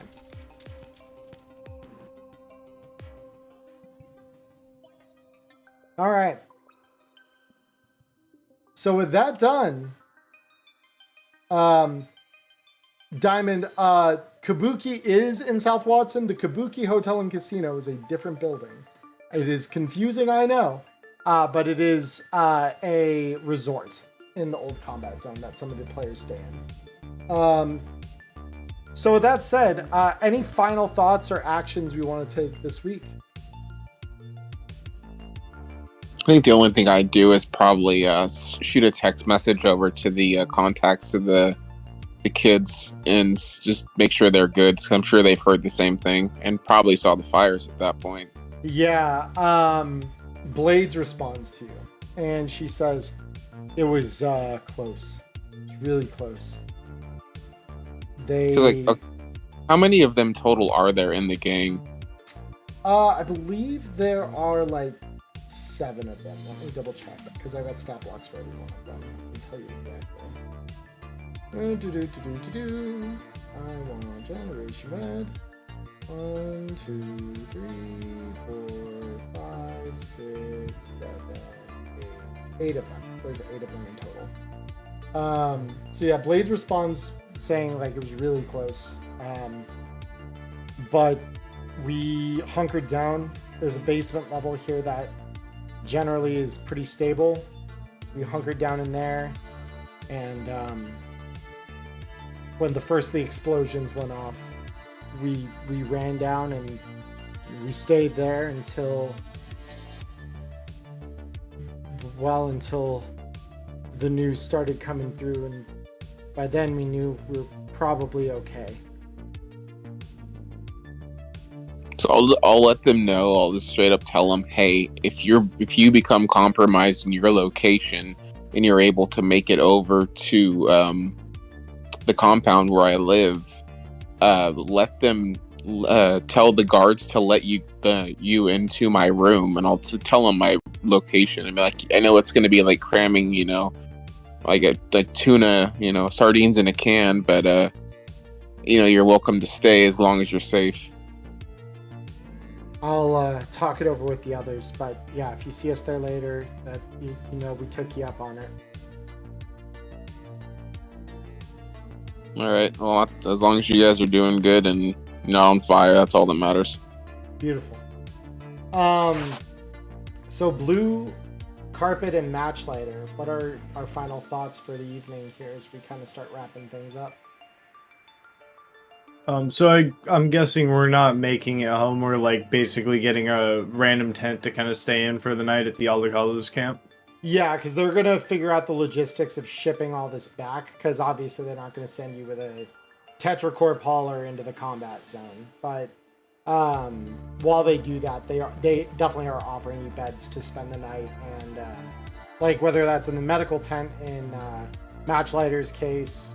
And maybe even Celsius's, because he probably needs a little surgery to repair his torn muscles. No, actually he doesn't. He just needs a quick fix. So the other three of you would just be, after you get your medical treatment, they would just, assign you a couple of like guest bunks in one of the larger tents. All right. Well, I believe I'm going to do a dose of my synth blue for the extra kick and the little bit of a trip, and with the extra interest he's going to sit there and tinker on his armor jack for the 1 SP that's back and just kind of reflect on the day's events and kind of relive 2 people almost dying right in front of him. Yep. Well, 2 people almost dying right in front of him, and then one of them twice the second time was like 5 seconds later. Yeah. That was kind of a day. That was indeed a day. So yeah, that's where you are, blue carpet. Where are you at as we kind of wind down here? I don't know. Probably just ready to like crash and do whatever it is we gotta do next. Yep. I mean, the next step is probably getting the stuff back to Alecto, but that's a tomorrow problem.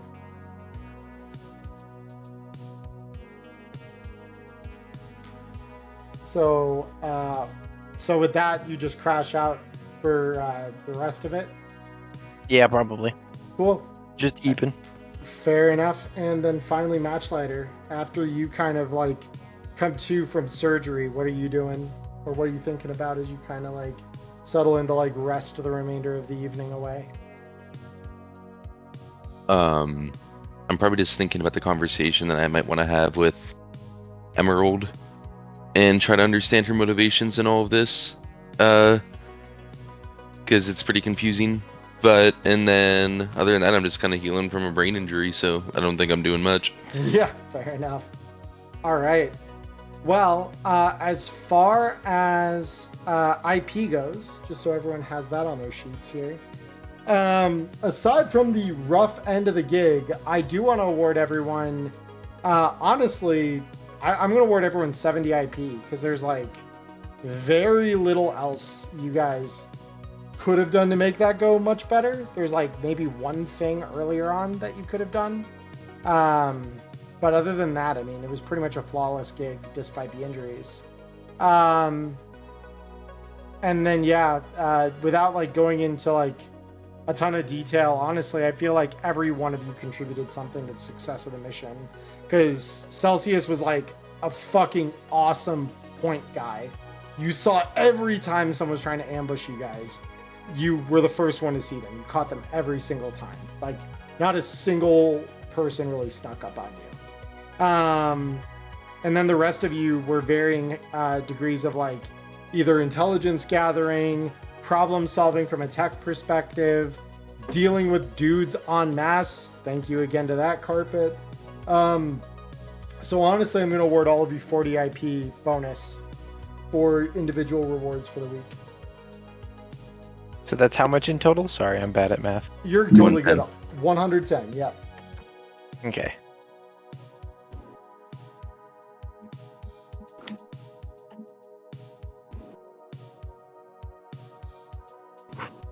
Yep. So that will be that part of it. Any last minute things that anyone wants to say or do before we sign off for YouTube this week? Nope. Good to go. Okay. Very See cool. y'all next week. Hope you enjoyed the show. Yeah, no, absolutely. As always, thank you everyone for coming by and hanging out on YouTube. Twitch, we will be back, or at least I will be. I don't know about the rest of the crew, but I will be back at least shortly to talk with all of you. A reminder, come Wednesday, YouTube, this might be happening about the time that you're seeing this because I usually put these up on Wednesdays. But if I will probably post this as a community post as well. So you should come and see Diamond Dust and I on Wednesday night. Like I said, it should be roughly 9:30 my time. So those of you on the East Coast, probably going to be a little on the late side. But we are recording it. It will be up just a few days later in totality on, at the very least, YouTube. And if I can make it work this week, it will also be up on Spotify and whatever other podcasting platforms I can find a way to upload it to. But that said, I hope all of you on YouTube have a wonderful morning, evening, or afternoon wherever you are in the world. Talking night's hard. I hope you all stay healthy, stay safe, and until I see you again, peace.